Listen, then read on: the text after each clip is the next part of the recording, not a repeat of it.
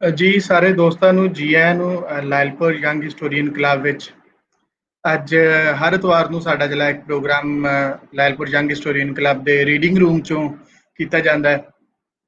ਉਹ ਅਸੀਂ ਲੈ ਕੇ ਆ ਗਏ ਹਾਂ, ਹਾਜ਼ਰ ਹਾਂ।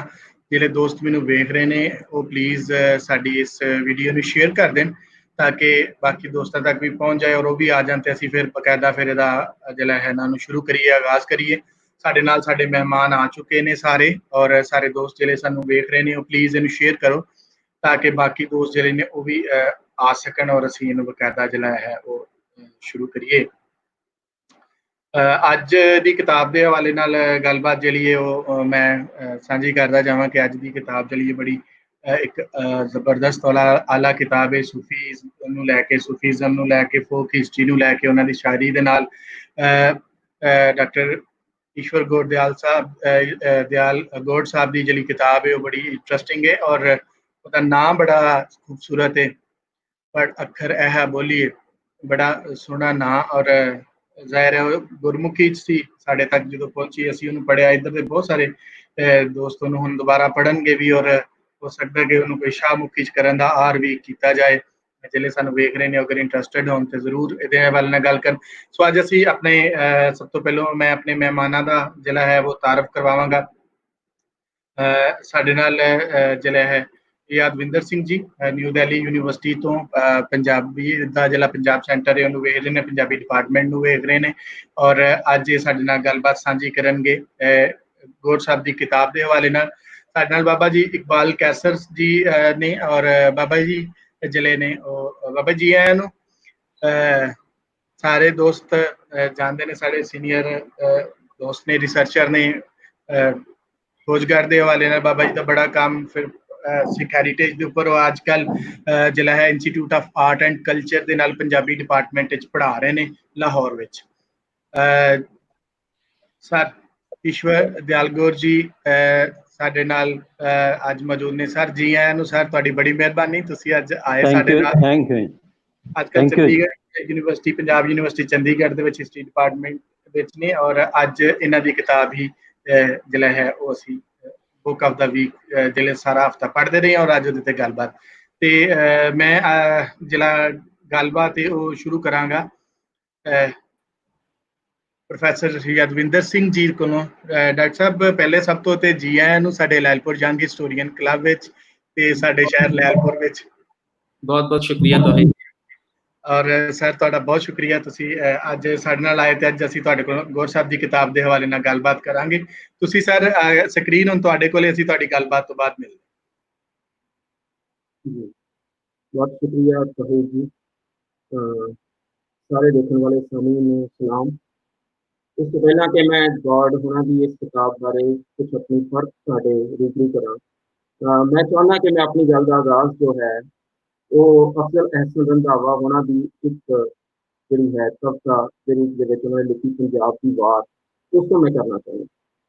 ਉਸ ਪੰਜਾਬ ਦੀ ਵਾਰ ਦੇ ਵਿੱਚ ਅਫਜ਼ਲ ਅਹਿਸਨ ਰੰਧਾਵਾ ਹੁਣ ਕਹਿੰਦੇ ਨੇ, ਅਸੀਂ ਪੰਜਾਬੀ ਇੱਕ ਤਾਰੀਖ ਗਵਾਚੀ ਹੋਈ ਸਦੀਆਂ ਦੀ ਇੱਕ ਮੁਕੱਦਸ ਕੋਠੀ ਦੇ ਅਸੀਂ ਖਿਲਰੇ ਹੋਏ ਵਰਕੇ, ਵਾਹ ਵਿੱਚ ਉੱਡਦੇ ਫਿਰਦੇ ਵਰਕਿਆਂ ਉੱਤੇ ਜਗਦੇ ਬਲਦੇ। ਗੌੜ ਸਾਹਿਬ ਦੀ ਜਿਹੜੀ ਕਿਤਾਬ ਆ, ਮੈਨੂੰ ਲੱਗਦਾ ਕਿ ਇਹ ਪੰਜਾਬ ਨਾਂ ਦੀ ਇਸ ਮੁਕੱਦਸ ਕੋਠੀ ਦੀ ਤਾਰੀਖ ਦੇ ਖਿਲਰੇ ਵਰਕਿਆਂ ਨੂੰ ਇਕੱਤਰ ਕਰਨ ਦੀ ਕੋਸ਼ਿਸ਼। ਔਰ ਇਸ ਕਿਤਾਬ ਦੇ ਬਾਬਤ ਜਿਹੜੀ ਅਹਿਮ ਗੱਲ ਇਹ ਆ ਕਿ ਇਸ ਕਿਤਾਬ ਨੂੰ ਇਕੱਲਿਆਂ ਸ਼ਾਇਦ ਨਾ ਪੜ੍ਹਿਆ ਜਾ ਸਕੇ। ਇਸ ਕਿਤਾਬ ਨੂੰ ਪੜ੍ਹਨ ਲਈ ਇੱਕ ਪੂਰੇ ਦਾ ਪੂਰਾ ਜਿਹੜੀ ਨੀਂਹ ਹੈ ਉਹਨਾਂ ਨੇ ਆਪਣੀ ਪਹਿਲੀ ਕਿਤਾਬ ਦੇ ਵਿੱਚ ਰੱਖੀ ਸੀ, ਜਿਸ ਕਿਤਾਬ ਦਾ ਸਿਰਲੇਖ ਸੀ ਫਰੀਦਾ ਖਾਕ ਨਾ ਨਿੰਦੀਏ। ਸ਼ੇਖ ਫਰੀਦ ਹੋਣਾ ਦੇ ਇੱਕ ਸ਼ਲੋਕ ਤੋਂ ਉਹਨਾਂ ਨੇ ਲਿਆ ਕਿ ਫਰੀਦਾ ਖਾਕ ਨਾ ਨਿੰਦੀਏ, ਖਾਕ ਜੇੜ ਨਾ ਕੋਏ, ਜੀਵ ਦਿਆਂ ਪੈਰਾਂ ਤਲੇ ਮੋਇਆਂ ਉੱਪਰ ਹੋਏ। ਤੇ ਜਿਹੜਾ ਮੈਨੂੰ ਲੱਗ ਰਿਹਾ ਹੈ ਕਿ ਫਰੀਦਾ ਖਾਕ ਨਾ ਨਿੰਦੀਏ ਦਾ ਹੀ ਇਹ ਕਿਤਾਬ ਜਿਹੜੀ ਹੈ ਉਹ ਅਗਲਾ ਪੜਾਅ ਹੈ। ਤੇ ਫਰੀਦਾ ਖਾਕ ਨਾ ਨਿੰਦੀਏ ਕਿਤਾਬ ਦੇ ਇਸ ਕਰਕੇ ਹੈ ਜਿਸ ਤਰ੍ਹਾਂ ਦੇ ਨਾਲ ਅਸੀਂ ਦੇਖਦੇ ਹਾਂ ਕਿ ਐਡਵਰਡ ਸਾਈਦ ਦੀ ਜਦੋਂ ਅਸੀਂ ਓਰੀਐਂਟਲਿਜ਼ਮ ਦੀ ਗੱਲ ਕਰਦੇ ਹਾਂ ਤਾਂ ਸਾਨੂੰ ਲੱਗਦਾ ਕਿ ਇਕੱਲੀ ਅਸੀਂ ਓਰੀਐਂਟਲਿਜ਼ਮ ਨੂੰ ਪੜ੍ਹਨ ਦੇ ਸਮੇਂ ਸਾਡੇ ਕੋਲ ਦੋ ਚੀਜ਼ਾਂ ਹੋਣਾ ਬਹੁਤ ਅਹਿਮ ਨੇ। ਸਾਨੂੰ ਇਹ ਵੀ ਜਾਣਨਾ ਜ਼ਰੂਰੀ ਹੈ ਕਿ ਕਵਰਿੰਗ ਇਸਲਾਮ ਕੀ ਕਹਿ ਰਹੀ ਹੈ ਔਰ ਨਾਲ ਹੀ ਨਾਲ ਜਿਹੜੀ ਹੈਗੀ ਉਹਦੀ ਇੱਕ ਦੂਜੀ ਕਿਤਾਬ ਦਾ ਕੁਐਸਚਨ ਆਫ ਪੈਲਸਟਾਈਨ ਨੂੰ ਵੀ ਪੜ੍ਹਨਾ ਜ਼ਰੂਰੀ ਹੈ। तो बुनियादी तौर ਦੇ ਉੱਤੇ ਇਹ ਟ੍ਰਾਇਓਲੋਜੀ ਹੈ ਔਰ ਇਸ ਟ੍ਰਾਇਓਲੋਜੀ ਨੂੰ ਹੀ ਅਸੀਂ ਇਕੱਠੇ ਰੂਪ ਦੇ ਵਿੱਚ ਸਮਝ ਸਕਦੇ ਹਾਂ। ਉਸੇ ਤਰ੍ਹਾਂ ਮੈਨੂੰ ਲੱਗਦਾ ਕਿ ਜਿਹੜਾ ਪਹਿਲਾ ਫਰੀਦਾ ਖਾਕ ਨਾ ਨਿੰਦੀਏ ਨੂੰ ਹੀ ਸਮਝ ਕੇ ਅਸੀਂ ਇਸ ਕਿਤਾਬ ਪੜ੍ਹ ਅੱਖਰ ਇਹੋ ਬੂਝੀਏ ਬਾਰੇ ਜਿਹੜੀ ਹੈ ਗੱਲ ਕਰ ਸਕਦੇ ਹਾਂ। ਔਰ ਸਵਾਲ ਜਿਹੜਾ ਹੈ ਉਹ ਹੈ ਇੰਪੋਰਟੈਂਟ ਬੂਝਣ ਦਾ। ਇਹਦੇ ਵਿੱਚ ਜਿਹੜਾ ਹੈ ਨਾਨਕ ਬਾਣੀ ਦੇ ਵਿੱਚ ਇੱਕ ਥਾਂ ਦੇ ਉੱਤੇ ਇੱਕ ਲਾਈਨ ਹੈ, ਦੇਹੀ ਮਾਟੀ ਬੋਲੇ ਪਾਉਣ ਬੁੱਝਰੇ ਗਿਆਨੀ ਮੂਆ ਹੈ ਕੌਣ। ਹੁਣ ਇਹ ਜਿਹੜਾ ਸਵਾਲ ਹੈ ਬੁਨਿਆਦੀ ਤੌਰ ਦੇ ਉੱਤੇ, ਇਹ ਸਵਾਲ ਜਿਹੜਾ ਹੈ ਇਸ ਨੂੰ ਡੀਲ ਕਰਨਾ ਬਹੁਤ ਇੰਪੋਰਟੈਂਟ ਹੈ। ਇਹ ਸਵਾਲ ਜਿਹੜਾ ਹੈ ਉਹ ਉਸੇ ਰੂਪ ਦੇ ਵਿੱਚ ਸਾਡੇ ਸਾਹਮਣੇ ਆਉਂਦਾ ਹੈ ਜਿਹਦੇ ਵਿੱਚ ਕਿਸੇ ਨੇ ਇੱਕ ਕਮੈਂਟ ਵੀ ਪਾਇਆ ਸੀ ਜਦੋਂ ਅਸੀਂ ਇਸ ਕਿਤਾਬ ਬਾਰੇ ਲਿਖਿਆ ਸੀਗਾ। ਕਿਸੇ ਦਾਨਿਸ਼ਵਰ ਨੇ ਪੁੱਛਿਆ ਸੀ ਕਿ ਕਿਤਾਬ ਜਿਹੜੀ ਹੈ ਉਹ ਪੜ੍ਹ ਤਾਂ ਲਈ ਆ ਪਰ ਬੁੱਝਣੀ ਹਲੇ ਬਾਕੀ ਹੈ। ਤੋ ਜੋ ਬੁੱਝਣ ਦਾ ਮਸਲਾ ਹੈ, ਬੁੱਝਣ ਦਾ ਜਿਹੜਾ ਸਵਾਲ ਹੈ, ਉਸੇ ਦੇ ਉੱਤੇ ਲੈ ਕੇ ਮੈਂ ਕੁਝ ਗੱਲਾਂ ਜਿਹੜੀਆਂ ਹੈਗੀਆਂ ਨੇ ਉਹ ਆਪ ਸਭ ਦੇ ਨਾਲ ਸਾਂਝੀਆਂ ਕਰੂੰਗਾ। ਤੇ ਮੈਨੂੰ ਲੱਗਦਾ ਕਿ ਇਸ ਬੁੱਝਣ ਦੇ ਵਿੱਚ ਜਿਹੜੀ ਇੱਕ ਸਭ ਤੋਂ ਇੰਪੋਰਟੈਂਟ ਗੱਲ ਆ ਜਿਹਦੇ ਰਾਹੀਂ ਅਸੀਂ ਇਸ ਕਿਤਾਬ ਦੇ ਵਿੱਚ ਐਂਟਰ ਹੋ ਸਕਦੇ ਹਾਂ, ਜਿਹਨੂੰ ਮੈਂ ਕਹਿੰਦਾ ਕਿ ਕਿਸੇ ਵੀ ਕਿਤਾਬ ਦੇ ਵਿੱਚ ਪ੍ਰਵੇਸ਼ ਕਰਨ ਲਈ, ਉਹਦੇ ਵਿੱਚ ਦਾਖਲ ਹੋਣ ਲਈ ਇੱਕ ਨਾ ਇੱਕ ਚੋਰ ਮੋਰੀ ਹੁੰਦੀ ਹੈ ਜਿਹਦੇ ਰਾਹੀਂ ਅਸੀਂ ਉਹਦੇ ਵਿੱਚ ਕਿਤੇ ਨਾ ਕਿਤੇ ਜਾ ਸਕਦੇ ਹਾਂ। ਔਰ ਉਹ ਜਿਹੜੀ ਹੈ ਇਸ ਕਿਤਾਬ ਨੂੰ ਸਮਝਣ ਦੇ ਲਈ ਉਹ ਇਹ ਹੈ ਕਿ ਜਿਹੜੇ ਸਾਡੇ ਅਕਾਦਮਿਕ ਡਿਸਪਲਿਨ ਨੇ ਬੇਸਿਕਲੀ, ਜਿਨ੍ਹਾਂ ਨੂੰ ਅਸੀਂ ਅੱਡ-ਅੱਡ ਥਾਵਾਂ ਦੇ ਵਿੱਚ ਖਾਨਿਆਂ ਦੇ ਉੱਤੇ ਵੰਡ ਰਿਹਾ ਹੈ, ਉਹਨਾਂ ਅਕਾਦਮਿਕ ਡਿਸਪਲਿਨਾਂ ਦੇ ਵਿੱਚ ਕੀ ਇੱਕ ਸਾਂਝ ਕਾਇਮ ਕੀਤੀ ਜਾ ਸਕਦੀ ਹੈ। ਬੁਨਿਆਦੀ ਤੌਰ ਦੇ ਉੱਤੇ ਇਸ ਕਿਤਾਬ ਦੀ ਕੋਈ ਵੀ ਪੜ੍ਹਤ ਬਣਾਉਣ ਸਮੇਂ ਦੋ ਚੀਜ਼ਾਂ ਨੂੰ ਸਮਝਣਾ ਬਹੁਤ ਜ਼ਰੂਰੀ ਹੈ। ਇੱਕ ਹੈ ਤਾਰੀਖ, ਸਾਡੀ ਹਿਸਟਰੀ, ਔਰ ਦੂਸਰਾ ਹੈ ਅਦਬ, ਲਿਟਰੇਚਰ। ਆਮ ਤੌਰ ਦੇ ਉੱਤੇ ਇਹਨਾਂ ਦੋਵਾਂ ਜਿਹੜੇ ਡਿਸਪਲਿਨਸ ਨੇ ਉਹਨਾਂ ਬਾਰੇ ਜਿਹੜੀ ਸਾਡੀ ਸਮਝ ਬਣੀ ਆ ਉਹ ਕਲੋਨੀਅਲ ਡਿਸਕੋਰਸ 'ਚੋਂ ਬਣੀ ਹੈ। ਹੁਣ ਇਹ ਜਿਹੜਾ ਕਲੋਨੀਅਲ ਡਿਸਕੋਰਸ ਆ, ਇਹਦਾ ਜਿਹੜਾ ਆਧਾਰ ਆ, ਜੇ ਇਹਦੀ ਨੀਂਹ ਦੇਖੀਏ ਤਾਂ ਉਹ ਕਿੱਥੇ ਪਈ ਆ? ਉਹ ਡਿਊਲਿਜ਼ਮ 'ਚ ਪਈ ਆ। ਇਹ ਡਿਊਲਿਜ਼ਮ ਜਿਹੜਾ ਹੈ ਬਿਲਕੁਲ ਲੰਮੇ ਸਮੇਂ ਤੋਂ ਪੈਥਾਗੋਰਸ, ਪਰਮੇਨਾਈਡਸ ਤੋਂ ਚੱਲਦਾ ਯੂਨਾਨੀ ਜਿਹੜੇ ਫਿਲਾਸਫਰ ਸੀਗੇ ਉਹਨਾਂ ਤੋਂ ਚੱਲਦਾ ਇਹ ਬਾਅਦ ਦੇ ਵਿੱਚ ਡੇਕਾਰਟ ਤੱਕ ਪਹੁੰਚਿਆ। ਔਰ ਇਸ ਡਿਊਲਿਜ਼ਮ ਨੇ ਇੱਕ ਖਾਸ ਕਿਸਮ ਦੇ ਮੁਖਤਲਿਫ ਕਿਸਮ ਦੇ ਦੋ ਵੱਖੋ ਵੱਖਰੇ ਨੈਰੇਟਿਵ ਜਿਹੜੇ ਹੈਗੇ ਨੇ ਉਹਨਾਂ ਨੂੰ ਸਾਡੇ ਸਾਹਮਣੇ ਲਿਆਂਦਾ। ਉਹ ਮੁਖਤਲਿਫ ਨੈਰੇਟਿਵ ਕੀ ਸੀਗੇ? ਉਹ ਇਹ ਸੀਗੇ ਕਿ ਬੁਨਿਆਦੀ ਤੌਰ ਦੇ ਉੱਤੇ ਚੀਜ਼ਾਂ ਨੂੰ ਜਦੋਂ ਅਸੀਂ ਸਮਝਦੇ ਹਾਂ ਤਾਂ ਉਹਨਾਂ ਨੂੰ ਇੱਕ ਦੂਜੇ ਦੀ ਬਾਈਨਰੀ ਆਪੋਜੀਸ਼ਨ ਸਮਝਦੇ ਹਾਂ। ਬਾਈਨਰੀ ਆਪੋਜੀਸ਼ਨ ਦਾ ਮਤਲਬ ਆ ਕਿ ਜਦੋਂ ਅਸੀਂ ਪੁੰਨ ਨੂੰ ਸਮਝਣਾ ਤਾਂ ਸਾਨੂੰ ਪਾਪ ਨੂੰ ਸਮਝਣਾ ਪੈਂਦਾ, ਜਦੋਂ ਅਸੀਂ ਗੋਰੇ ਨੂੰ ਸਮਝਦੇ ਹਾਂ ਤਾਂ ਸਾਨੂੰ ਕਾਲੇ ਨੂੰ ਸਮਝਣਾ ਪੈਂਦਾ। ਅਸੀਂ ਚੀਜ਼ਾਂ ਨੂੰ ਵੱਖੋ ਵੱਖਰੀਆਂ ਇੱਕ ਦੂਜੇ ਦੇ ਵਿਰੋਧ ਦੇ ਵਿੱਚ ਧਰ ਲੈਂਦੇ ਹਾਂ ਤੇ ਫਿਰ ਉਹਨਾਂ ਵਿਰੋਧੀ ਚੀਜ਼ਾਂ ਦੇ ਵਿੱਚੋਂ ਅਸੀਂ ਆਪਣੀ ਗੱਲ ਜਿਹੜੀ ਹੈ ਉਸ ਨੂੰ ਸਮਝਣ ਦੀ ਕੋਸ਼ਿਸ਼ ਕਰਦੇ ਹਾਂ। ਸੋ ਇਹੋ ਜਿਹੇ ਹੀ ਦੋ ਮੁਖਤਲਿਫ ਖਾਨੇ ਜਿਹੜੇ ਬਣੇ, ਉਹ ਬਣੇ ਇੱਕ ਤਾਰੀਖ ਔਰ ਦੂਸਰਾ ਅਦਬ। ਜਿਹੜਾ ਤਾਰੀਖ ਬਣੀ ਉਹਦੇ ਬਾਰੇ ਕਿਹਾ ਗਿਆ ਕਿ ਇਹ ਟਰੁੱਥ ਆ, ਸੱਚ ਆ, ਔਰ ਜਿਹੜਾ ਲਿਟਰੇਚਰ ਬਾਰੇ ਗੱਲ ਬਣੀ ਉਹ ਇਹ ਬਣੀ ਕਿ ਇਹ ਫਿਕਸ਼ਨ। ਔਰ ਕਿਉਂਕਿ ਇਹ ਫਿਕਸ਼ਨ ਆ ਇਸ ਕਰਕੇ ਟਰੁੱਥ ਤੱਕ ਨਹੀਂ ਪਹੁੰਚ ਸਕਦੀ। ਬੁਨਿਆਦੀ ਤੌਰ ਦੇ ਉੱਤੇ ਜਿਹੜੀ ਡੇਕਾਰਟ ਨੇ ਇੱਕ ਐਨਲਾਈਟਨਮੈਂਟ ਥਾਟ ਦਾ ਜਿਹੜਾ ਪ੍ਰੋਜੈਕਟ ਸ਼ੁਰੂ ਕੀਤਾ, ਉਹ ਇਹ ਸਾਰੀ ਦੀ ਸਾਰੀ ਸੋਚ ਜਿਹੜੀ ਹੈਗੀ ਆ ਉਹਦੇ ਵਿੱਚੋਂ ਪੈਦਾ ਹੋਈ। ਉਹਦੇ ਤਿੰਨ ਮੈਨੂੰ ਲੱਗਦਾ ਕਿ ਬੜੇ ਅਹਿਮ ਪੜਾਅ ਸੀਗੇ। ਉਹਦੇ ਰਾਹੀਂ ਮੈਂ ਚਾਹੁੰਦਾ ਕਿ ਅਸੀਂ ਇਸ ਗੌਡ ਸਾਹਿਬ ਦੀ ਇਸ ਕਿਤਾਬ ਨੂੰ ਸਮਝਣ ਦੀ ਕੋਸ਼ਿਸ਼ ਕਰੀਏ। ਪਹਿਲਾ ਪੜਾਅ ਉਹਦਾ ਸੀਗਾ ਕਿ ਯੂਨੀਵਰਸਲ ਲੌਜਿਕ, ਕਿ ਦੁਨੀਆ ਨੂੰ ਸਮਝਣ ਦੇ ਲਈ, ਸਾਰੀ ਦੁਨੀਆ ਨੂੰ ਸਮਝਣ ਲਈ ਇੱਕੋ ਹੀ ਢੰਗ ਆ, ਇੱਕੋ ਹੀ ਤਰੀਕਾ, ਔਰ ਉਹ ਤਰੀਕਾ ਹੈ ਲੌਜਿਕ ਦਾ। ਔਰ ਦੂਸਰੀ ਹੈ ਇਤਿਹਾਸ ਬਾਰੇ ਉਹਦੀ ਜਿਹੜੀ ਹੈ ਗੱਲ, ਉਹ ਇਹ ਕਹਿੰਦਾ ਕਿ ਲੀਨੀਅਰ ਹੁੰਦੀ ਹੈ ਹਿਸਟਰੀ, ਹਮੇਸ਼ਾ ਇੱਕ ਪੜਾਅ ਤੋਂ ਦੂਜੇ ਤੋਂ ਤੀਜੇ ਉੱਪਰ ਵੱਲ ਨੂੰ ਹਮੇਸ਼ਾ ਜਾਂਦੀ ਰਹਿੰਦੀ ਆ। ਔਰ ਤੀਜਾ ਸੀਗਾ ਕਿ ਅਸੀਂ ਜਿਹੜੀ ਨੇਚਰ ਹੈ, ਕੁਦਰਤ ਹੈ, ਇਹਦੇ ਉੱਤੇ ਕਬਜ਼ਾ ਕਰੀਏ ਔਰ ਇਹਨੂੰ ਆਪਣੇ ਤਰੀਕੇ ਨਾਲ ਢਾਲੀਏ, ਤਾਂ ਹੀ ਜਿਹੜਾ ਬੰਦਾ ਹੈ ਉਹ ਕਿਤੇ ਨਾ ਕਿਤੇ ਕਿਸੇ ਨਾ ਕਿਸੇ ਪਹੁੰਚ ਸਕਦਾ ਹੈ। ਸੋ ਬੁਨਿਆਦੀ ਜਿਹੜੀ ਇਹਨੇ ਸਵਾਲ ਪੈਦਾ ਕੀਤਾ ਉਹ ਇਹ ਕੀਤਾ ਕਿ ਟਰੁੱਥ ਇਜ਼ ਅ ਯੂਨੀਵਰਸਲ ਫੈਨੋਮੇਨਾ, ਔਰ ਉਸ ਨੂੰ ਯੂਨੀਵਰਸਲੀ ਸਮਝਿਆ ਜਾ ਸਕਦਾ ਹੈ। ਇਹਦੇ ਵਿੱਚੋਂ ਰਹਿਤਲ ਗਾਇਬ ਹੋ ਗਈ, ਜਿਹੜੀ ਰਹਿਤਲ ਦੀ ਗੱਲ ਗੌਡ ਹੋਣੀ ਆਪਣੀ ਕਿਤਾਬ ਦੇ ਵਿੱਚ ਕਰ ਰਹੇ ਹੈਗੇ। ਲੇਕਿਨ ਜਦੋਂ ਮਿਸ਼ੇਲ ਫੂਕੋ ਇਹ ਕਹਿੰਦਾ there is no truth with capital T, ਕੋਈ ਸੱਚ ਇਹੋ ਜਿਹਾ ਨਹੀਂ ਜਿਹੜਾ ਇਕਹਿਰੇ ਰੂਪ ਸੱਚ ਹੋਵੇ ਔਰ ਯੂਨੀਵਰਸਲ ਸੱਚ ਹੋਵੇ ਜਿਹੜਾ ਹੈ। ਔਰ ਇਸੇ ਤਰੀਕੇ ਦੇ ਨਾਲ ਅਦਬ ਬਾਰੇ ਵੀ ਸਾਡੇ ਕੋਲ ਕੁਝ ਇਹੋ ਜਿਹੀ ਹੀ ਸੋਚ ਸਾਹਮਣੇ ਆਈ। ਅਦਬ ਬਾਰੇ ਖਾਸ ਤੌਰ ਤੇ ਕਿਹਾ ਜਾਂਦਾ ਕਿ ਐਥੀਕਲ ਵੈਲਿਊਜ਼ ਤੇ ਬੇਸਡ ਹੁੰਦਾ, ਇਹ ਵੀ ਯੂਨੀਵਰਸਲ ਹੁੰਦਾ ਔਰ ਇਹਦਾ ਸਿਆਸਤ ਨਾਲ ਕੋਈ ਰਾਬਤਾ ਨਹੀਂ ਹੁੰਦਾ। ਪਰ ਇਸ ਸਾਰੇ ਚੱਕਰ ਦੇ ਵਿੱਚ ਹੋਇਆ ਕਿ ਇਸ ਕਲੋਨੀਅਲ ਡਿਸਕੋਰਸ ਨੇ ਇਤਿਹਾਸ ਨੂੰ ਕਵਿਤਾ ਤੋਂ ਨਿਖੇੜ ਦਿੱਤਾ, ਇਤਿਹਾਸ ਨੂੰ ਸਾਹਿਤ ਤੋਂ ਨਿਖੇੜ ਦਿੱਤਾ। ਤਾਰੀਖ ਜਿਹੜੀ ਆ ਉਹ ਮੈਮਰੀ ਦੇ ਸੱਚ ਨੂੰ ਫੜਨਾ ਚਾਹੁੰਦੀ ਆ, ਇੱਕ ਖੋਜ ਦਾ ਵਿਸ਼ਾ ਹੈ ਨਾ। ਇਸ ਵਿੱਚ ਤੱਥ ਇਕੱਠੇ ਕੀਤੇ ਜਾਂਦੇ ਨੇ ਤੇ ਫਿਰ ਉਸ ਤੱਥ ਰਾਹੀਂ ਇੱਕ ਕੰਸਟਰਕਟ ਕੀਤਾ ਜਾਂਦਾ ਕਿ ਆਹ ਟਰੁੱਥ ਆ, ਇਸ ਟਰੁੱਥ ਨੂੰ ਇਸ ਤਰ੍ਹਾਂ ਨਾਲ ਦੇਖਿਆ ਜਾ ਸਕਦਾ। ਇਸ ਦੇ ਉਲਟ ਕਵਿਤਾ ਕੀ ਕਰਦੀ ਆ? ਕਵਿਤਾ ਜਿਹੜੀ ਸਾਡੀ ਮੈਮਰੀ ਦੇ ਵਿੱਚ ਪਿਆ ਹੋਇਆ ਲੋਕ ਈਡੀਅਮ ਜਾਂ ਜੇ ਲੋਕ ਮੁਹਾਵਰਾ ਜਿਹੜਾ ਹੈ ਉਹਦੇ ਵਿੱਚ ਉਹਨੂੰ ਰੀਕਨਸਟਰਕਟ ਕਰਦੀ ਆ। ਜਿਹੜੀ ਅਤੀਤ 'ਚ ਕੋਈ ਘਟਨਾ ਵਾਪਰਦੀ ਆ ਉਹ ਲੋਕ ਸਿਮਰਤੀ 'ਚ ਲੋਕ ਜਿਹੜੀ ਸਾਡੀ ਮੈਮਰੀ ਆ ਉਹਦੇ ਵਿੱਚ ਵਾਰ-ਵਾਰ ਵਾਪਰਦੀ ਆ ਔਰ ਉਹ ਸਾਡੇ ਕਲੈਕਟਿਵ ਅਨਕੌਂਸ਼ੀਅਸ ਦਾ ਹਿੱਸਾ ਬਣ ਜਾਂਦੀ ਆ ਔਰ ਉਹ ਕਲੈਕਟਿਵ ਅਨਕੌਂਸ਼ੀਅਸ ਦੇ ਵਿੱਚ ਕਈ ਤਰ੍ਹਾਂ ਦੇ ਰੂਪ ਵਟਾਉਂਦੀ ਰਹਿੰਦੀ ਆ। ਤਾਂ ਉਹ ਘਟਨਾ ਉਵੇਂ ਨਹੀਂ ਰਹਿੰਦੀ ਜਿਵੇਂ ਉਹ ਵਾਪਰੀ ਸੀ। ਮਨੁੱਖ ਉਹਨੂੰ ਆਪਣੇ ਹਿਸਾਬ ਨਾਲ ਬੰਦਾ ਬਦਲਦਾ ਰਹਿੰਦਾ ਹੈ।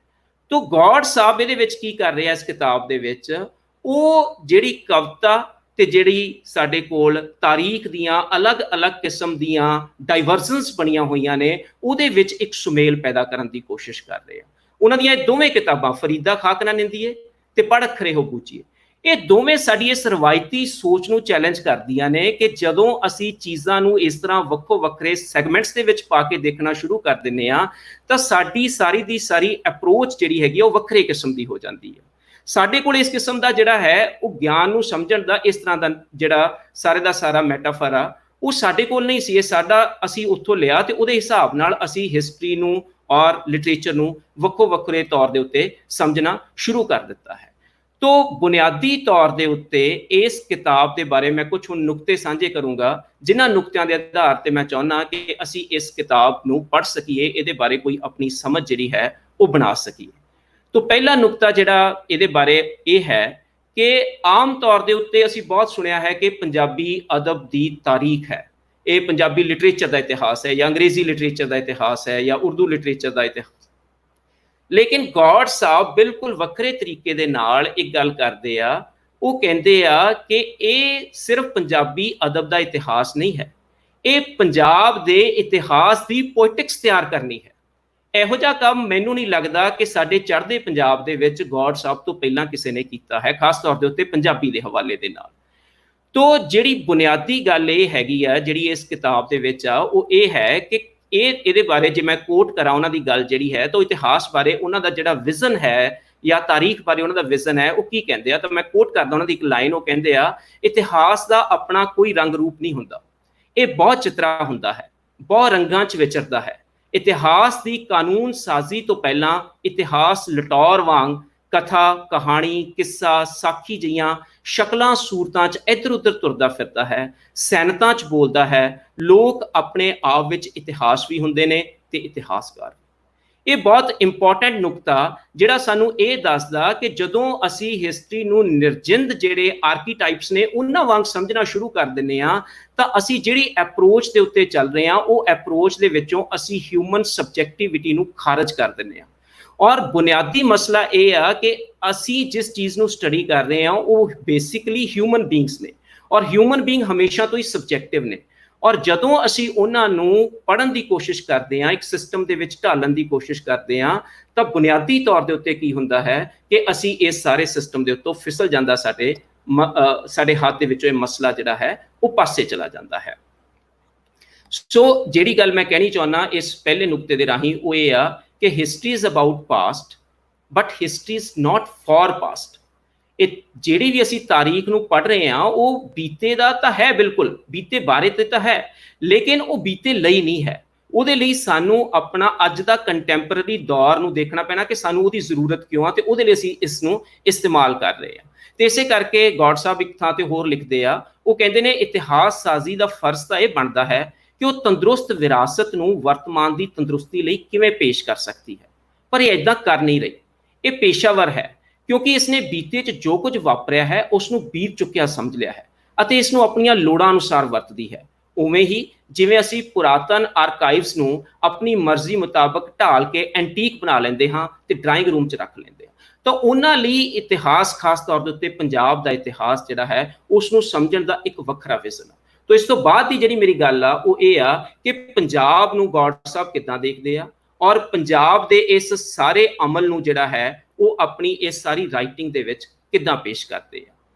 ਤੋ ਉਹਨਾਂ ਲਈ ਜਿਹੜੀ ਇੱਕ ਇੰਪੋਰਟੈਂਟ ਗੱਲ ਇਹ ਆ ਕਿ ਜਿਹੜੀ ਅਸੀਂ ਇਹ ਬਾਈਨਰੀ ਬਣਾਈ ਆ ਲਿਵਿੰਗ ਤੇ ਨਾਨ ਲਿਵਿੰਗ ਦੀ, ਪੰਜਾਬ ਇਸ ਨੂੰ ਟ੍ਰਾਂਸੈਂਡ ਕਰ ਜਾਂਦਾ ਹੈ। ਅਗਰ ਤੁਸੀਂ ਬੁੱਲੇ ਸ਼ਾਹ ਨੂੰ ਦੇਖੋ ਤਾਂ ਇੱਕ ਥਾਂ ਦੇ ਉੱਤੇ ਕਹਿੰਦੇ ਨੇ ਮਾਟੀ ਕੁਦਮ ਕਰੇਂਦੀ ਯਾਰ ਵਾਹ ਵਾਹ ਮਾਟੀ ਕਾ ਗੁਲਜ਼ਾਰ, ਮਾਟੀ ਘੋੜਾ ਮਾਟੀ ਜੋੜਾ ਮਾਟੀ ਹੈ ਅਸਵਾਰ, ਜਿਸ ਤਨ ਪਰ ਬਹੁਤੀ ਮਾਟੀ ਤਿਸ ਮਾਟੀ ਹੰਕਾਰ, ਬੁੱਲਾ ਏ ਬੁਝਾਰਤ ਬੁੱਝੇ ਤਾਂ ਲਹੇ ਭੋਏ ਸਿਰੋਂ ਪਾਰ। ਤਾਂ ਸਾਡੇ ਕੋਲ ਮਿੱਟੀ ਜਿਹੜੀ ਹੈ ਉਹ ਉਸ ਕਿਸਮ ਦੇ ਨਾਲ ਨਾਨ ਲਿਵਿੰਗ ਜਾਂ ਨਿਰਜਿੰਦ ਚੀਜ਼ ਨਹੀਂ ਹੈਗੀ, ਉਹਦੇ ਵਿੱਚ ਵੀ ਜਾਨ ਹੈਗੀ ਆ ਤੇ ਉਸ ਨੂੰ ਅਸੀਂ ਕਿੰਨਾ ਰੂਪਾਂ ਦੇ ਵਿੱਚ, ਕਿੰਨਾ ਹਰਫਾਂ ਦੇ ਵਿੱਚ ਜਿਹੜਾ ਹੈ ਉਸ ਨੂੰ ਦੇਖ ਰਹੇ ਹਾਂ, ਸਾਨੂੰ ਉਸ ਗੱਲ ਨੂੰ ਸਮਝਣਾ ਚਾਹੀਦਾ ਹੈ। ਇਸੇ ਕਰਕੇ ਜਿਹੜਾ ਬਹੁਤ ਇੰਪੋਰਟੈਂਟ ਗੱਲ ਗੌਡ ਸਾਹਿਬ ਹੋਣਾ ਦੀ ਇਹ ਆ ਕਿ ਉਹ ਜਿਹੜੇ ਸ਼ਬਦ ਵਰਤਦੇ ਆ ਔਰ ਉਹ ਜਿਹੜੀ ਭਾਸ਼ਾਕਾਰੀ ਜਾਂ ਜਿਹਨੂੰ ਮੈਂ ਕਹਿਣਾ ਹੈਗਾ ਕਿ ਉਹ ਜਿਹੜੀ ਲੈਂਗੁਏਜ ਇਸਤੇਮਾਲ ਕਰਦੇ ਆ ਉਹ ਬੜੀ ਵੱਖਰੀ ਕਿਸਮ ਦੀ ਆ। ਆਮ ਤੌਰ ਦੇ ਉੱਤੇ ਇਤਿਹਾਸ ਦੀਆਂ ਕਿਤਾਬਾਂ 'ਚ ਸਾਨੂੰ ਇਹੋ ਜਿਹੀ ਚੀਜ਼ ਨਹੀਂ ਮਿਲਦੀ। ਅਗਰ ਤੁਸੀਂ ਦੇਖੋ ਤਾਂ ਸਾਡੀ ਜਿਹੜੀ ਈਸਟਰਨ ਟ੍ਰੈਡੀਸ਼ਨ ਹੈ ਲੈਂਗੁਏਜ ਬਾਰੇ, ਉਹ ਬਿਲਕੁਲ ਵੱਖਰੇ ਕਿਸਮ ਦੀ ਆ।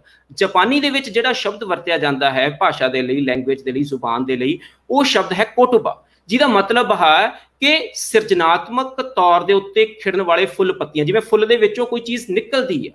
ਤਾਂ ਤੁਸੀਂ ਦੇਖੋ ਕਿ ਇਹ ਉਵੇਂ ਨਹੀਂ ਹੈ ਕਿ ਲੈਂਗੁਏਜ ਸਿਰਫ ਨਿਰਜਿੰਦ ਚੀਜ਼ ਨਹੀਂ ਹੈ, ਇਹ ਆਪਣੇ ਆਪ। ਔਰ ਤੁਸੀਂ ਅਰਬੀ, ਫਾਰਸੀ ਜਾਂ ਉਰਦੂ 'ਚ ਜਿਹੜਾ ਅਸੀਂ ਪੰਜਾਬੀ 'ਚ ਵੀ ਵਰਤਦੇ ਹਾਂ ਜ਼ੁਬਾਨ ਸ਼ਬਦ ਜਿਹੜਾ ਹੈ, ਉਹਦੇ ਮਤਲਬ ਦੇਖੋ। ਹੁਣ ਜ਼ੁਬਾਨ ਜਿਹੜੀ ਹੈਗੀ ਆ ਉਹ ਇੱਕ ਬਾਡੀ ਦਾ ਪਾਰਟ ਵੀ ਹੈ, ਔਰ ਜ਼ੁਬਾਨ ਜਿਹੜੀ ਹੈ ਉਹ ਸਾਡੇ ਲਈ ਜਿਹੜੀ ਹੈ ਉਹ ਇੱਕ ਲੈਂਗੁਏਜ ਵੀ ਹੈ। ਤੋ ਦੋਵੇਂ ਚੀਜ਼ਾਂ ਜਿਨ੍ਹਾਂ ਦੇ ਵਿੱਚ ਡਾਇਲੈਕਟਸ ਪੈਦਾ ਕੀਤੀ ਗਈ ਡੈਕਾਰਤ ਰਾਹੀਂ ਜਾਂ ਇੱਕ ਪੂਰੇ ਦੇ ਪੂਰੇ ਸਿਸਟਮ ਰਾਹੀਂ, ਇਹ ਜਿਹੜਾ ਸਾਡਾ ਸਾਰੇ ਦਾ ਸਾਰਾ ਇੱਧਰਲਾ ਚਿੰਤਨ ਹੈ ਉਹ ਇਸ ਨਾਲ ਇੱਕ ਤਰ੍ਹਾਂ ਦੀ ਡਿਬੇਟ ਦੇ ਵਿੱਚ ਆ। ਲੇਕਿਨ ਸਾਡੀ ਪ੍ਰੋਬਲਮ ਇਹ ਰਹੀ ਕਿ ਅਸੀਂ ਇਸ ਡਿਬੇਟ ਨੂੰ ਕਦੇ ਐਸਟੈਬਲਿਸ਼ ਨਹੀਂ ਕਰ ਸਕੇ। ਤੋ ਗੌਡ ਸਾਹਿਬ ਹੋਣਾ ਦੀ ਵਿਲੱਖਣਤਾ ਇਸ ਗੱਲ ਦੇ ਵਿੱਚ ਆ ਕਿ ਉਹ ਪਹਿਲੀ ਵਾਰ ਇਸ ਡਿਬੇਟ ਨੂੰ ਐਸਟੈਬਲਿਸ਼ ਕਰ ਰਹੇ ਹੈਗੇ। ਔਰ ਇਸ ਡਿਬੇਟ ਦਾ ਸਭ ਤੋਂ ਇੰਪੋਰਟੈਂਟ ਜਿਹੜਾ ਆਸਪੈਕਟ ਆ ਉਹ ਇਹ ਆ ਕਿ ਉਹ ਇਹ ਮੰਨਦੇ ਆ ਕਿ ਪੰਜਾਬ ਜਿਹੜਾ ਹੈ ਇਹ ਸਿਰਫ ਤੇ ਸਿਰਫ ਕੋਈ ਜ਼ਮੀਨੀ ਖਿੱਤਾ ਨਹੀਂ ਹੈ। ਪੰਜਾਬ ਇੱਕ ਕਲਚਰਲ ਸਪੇਸ ਆ, ਔਰ ਇਸ ਨੂੰ ਕਲਚਰਲ ਸਪੇਸ ਸਮਝੇ ਬਿਨਾ ਅਸੀਂ ਨਹੀਂ ਸਮਝ ਸਕਦੇ।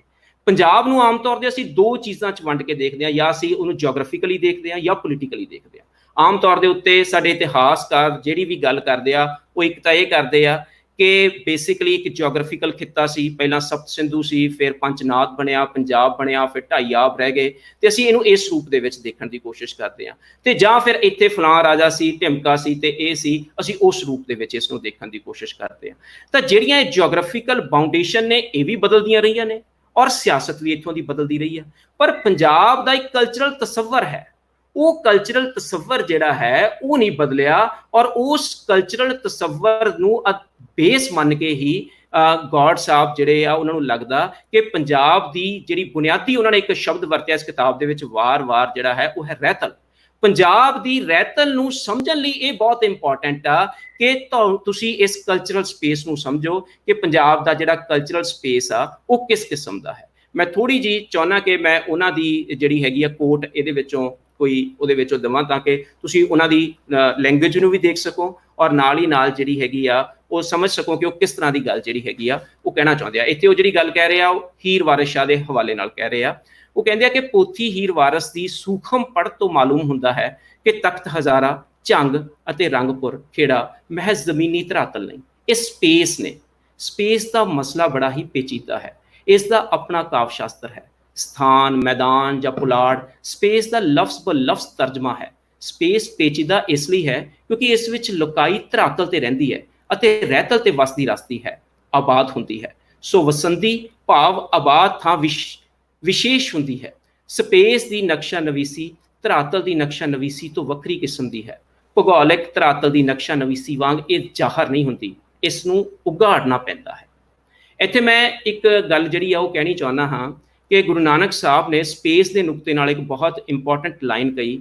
ਉਹ ਕਹਿੰਦੇ ਆ, ਮਨ ਪਰਦੇਸੀ ਜੇ ਥੀਏ ਸਭ ਦੇਸ ਪਰਾਇਆ, ਕਿ ਸਿਰਫ ਤੇ ਸਿਰਫ ਜ਼ਮੀਨ ਦੇ ਬਦਲਣ ਨਾਲ ਸਪੇਸ ਚੇਂਜ ਨਹੀਂ ਹੁੰਦਾ ਹੈਗਾ, ਮਨ ਦੇ ਬਦਲਣ ਨਾਲ ਵੀ ਸਪੇਸ ਜਿਹੜਾ ਉਹ ਬਦਲਦਾ ਹੈ। ਇਸੇ ਤਰ੍ਹਾਂ ਵਾਰਿਸ ਸ਼ਾਹ ਇੱਕ ਥਾਂ ਦੇ ਉੱਤੇ ਕਹਿੰਦਾ, ਕੂੰਜਾਂ ਵਾਂਗ ਮਮੋਲਿਆਂ ਦੇਸ ਛੱਡੇ ਅਸਾਂ ਜ਼ਾਤ ਸਫਾਤ ਤੇ ਭੇਸ ਵੀ। ਬੁਨਿਆਦੀ ਗੱਲ ਇਹ ਆ ਕਿ ਬੰਦਾ ਸਿਰਫ ਆਪਣੀ ਬੀਤੀ ਥਾਂ ਨਾਲ ਨਹੀਂ ਜੁੜਿਆ ਹੋਇਆ, ਬੰਦਾ ਆਪਣੀ ਬੀਤੀ ਥਾਂ 'ਚ ਹੀ ਵਾਪਸ ਪਰਤਣਾ ਨਹੀਂ ਚਾਹੁੰਦਾ, ਬੰਦਾ ਆਪਣੇ ਬੀਤੇ ਸਮੇਂ 'ਚ ਵੀ ਵਾਪਸ ਹੋਣਾ ਚਾਹੁੰਦਾ। ਔਰ ਸਪੇਸ ਤੇ ਟਾਈਮ ਦੀ ਜਿਹੜੀ ਡਾਇਲੈਕਟਸ ਬਣਾ ਦਿੱਤੀ ਗਈ ਆ, ਉਹ ਸਾਡੇ ਕੋਲ ਸਪੇਸ ਤੇ ਟਾਈਮ ਉਸ ਡਾਇਲੈਕਟਿਕਸ 'ਚ ਨਹੀਂ ਹੈਗੇ।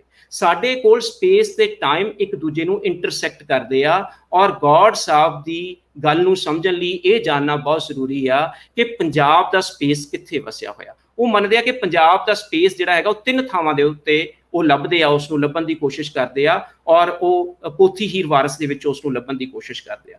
ਇਹਦੇ ਵਿੱਚੋਂ ਪਹਿਲੀ ਸਪੇਸ ਉਹ ਮੰਨਦੇ ਆ ਕਿ ਤਖਤ ਹਜ਼ਾਰਾ ਹੈ, ਦੂਜੀ ਝੰਗ ਨੇ, ਔਰ ਤੀਸਰਾ ਖੇੜਾ ਹੈ।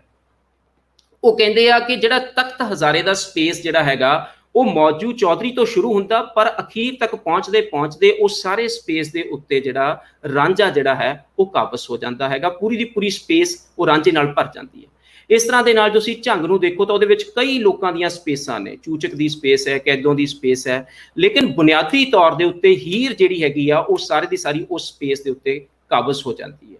ਔਰ ਤੀਸਰੀ ਸਪੇਸ ਜਿਹੜੀ ਹੈਗੀ ਆ ਉਹ ਬਹੁਤ ਹੀ ਜ਼ਿਆਦਾ, ਜਿਹਨੂੰ ਹਾਸ਼ੀਏ ਤੇ ਕਹਿ ਸਕਦੇ ਆ, ਇੱਕ ਪਾਸੇ ਪਈ ਹੋਈ ਸਪੇਸ ਹੈਗੀ ਆ, ਲੇਕਿਨ ਉਹ ਸਪੇਸ ਇੰਪੋਰਟੈਂਟ ਉਦੋਂ ਬਣਦੀ ਆ ਜਦੋਂ ਉੱਥੇ ਨਾ ਵਸਣ ਵਾਲੇ, ਖੇੜੇ 'ਚ ਨਾ ਵਸਣ ਵਾਲੇ ਦੋ ਜੀ ਉੱਥੇ ਪਹੁੰਚ ਜਾਂਦੇ ਆ। ਇੱਕ ਹੀਰ ਜਿਹੜੀ ਕਿ ਝੰਗ ਨੂੰ ਬਿਲੋਂਗ ਕਰਦੀ ਆ ਤੇ ਉਹ ਉੱਥੇ ਪਹੁੰਚ ਜਾਂਦੀ ਆ, ਔਰ ਦੂਸਰਾ ਰਾਂਝਾ ਜਿਹੜਾ ਕਿ ਬੁਨਿਆਦੀ ਤੌਰ ਦੇ ਉੱਤੇ ਤਖਤ ਹਜ਼ਾਰੇ ਨੂੰ ਬਿਲੋਂਗ ਕਰਦਾ ਤੇ ਉਹ ਉੱਥੇ ਪਹੁੰਚ ਜਾਂਦਾ ਹੈ।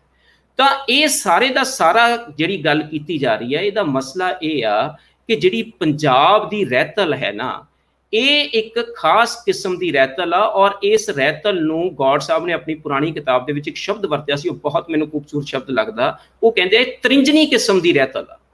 ਔਰ ਇਹ ਤ੍ਰਿੰਜਨੀ ਕਿਸਮ ਦੀ ਰਹਿਤਲ ਸੈਕੂਲਰ ਰਹਿਤਲ।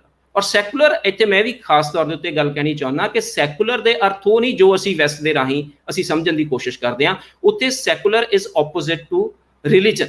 ਪਰ ਸਾਡੇ ਜਿਹੜਾ ਸੈਕੂਲਰ ਡਿਵੈਲਪ ਹੋ ਰਿਹਾ ਉਹ ਰਿਲੀਜਨ ਦੇ ਅੰਦਰੋਂ ਹੀ ਡਿਵੈਲਪ ਹੋ ਰਿਹਾ, ਖਾਸ ਤੌਰ ਤੇ ਸਪਿਰਿਚੁਅਲਿਟੀ ਦੇ ਵਿੱਚੋਂ ਡਿਵੈਲਪ ਹੋ ਰਿਹਾ, ਸਾਡੀ ਸੂਫੀ ਪੋਇਟਰੀ ਚੋਂ ਡਿਵੈਲਪ ਹੋ ਰਿਹਾ। ਹੁਣ ਬੁੱਲੇ ਸ਼ਾਹ ਦੀ ਅਸੀਂ ਹੋਰ ਇੱਕ ਐਗਜ਼ਾਮਪਲ ਲਈਏ ਤਾਂ ਉਹ ਥਾਂ ਦੇ ਉੱਤੇ ਕਹਿੰਦਾ, ਭੱਠ ਨਮਾਜ਼ਾਂ ਚਿੱਕੜ ਰੋਜ਼ੇ ਕਲਮੇ ਤੇ ਫਿਰ ਗਈ ਸਿਆਹੀ। ਬੁੱਲੇ ਸ਼ਾਹ ਰੱਬ ਅੰਦਰੋਂ ਲੱਭਿਆ ਭੁੱਲੀ ਫਿਰੇ ਖੁਦਾਈ।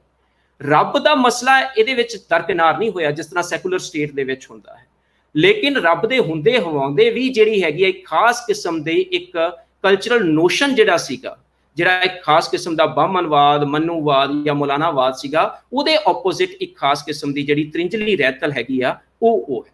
ਮੈਂ ਚਾਹੁੰਦਾ ਕਿ ਮੈਂ ਤ੍ਰਿੰਜਨ ਬਾਰੇ ਉਹਨਾਂ ਦੇ ਜਿਹੜੇ ਵਿਚਾਰ ਨੇ ਉਹ ਤੁਹਾਡੇ ਸਾਹਮਣੇ ਰੱਖਾਂ। ਉਹ ਕਹਿੰਦੇ ਆ, ਕੋਟ, ਤ੍ਰਿੰਜਨਾ ਦੇ ਦੀਦਾਰ ਰਹਿਤਲ ਦੇ ਜਾਇਆਂ ਬਗੈਰ ਸੰਭਵ ਨਹੀਂ। ਇਹਨਾਂ ਦੀ ਘੁਮਕਾਰ ਹਰ ਕਿਸੇ ਨੂੰ ਸੁਣਾਈ ਨਹੀਂ ਦਿੰਦੀ।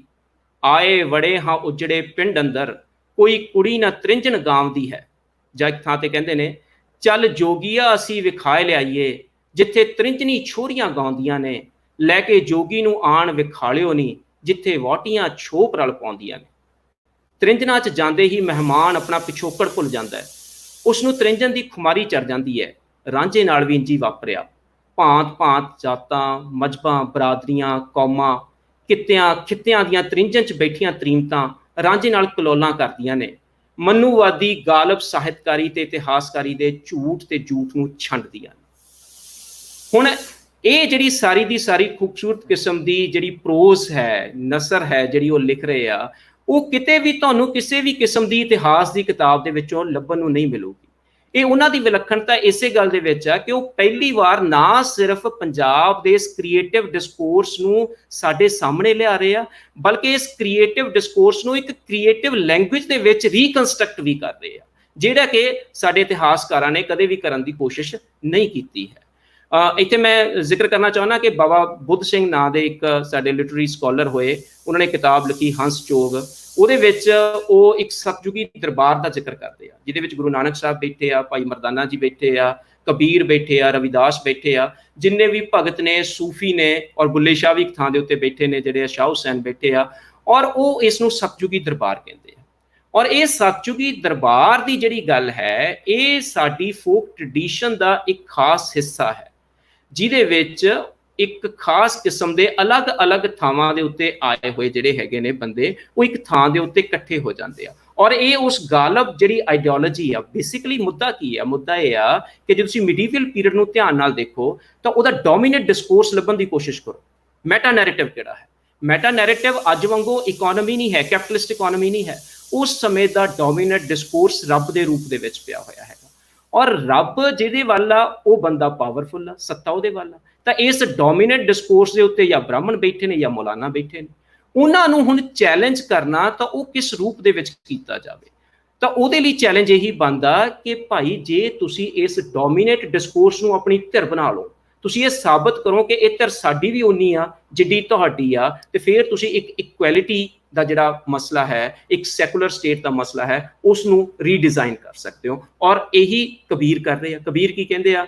ਉਹ ਕਹਿੰਦੇ ਆ, ਜੇ ਤੂੰ ਬਾਹਮਣ ਬਾਹਮਣੀ ਜਾਇਆ ਔਰ ਬਾਟ ਕਾਹੇ ਨਹੀਂ ਆਇਆ। ਭਾਈ ਜੇ ਤੂੰ ਆਪਣੇ ਆਪ ਨੂੰ ਕਹਿੰਦਾ ਕਿ ਤੂੰ ਬ੍ਰਾਹਮਣ ਆ ਤੇ ਸ਼ੁੱਧ ਆ, ਵੱਡਾ, ਤਾਂ ਤੇਰਾ ਵੀ ਜਨਮ ਉਵੇਂ ਕਿਉਂ ਹੋਇਆ ਜਿਵੇਂ ਸਾਡਾ ਹੋਇਆ? ਤੇਰਾ ਜਨਮ ਕਿਸੇ ਵੱਖਰੇ ਤਰੀਕੇ ਨਾਲ ਕਿਉਂ ਨਹੀਂ ਹੋਇਆ ਹੈਗਾ।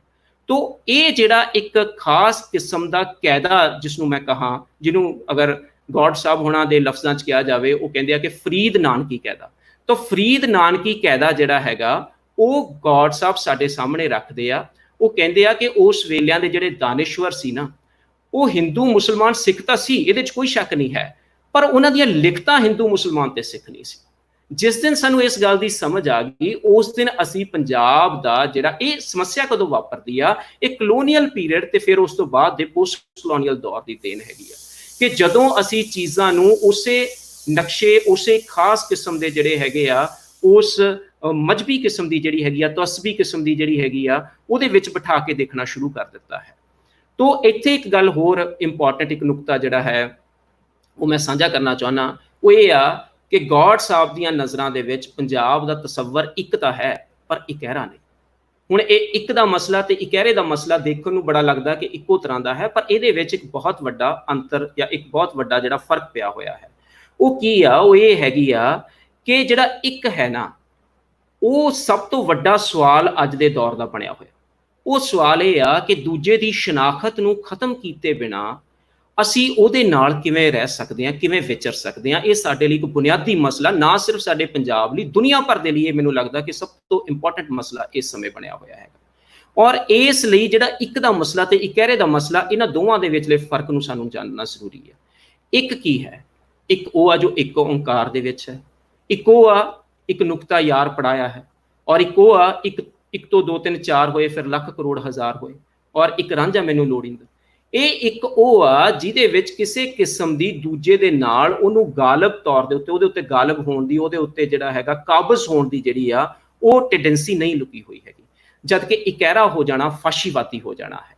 ਤੋ ਇਹ ਫਾਸ਼ੀਵਾਦ ਜਿਹੜਾ ਹੈ, ਇਹ ਇੱਕ ਬੜੀ ਵੱਡੀ ਪ੍ਰੋਬਲਮੈਟਿਕ ਜਿਹੜੀ ਹੈ ਉਹ ਸਾਡੇ ਲਈ ਬਣ ਗਿਆ। ਕਲੋਨੀਅਲ ਦੌਰ ਦੇ ਵਿੱਚ ਵੀ ਬਣਿਆ ਔਰ ਪੋਸਟ ਕਲੋਨੀਅਲ ਦੌਰ ਦੇ ਵਿੱਚ ਵੀ ਬਣਿਆ। ਅਸੀਂ ਇੱਕ ਦੂਜੇ ਨੂੰ ਇੰਨਾ ਡਾਈਵਰਟ ਕਰ ਦਿੱਤਾ ਇੱਕ ਦੂਜੇ ਤੋਂ ਕਿ ਅਸੀਂ ਉਸ ਇੱਕ ਨੂੰ ਸਮਝਣ ਦੀ ਥਾਂ ਦੇ ਉੱਤੇ ਸਾਰਾ ਜ਼ੋਰ ਜਿਹੜਾ ਹੈ ਉਹ ਇਕਹਿਰੇ ਦੇ ਉੱਤੇ ਲਾ ਦਿੱਤਾ ਹੈ। ਔਰ ਗੌਡ ਸਾਹਿਬ ਖੁਦ ਕਹਿੰਦੇ ਹੈਗੇ ਆ ਕਿ ਜਿਹੜਾ ਇੱਕ ਹੈਗਾ ਉਹ ਬਹੁਰੰਗਾ ਹੁੰਦਾ ਹੈ, ਲੇਕਿਨ ਜਿਹੜੀ ਇਕਹਿਰਾਪਣ ਹੈਗਾ ਉਹ ਹਮੇਸ਼ਾ ਹੀ ਦੂਜੇ ਉੱਤੇ ਕਾਬਜ਼ ਹੋਣ ਵਾਲੀ ਗੱਲ ਕਰਦਾ ਹੈ। ਤੋ ਦੋ ਤਰ੍ਹਾਂ ਦੇ ਨਾਲ, ਦੋ ਬੰਦਿਆਂ ਦੇ ਦੋ ਟੈਕਸਟ ਦੇ ਨਾਲ ਇਹ ਕਿਤਾਬ ਚੱਲਦੀ ਹੈ ਸਾਰੀ ਦੀ ਸਾਰੀ। ਇੱਕ ਟੈਕਸਟ ਹੈ ਸਾਡੇ ਕੋਲ ਵਾਰਿਸ ਸ਼ਾਹ ਹੋਣਾ ਦੀ, ਹੀਰ ਵਾਰਿਸ ਸ਼ਾਹ, ਔਰ ਦੂਸਰੀ ਟੈਕਸਟ ਜਿਹੜੀ ਹੈਗੀ ਆ ਉਹ ਬਾਬਾ ਫਰੀਦ ਹੈਗੇ। ਔਰ ਇਹਨਾਂ ਦੋ ਟੈਕਸਟ ਦੇ ਰਾਹੀਂ ਗੌਡ ਸਾਹਿਬ ਇਹ ਜਿਹੜਾ ਸਾਡਾ ਗੈਰ ਫਿਰਕੇਦਾਰਾਨਾ ਜਿਹੜਾ ਕਲਚਰਲ ਆਰਕਾਈਵ ਹੈ ਉਸ ਨੂੰ ਲੱਭਦੇ ਆ, ਔਰ ਇਸ ਨੂੰ ਇਹ ਮੰਨਦੇ ਆ ਕਿ ਜੀਵੰਤ ਕਿਸਮ ਦੇ ਆਰਕੀਟਾਈਪਸ ਨੇ ਜਿਹੜੇ ਕਿ ਸਾਡੇ ਕਲੈਕਟਿਵ ਅਨਕੌਂਸ਼ੀਅਸ ਦੇ ਵਿੱਚ ਕਿਤੇ ਨਾ ਕਿਤੇ ਪਏ ਨੇ, ਜਿਹਨੂੰ ਕਾਰਲ ਜੁੰਗ ਨੇ ਕਿਸੇ ਸਮੇਂ ਦੇ ਵਿੱਚ ਸਾਡੇ ਸਾਹਮਣੇ ਲਿਆਂਦਾ ਸੀਗਾ ਕਿ ਕਿੱਦਾਂ ਸਾਡੇ ਇਸ ਆਰਕੀਟਾਈਪਸ ਉਹ ਪੀੜ੍ਹੀ ਦਰ ਪੀੜ੍ਹੀ ਚੱਲਦੇ ਰਹਿੰਦੇ ਆ, ਔਰ ਉਹ ਕਿਸ ਤਰ੍ਹਾਂ ਦੇ ਨਾਲ ਜੀਵੰਤ ਹੁੰਦੇ ਆ, ਜਿਉਂਦੇ ਹੁੰਦੇ ਆ, ਤੇ ਉਹਨਾਂ ਜਿਉਂਦਿਆਂ ਨੂੰ ਅਸੀਂ ਕਿਸ ਰੂਪ ਦੇ ਵਿੱਚ ਸਮਝ ਸਕਦੇ ਹੈਗੇ ਆ। ਉਹ ਇਹਦੀ ਜਿਹੜੀ ਹੈਗੀ ਆ ਗੱਲ ਕਰਦੇ ਆ। ਤੇ ਉਹ ਇੱਕ ਥਾਂ ਦੇ ਉੱਤੇ ਨਾ ਪਿਆਰਾ ਸਿੰਘ ਪਦਮ ਹੋਣਾ ਨੂੰ ਕੋਟ ਕਰਦੇ ਆ। ਉਹ ਹੀਰ ਵਾਰਿਸ ਸ਼ਾਹ ਬਾਰੇ ਕੀ ਲਿਖਦੇ ਆ? ਉਹ ਕਹਿੰਦੇ ਆ ਕਿ ਵਾਰਿਸ ਸ਼ਾਹ ਦੀ ਰਚਨਾ 'ਚ ਝਨਾਹ ਸ਼ੂਕਦੀ ਹੈ, ਉਸਦੇ ਸ਼ੇਰਾਂ 'ਚ ਖਜੂਰ ਦੀ ਮਿਠਾਸ, ਮੱਖਣ ਦਾ ਕੁਲਾਸ, ਪੱਕੇ ਬੇਰਾਂ ਜਿਹਾ ਲਿਸ਼ਕਵਾਂ ਰੰਗ, ਗੰਨਿਆਂ ਦਾ ਰਸ, ਕੱਚੇ ਦੁੱਧ ਦਾ ਸਵਾਦ ਤੇ ਸਾਵੀਂ ਬਾਰ ਦਾ ਹੁਲਾਰਾ ਪਾਇਆ ਜਾਂਦਾ ਹੈ। ਉਸ ਦੀ ਸ਼ਬਦ ਜੜਤ ਕਣਕ ਦੀਆਂ ਬੱਲੀਆਂ ਵਾਂਗ ਗੁੰਦਵੀਂ ਹੈ। ਹੁਣ ਜਿਹੜੀ ਇੰਪੋਰਟੈਂਟ ਗੱਲ ਹੈ, ਇਸ ਤੋਂ ਬਾਅਦ ਗੌਡ ਸਾਹਿਬ ਆਪਣੀ ਲਾਈਨ ਲਿਖਦੇ ਆ, ਉਹ ਵੀ ਦੇਖਣ ਦੀ ਜ਼ਰੂਰਤ ਆ। ਉਹ ਕਹਿੰਦੇ ਆ ਪਰਖ ਪੜਚੋਲ ਦੀ ਭਾਸ਼ਾ ਦੇ ਸੋਝ ਸ਼ਾਸਤਰ ਦਾ ਮਜ਼ਮੂਨ ਵੀ ਧਿਆਨ ਦੀ ਮੰਗ ਕਰਦਾ ਹੈ। ਅਸੀਂ ਹਮੇਸ਼ਾ ਇਸ ਨੂੰ ਵਿਸਾਰ ਕੇ ਰੱਖਿਆ। ਸਾਨੂੰ ਲੱਗਿਆ ਕਿ ਜਿਹੜੀ ਕਨਸੈਪਚੁਅਲ ਲੈਂਗੁਏਜ ਆ ਉਹਦੇ ਰਾਹੀਂ ਹੀ ਗੱਲ ਕੀਤੀ ਜਾ ਸਕਦੀ ਆ, ਉਹਦੇ ਨਾਲ ਅਸੀਂ ਲੈਂਗੁਏਜ ਦੀ ਕ੍ਰੀਏਟੀਵਿਟੀ ਜਿਹੜੀ ਹੈ ਉਸ ਨੂੰ ਹਮੇਸ਼ਾ ਹਾਸ਼ੀਏ ਦੇ ਉੱਤੇ ਧੱਕ ਦਿੱਤਾ। ਸਵਾਲ ਇਹ ਆ ਕਿ ਕੀ ਅਸੀਂ ਲੈਂਗੁਏਜ ਦੀ ਉਸ ਕ੍ਰੀਏਟਿਵ ਪਾਵਰ ਨੂੰ ਜਿਹੜੀ ਸਾਡੇ ਇਹ ਸਾਰੇ ਰਹਿਤਲੀ ਡਿਸਕੋਰਸ ਨੂੰ ਬਣਾ ਰਹੀ ਹੈਗੀ ਆ, ਘੜ ਰਹੀ ਹੈਗੀ ਆ, ਸਿਰਜ ਰਹੀ ਆ, ਉਸ ਨੂੰ ਕੀ ਅੱਗੇ ਲਿਆ ਸਕਦੇ ਆ? ਤੇ ਇਹ ਇੰਪੋਰਟੈਂਟ ਸਵਾਲ ਆ ਜਿਹੜਾ ਗੌਡ ਸਾਹਿਬ ਆਪਣੀ ਇਸ ਕਿਤਾਬ ਦੇ ਵਿੱਚੋਂ ਜਿਹੜਾ ਹੈਗਾ ਉਹ ਸਾਡੇ ਸਾਹਮਣੇ ਰੱਖਣ ਦੀ ਕੋਸ਼ਿਸ਼ ਕਰਦੇ ਆ। ਤੋ ਬੁਨਿਆਦੀ ਤੌਰ ਦੇ ਉੱਤੇ ਪੜ੍ਹ ਅੱਖਰ ਇਹੋ ਬੂਝੀਏ ਕਿਤਾਬ ਜਿਹੜੀ ਆ ਉਹ ਪੰਜਾਬ ਦੇ ਇਤਿਹਾਸਕਾਰਾਂ ਨੂੰ ਵੀ ਤੇ ਜਿਹੜੇ ਅਦਬ ਦੀ ਪਰਖ ਪੜਚੋਲ ਕਰਨ ਵਾਲੇ ਨੇ ਉਹਨਾਂ ਲਈ ਵੀ, ਉਹਨਾਂ ਲਈ ਇੱਕ ਮਾਡਲ ਆ। ਔਰ ਇਹ ਮਾਡਲ ਉਸੇ ਤਰ੍ਹਾਂ ਦਾ ਹੈ ਜਿਸ ਤਰ੍ਹਾਂ ਦਾ ਜਦੋਂ ਰਣਜੀਤ ਗੁਹਾ ਨੇ ਗ੍ਰੈਮਸ਼ੀ ਦੇ ਮਾਡਲ ਨੂੰ ਅਪਣਾਇਆ ਸੀ ਤੇ ਉਹ ਤੋਂ ਸਬਲਟਨ ਸਟੱਡੀਜ਼ ਦਾ ਪੂਰਾ ਇੱਕ ਫੀਲਡ ਸਾਡੇ ਸਾਹਮਣੇ ਆਇਆ। ਤੇ ਅੰਤੈਨੀਓ ਲਿਖਦੇ ਵੀ ਨੇ ਇਸ ਇੱਕ ਥਾਂ ਦੇ ਉੱਤੇ ਕਿ ਅੰਤੈਨੀਓ ਗ੍ਰਾਮਸ਼ੀ ਤੋਂ ਪ੍ਰੇਰਿਤ ਸਬਲਟਨ ਸਟੱਡੀਜ਼ ਦੇ ਬਾਨੀ ਇਤਿਹਾਸਕਾਰ ਰਣਜੀਤ ਗੁਹਾ ਨੇ ਇਕਹਿਰੇ ਸੁਭਾਅ ਵਾਲੀ ਨਸਰ ਨੂੰ ਇਹ ਜਿਹੜੀ ਮੈਂ ਪਹਿਲਾਂ ਉੱਪਰ ਗੱਲ ਕਰਕੇ ਆ ਕਿ ਸਾਡੇ ਕੋਲ ਪ੍ਰੋਜ਼ ਦੀ ਲੈਂਗੁਏਜ ਕਿਹੋ ਜਿਹੀ ਹੋਣੀ ਚਾਹੀਦੀ ਆ। ਗਾਲਬ ਰਾਜਸੀ ਅਤੇ ਆਰਥਿਕ ਵਿਵਸਥਾ ਦੇ ਪੱਖੋਂ ਵਿਚਾਰਿਆ ਅਤੇ ਹਰ ਇੱਕ ਸਮਾਜ ਦੀ ਕਾਵਕ ਰੂਹ ਨੂੰ ਕਿਵੇਂ ਲੱਭਣਾ ਹੈ, ਕਿਵੇਂ ਕਾਇਮ ਤੇ ਜਰਖੇਜ਼ ਬਣਾਉਣਾ ਹੈ, ਇਸ ਦਾ ਰਾਹ ਵੀ ਦੱਸਿਆ। ਵਾਰਿਸ ਸ਼ਾਹ ਦੀ ਹੀਰ ਵੀ ਇਸ ਪੱਖੋਂ ਪੰਜਾਬ ਦੇ ਇਤਿਹਾਸਕਾਰਾਂ ਤੇ ਜਿਹੜੇ ਅਦਬ ਦੇ ਜਿਹੜੇ ਹੈਗੇ ਉਸਨੂੰ ਸਮਝਣ ਵਾਲੇ ਨੇ ਉਹਨਾਂ ਲਈ ਉਹ ਕਹਿੰਦੇ ਹੈਗੇ ਆ ਕਿ ਉਹਦੇ ਲਈ ਇੱਕ ਰਾਹ ਦਸੇਰਾ ਜਿਹੜੀ ਹੈਗੀ ਆ ਉਹ ਹੋ ਸਕਦੀ ਆ। ਅਖੀਰ ਦੇ ਵਿੱਚ ਹੁਣ ਮੈਨੂੰ ਲੱਗਦਾ ਕਿ ਮੇਰਾ ਸਮਾਂ ਜਿਹੜਾ ਹੈ ਉਹ ਮੈਨੂੰ ਅੱਧੇ ਘੰਟੇ ਦਾ ਸਮਾਂ ਦਿੱਤਾ ਗਿਆ ਸੀ, ਉਹ ਤਕਰੀਬਨ ਖਤਮ ਹੋਣ ਵਾਲਾ ਹੈ ਤੇ ਮੈਂ ਹੁਣ ਇਸ ਨੂੰ ਕਨਕਲੂਡ ਕਰਦਾ ਜਿਹੜਾ ਹੈ ਉਹ ਆਪਣੀ ਗੱਲ ਕਹਿਣੀ ਚਾਹੁੰਦਾ ਹੈਗਾ ਕਿ ਅਖੀਰ ਦੇ ਵਿੱਚ ਜਿਹੜੀ ਗੱਲ ਹੈ ਉਸ ਨੂੰ ਮੈਂ ਜਿਹੜਾ ਹੈ ਅਮਰਜੀਤ ਚੰਦਨ ਦੀਆਂ ਕੁਝ ਲਾਈਨਾਂ ਦੇ ਨਾਲ ਜਿਹੜਾ ਹੈ ਉਹ ਆਪਣੀ ਗੱਲ ਨੂੰ ਖਤਮ ਕਰੂੰਗਾ। ਅਮਰਜੀਤ ਚੰਦਨ ਅਸੀਂ ਸਾਰੇ ਜਾਣਦੇ ਹਾਂ, ਇੱਧਰਲੇ ਤੇ ਉੱਧਰਲੇ ਦੋਵਾਂ ਚੜ੍ਹਦੇ ਤੇ ਲਹਿੰਦੇ ਪੰਜਾਬਾਂ ਦੇ ਵਿੱਚ ਜਾਣੇ ਜਾਂਦੇ ਆ। ਉਹ ਇੱਕ ਥਾਂ ਦੇ ਉੱਤੇ ਪੰਜਾਬ ਬਾਰੇ ਜੋ ਗੱਲ ਕਹਿੰਦੇ ਆ ਉਹ ਬਹੁਤ ਇੰਪੋਰਟੈਂਟ ਆ ਔਰ ਮੈਨੂੰ ਲੱਗਦਾ ਕਿ ਉਹ ਇੱਕ ਤਰ੍ਹਾਂ ਦੇ ਨਾਲ ਗੌਡ ਸਾਹਿਬ ਹੋਣਾ ਦੀ ਕਿਤਾਬ ਨੂੰ ਜੇ ਆਪਾਂ ਬਹੁਤ ਥੋੜ੍ਹੇ ਲਫ਼ਜ਼ਾਂ ਦੇ ਵਿੱਚ ਕਹਿਣਾ ਹੋਵੇ ਤਾਂ ਉਹ ਲਾਈਨਾਂ ਦੇ ਵਿੱਚ ਕਿਹਾ ਜਾ ਸਕਦਾ। ਚੰਦਨ ਕਹਿੰਦਾ, ਪੰਜਾਬ ਮੇਰਾ ਤਾਂ ਦੁਨੀਆ ਜਿੱਡਾ, ਪੰਜਾਬ ਮੇਰਾ ਅਨਹਦ ਹੈ, ਇਸ ਵਿੱਚ ਸਭੇ ਦਰਿਆ ਵਹਿੰਦੇ। ਬਹੁਤ ਬਹੁਤ ਸ਼ੁਕਰੀਆ ਜੀ ਸਰ, ਬਹੁਤ ਸ਼ੁਕਰੀਆ। ਤੁਸੀਂ ਸਾਡੇ ਨਾਲ ਹੀ ਰਹਿਣਾ, ਅਸੀਂ ਗੱਲਬਾਤ ਫਿਰ ਬਾਅਦ ਚੋਂ ਜਿਹੜੇ ਸਵਾਲ ਨੇ ਉਹ ਕਰਾਂਗੇ। ਹੁਣ ਅਸੀਂ ਜਿਹੜਾ ਸਾਡੇ ਅਗਲੇ ਗੈਸਟ ਨੇ ਗੱਲਬਾਤ ਕਰਨ ਵਾਸਤੇ ਬਾਬਾ ਜੀ ਇਕਬਾਲ ਕੈਸਰ, ਮੈਂ ਹੁਣ ਉਹਨਾਂ ਨੂੰ ਬੁਲਾਵਾਂਗਾ। ਜੀ ਬਾਬਾ ਜੀ, ਜੀ ਆਇਆਂ ਨੂੰ। ਜੀ ਬਹੁਤ ਸ਼ੁਕਰੀਆ, ਬਹੁਤ ਮਿਹਰਬਾਨੀ। ਔਰ ਇੱਕ ਬਹੁਤ ਵੱਡੇ ਬੰਦੇ ਦੀ ਕਿਤਾਬ ਦੇ ਉੱਤੇ ਮੈਨੂੰ ਛੋਟੇ ਜਿਹੇ ਬੰਦੇ ਨੂੰ ਗੱਲ ਕਰਨ ਵਾਸਤੇ ਤੁਸੀਂ ਸੱਦ ਲਿਆ ਤੇ ਮੈਨੂੰ ਬੜਾ ਡਰ ਲੱਗ ਰਿਹਾ ਕਿ ਮੇਰੇ ਕੋਲ ਕੋਈ ਐਵੇਂ ਦੀ ਕੋਈ ਗੱਲ ਨਾ ਹੋ ਜਾਵੇ। ਗੌਰ ਸਾਹਿਬ ਦਾ ਕੰਮ ਮੈਂ ਪਹਿਲਾ ਕੰਮ ਵੀ ਇਹਨਾਂ ਦਾ ਦੇਖਿਆ, ਬਾਬਾ ਫਰੀਦ ਜੀ ਦੇ ਬਾਰੇ ਚ ਜਿਹੜਾ ਇਹਨਾਂ ਦਾ ਹੈ ਫਰੀਦਾ ਖਾਕ ਨਾਲ ਨਿੰਦੀਏ। ਇਹ ਇੱਕ ਬਹੁਤ ਅਹਿਮ ਸਵਾਲ ਹੈ ਜਿਹੜਾ ਬਾਬਾ ਫਰੀਦ ਨੇ 11ਵੀਂ ਸਦੀ ਚ ਚੁੱਕ ਦਿੱਤਾ ਕਿ ਫਰੀਦਾ ਖਾਕ ਨਾਲ ਨਿੰਦੀਏ, ਕਾਕੋ ਜਿੱਡ ਨ ਕੋਏ, ਜਿਉਂਦਿਆਂ ਪੈਰਾਂ ਹੇਠ ਰਹੇ ਮੋਇਆਂ ਉੱਪਰ ਹੋਏ। ਹੁਣ ਇਹ ਸਾਰੇ ਦਾ ਸਾਰਾ ਸਵਾਲ ਜਿਹੜਾ ਇਸ ਕਿਤਾਬ 'ਚ ਵੀ ਚੁੱਕਿਆ ਗਿਆ ਹੈ ਉਹ ਬੁਨਿਆਦੀ ਤੌਰ ਦੇ ਉੱਤੇ ਆਪਣੀ ਧਰਤੀ ਨਾਲ ਜੁੜਤ, ਆਪਣੀ ਜ਼ਮੀਨ ਨਾਲ ਜੁੜ ਕੇ ਰਹਿਣਾ ਔਰ ਉਹਨੂੰ ਪਹਿਲਾ ਤੇ ਆਖਰੀ ਆਪਣਾ ਨਿਸ਼ਾਨ ਮੰਨਣਾ। ਫਿਰ ਉਹਦੀ ਜਿੰਨੀ ਵੀ ਉਹਦੀ ਇਤਿਹਾਸਕ ਯਾਨੀ ਤਾਰੀਖੀ, ਮਿਥਿਹਾਸਕ ਔਰ ਫਿਰ ਜਿਹੜੀ ਅਦਬੀ ਉਹਦੀ ਤਾਰੀਖ ਹੈ ਉਹਨੂੰ ਨਾਲ ਨਾਲ ਲੈ ਕੇ ਚੱਲਣਾ, ਇਹ ਇੱਕ ਬਹੁਤ ਵੱਡਾ ਕੰਮ ਹੈ ਔਰ ਇਹਦੇ ਬਾਰੇ ਬਹੁਤ ਘੱਟ ਲੋਕਾਂ ਨੇ ਜਿਹੜਾ ਹੈ ਉਹ ਧਿਆਨ ਦਿੱਤਾ ਹੈ। ਬਹੁਤ ਘੱਟ ਲਿਖਿਆ ਗਿਆ ਹੈ, ਦੋਵਾਂ ਪਾਸੇ ਬਹੁਤ ਘੱਟ ਲਿਖਿਆ ਗਿਆ ਹੈ। ਜੇ ਲਿਖਿਆ ਵੀ ਗਿਆ ਹੈ ਤਾਂ 4-4, 6-6 ਲਾਈਨਾਂ ਤੋਂ ਉੱਤੇ ਅਸੀਂ ਨਹੀਂ ਜਾਂਦੇ। ਇਹਨੂੰ ਬਕਾਇਦਾ ਇੱਕ ਵਿਸ਼ਾ ਬਣਾ ਕੇ ਨਹੀਂ ਲਿਖਿਆ ਗਿਆ। ਅਗਰ ਇਹਨੂੰ ਅਸੀਂ ਇਸ ਹਿਸਾਬ ਨਾਲ ਵੇਖੀਏ ਕਿ ਇਹਨੂੰ ਵਿਸ਼ਾ ਬਣਾ ਕੇ ਲਿਖਿਆ ਗਿਆ ਜਾਂ ਵਿਸ਼ਾ ਬਣਾ ਕੇ ਲਿਖੀਏ ਤਾਂ ਇਹਦੇ ਵਿੱਚ ਗੌਡ ਸਾਹਿਬ ਤੋਂ ਬਾਅਦ ਜਿਹੜੇ ਸਾਡੇ ਕੋਲ ਅਹਿਮ ਬੰਦਾ ਹੈ ਜਿਹਨੇ ਅੰਗਰੇਜ਼ੀ ਦੇ ਵਿੱਚ ਵੀ ਔਰ ਬਾਅਦ ਚੋਂ ਪੰਜਾਬੀ ਦੇ ਵਿੱਚ ਵੀ ਜਿਸ ਬੰਦੇ ਨੇ ਇਸ ਵਿਸ਼ੇ ਨੂੰ ਲੈ ਕੇ ਇਹਦੇ ਉੱਤੇ ਪੂਰੀ ਸੰਜੀਦਗੀ ਦੇ ਨਾਲ, ਪੂਰੀ ਗੰਭੀਰਤਾ ਦੇ ਨਾਲ ਜਿਹੜਾ ਕੰਮ ਕਰ ਰਿਹਾ ਹੈ ਉਹ ਹੈ ਮੁਸ਼ਤਾਕ ਸੂਫੀ। ਮੁਸ਼ਤਾਕ ਸੂਫੀ ਦਾ ਕੰਮ ਜਿਹੜਾ ਉਹ ਜਿਵੇਂ ਹੀ ਬਾਹਰ ਆਉਂਦਾ ਤੁਹਾਡੇ ਸਾਹਮਣੇ ਆਉਂਦਾ, ਲੇਕਿਨ ਉਹਨਾਂ ਦਾ ਫਿਰ ਵੀ ਇੱਕ ਵਿਚਾਰਧਾਰਾ ਜਿਹੜੀ ਹੈ ਉਹ ਸਾਨੂੰ ਉਹਨਾਂ ਦੇ ਡਾਊਨ ਦੇ ਜਿਹੜੇ ਲੇਖ ਨੇ ਉਹਨਾਂ ਦੇ ਹਵਾਲੇ ਨਾਲ ਸਾਡੇ ਸਾਹਮਣੇ ਆਉਂਦੀ ਰਹਿੰਦੀ। ਅੱਛਾ, ਜਿਹੜਾ ਗੌਰ ਸਾਹਿਬ ਨੇ ਇੱਕ ਲਾਈਨ ਖਿੱਚੀ ਹੈਗੀ ਹੈ ਜਿਹੜੀ ਕਿ ਝੰਗ, ਤਖਤਦਾਰਾ ਔਰ ਇਹਨੂੰ ਇੱਕ ਕਲਚਰਲ ਲੈਂਡਸਕੇਪ ਦੇ ਤੌਰ ਤੇ ਲਿਆ ਹੈ। ਮੇਰਾ ਖਿਆਲ ਹੈ ਕਿ ਇਹ ਥੋੜਾ ਜਿਹਾ ਇਹਨਾਂ ਨੇ ਸੀਮਤ ਕੀਤਾ। ਪੰਜਾਬ ਦਾ ਕਲਚਰਲ ਲੈਂਡਸਕੇਪ ਜਿਹੜਾ ਹੈ ਉਹ ਮੇਰਾ ਖਿਆਲ ਹੈ ਕਿ ਉਹ ਇਹ ਬਹੁਤ ਉਹਦੇ ਚੋਂ ਇੱਕ ਛੋਟੀ ਜਿਹੀ ਇਕਾਈ ਲੈ ਕੇ ਤੇ ਉਹਨਾਂ ਨੇ ਹੀਰ ਰਾਂਝੇ ਦੇ ਹਿਸਾਬ ਨਾਲ ਉਹਨੂੰ ਜੋੜ ਦਿੱਤਾ। ਲੇਕਿਨ ਜਦੋਂ ਕਿ ਅੱਗੇ ਅਸੀਂ ਕਲਚਰਲ ਇਕਾਈ ਲਈਏ ਜਾਂ ਉਸ ਤੋਂ ਪਹਿਲੇ ਇਤਿਹਾਸਕ ਇਕਾਈ ਲਈਏ ਤੇ ਉਹ ਸਾਡੇ ਕੋਲ ਹੈ ਰਾਵੀ, ਚਨਾਹ ਔਰ ਜੇਹਲਮ ਦੇ ਵਿਚਕਾਰਲਾ ਏਰੀਆ। ਅਗਰ ਅਸੀਂ ਬਾਬਾ ਫਰੀਦ ਨੂੰ ਵੇਖਨੇ ਆ ਤੇ ਉਹ ਸਤਲੁਜ ਤੇ ਰਾਵੀ ਦੇ ਵਿਚਕਾਰ ਬੈਠਾ ਹੋਇਆ। ਜੇ ਅਸੀਂ ਹੜੱਪੇ ਨੂੰ ਵੇਖਨੇ ਆ ਤੇ ਹੜੱਪਾ ਸਾਡੀ ਸਭ ਤੋਂ ਪਹਿਲੀ ਸਭਿਅਤਾ ਹੈਗੀ ਹੈ, ਸਾਡਾ ਪਹਿਲਾ ਤਹਿਜ਼ੀਬ ਦਾ ਨਿਸ਼ਾਨ ਹੈ ਤੇ ਉਹ ਸਾਨੂੰ ਬਿਲਕੁਲ ਬਾਬਾ ਫਰੀਦ ਦੇ ਨਾਲ ਰਾਵੀ ਦੇ ਕੰਢੇ ਤੇ ਹੈ। ਜੇ ਅਸੀਂ ਰਾਵੀ ਨੂੰ ਪਾਰ ਕਰੀਏ ਤੇ ਪਰਲੇ ਪਾਸੇ ਸਾਡੇ ਕੋਲ ਸਾਂਦਲ ਬਾਹਰ ਹੈ। ਸਾਂਦਲ ਬਾਹਰ ਉਹ ਬਾਹਰ ਹੈ ਜਿੱਥੇ ਹੀਰ ਰਾਂਝਾ ਵੀ ਹੈ, ਜਿੱਥੇ ਮਿਰਜ਼ਾ ਸਾਹਿਬਾ ਵੀ ਹੈ ਔਰ ਜਿੱਥੇ ਅਸੀਂ ਇਸ ਨੂੰ ਆਪਣੀ ਸਾਰੀ ਕਲਚਰਲ ਲੈਂਡਸਕੇਪ ਜਿਹੜਾ ਹੈਗਾ ਸਾਡਾ ਉਹ ਸਾਨੂੰ ਆਪਣੇ ਵੱਲੇ ਬੁਲਾ ਰਿਹਾ ਕਿ ਵੇਖੋ ਅਸੀਂ ਕੀ ਹੈਗੇ ਆ। ਔਰ ਜਿਹੜਾ ਮਿਰਜ਼ਾ ਸਾਹਿਬਾ ਦੇ ਅੰਦਰ ਜਿਹੜਾ ਲੈਂਡਸਕੇਪ ਬਣਾਇਆ ਗਿਆ ਹੈ ਔਰ ਉਹਦੀ ਜੋ ਖੂਬਸੂਰਤੀ ਹੈ ਉਹਨੂੰ ਤੁਸੀਂ ਇਹਦੇ ਵਿੱਚ ਰੱਖ ਕੇ ਵੇਖ ਸਕਦੇ ਹੋ। ਔਰ ਇਹੀ ਲੈਂਡਸਕੇਪ ਸਾਨੂੰ ਮਿਰਜ਼ਾ ਸਾਹਿਬਾ ਤੋਂ ਉੱਠ ਕੇ ਅੱਗੇ ਸਾਨੂੰ ਹੀਰ ਦੇ ਵਿੱਚ ਨਜ਼ਰ ਆਉਂਦਾ ਹੈ।